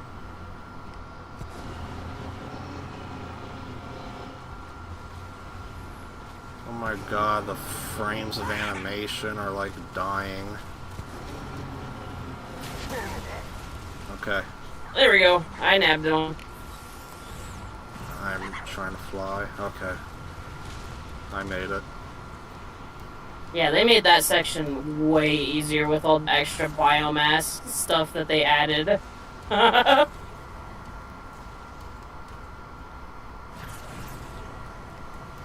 Flying the UFO ogre. Yep. To go and blow up the generators. 'Cause it's a good deed, yeah? Yes. We gotta get the book of good deeds filled out. And then frickin'... And then when you do the good deed, you reactivate the generator and undo your work. I love that you can do that in the game. I purposely went out of my way to throw the fishes back out of the pool when I finished that good deed. Yeah. I think I forget if it was my speedrun or the anniversary playthrough, but after I put the egg children back in their nest, I threw them out of the nest again. They can go back to Humpty Dump Ass. Learn to fall up, fall down. Let's find a ride. Yeah. No, that'll take too long. You have a better idea? There's a teleportation grid that runs throughout Halo. That's how the monitor moves about so quickly. I learned how to tap into the grid when I was in the control center. Unfortunately, each jump requires a rather consequential expenditure of energy. Something tells me I'm not gonna like this. But I'm pretty sure I can pull it from your suit without permanently damaging your shields. Needless to This say, is the part where I think we should go she had to use his shields, I guess. Yeah.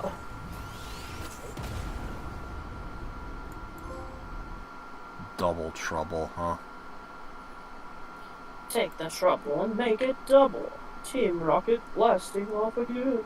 The Covenant network is absolute chaos. From what I've Alright, there's this mission and one more after this. Oh, yeah. Abandoned Halo when they found the flood. Funny enough, this mission has an invincibility glitch. It does. Yep, I abused it on Legendary. It was the only way I could get past this mission. the ship for immediate departure. I've got a lock on Captain Key's CNI transponder signal. He's alive and the implants are intact.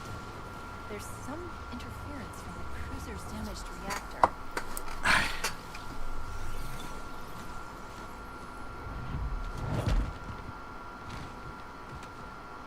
Oh, I see. The coordinate data needs to be... Right. Sorry. I think it's funny they put little shield spark particles when he slapped his helmet there. Oh, wow.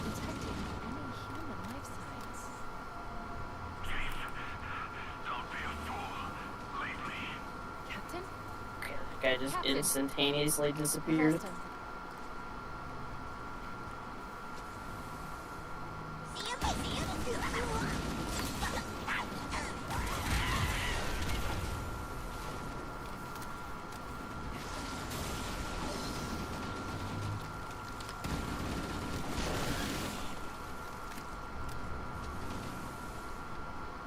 Yeah, they made this part here. This was a cutscene in the original game, but not anymore. What the hell? The crash did more damage than I suspected. Like teleported weird. Coolant leakage rate is significant. The ship's reactor should already have gone critical. We should head this way towards the ship's gravity ring. Unholy fury! Take your unholy fury and shove it.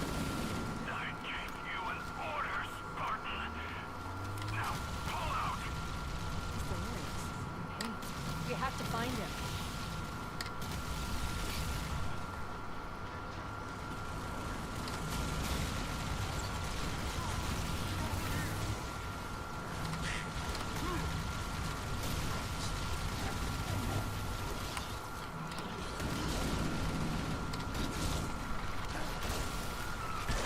Ow.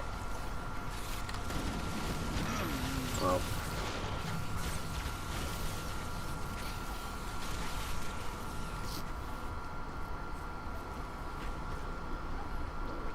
Back off to respawn you. There you go.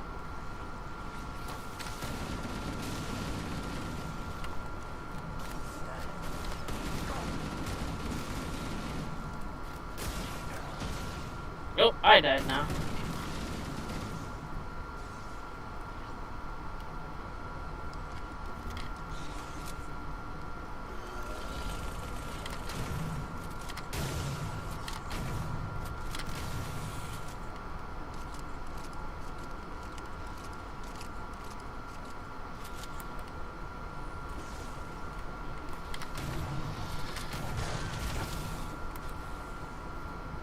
There I go. I'm alive again. I'm alive.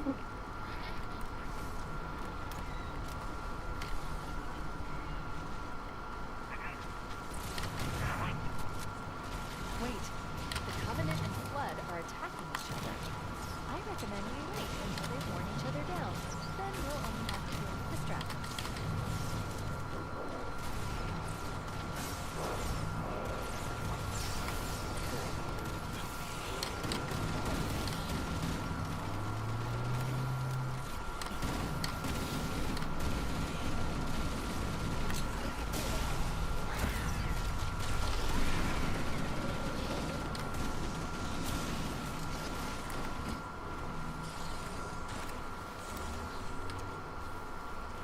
That fucking cartoony burp sound that the tank forms make is so silly. Really? Yeah, when they puke out popcorn, they make a cartoony-ass burping sound. And you did like a Shrek burp sound. Yeah.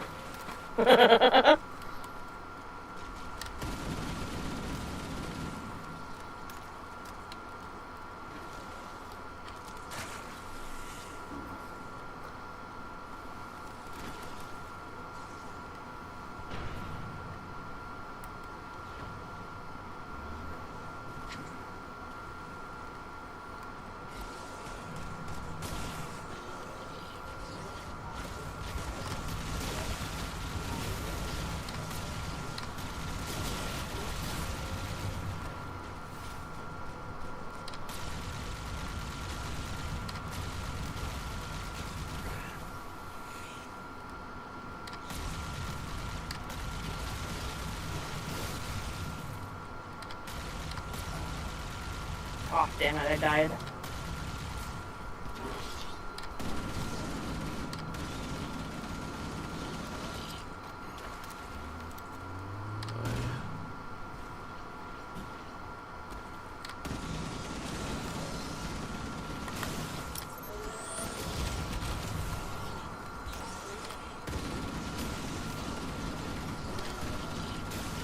No, I didn't really see a whole lot of Spec Ops Flood when I was doing my remix playthrough. Oh, yeah? Yeah, it was mostly just the combat forms. Oh, hell. Oh, never mind, that's not good.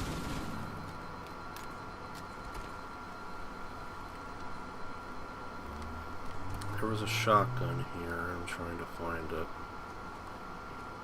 Yeah, I know, that shotgun guy blasted my head off. I was not able to not lose my head.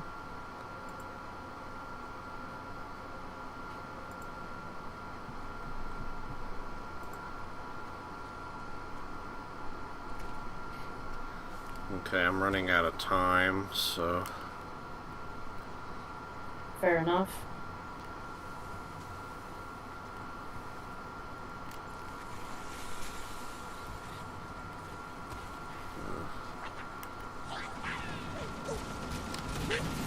So I don't know. Should we try to finish this mission, or like should we hit another checkpoint, or what? However you'd like. Alright. We're right at the gravity lift, so that's pretty much the halfway point of the level. Okay, well why don't we get there, and then I kind of have to call it, and then... vitals are fading. Please, Chief, hurry. And Alright. then... I think our next checkpoint we're gonna get is once we get up that gravity lift.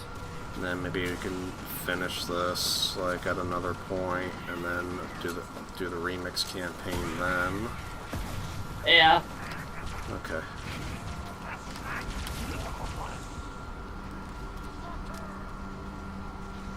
This thing takes a hot minute to activate. Of course it does. Up, there it goes. And let the checkpoint hit.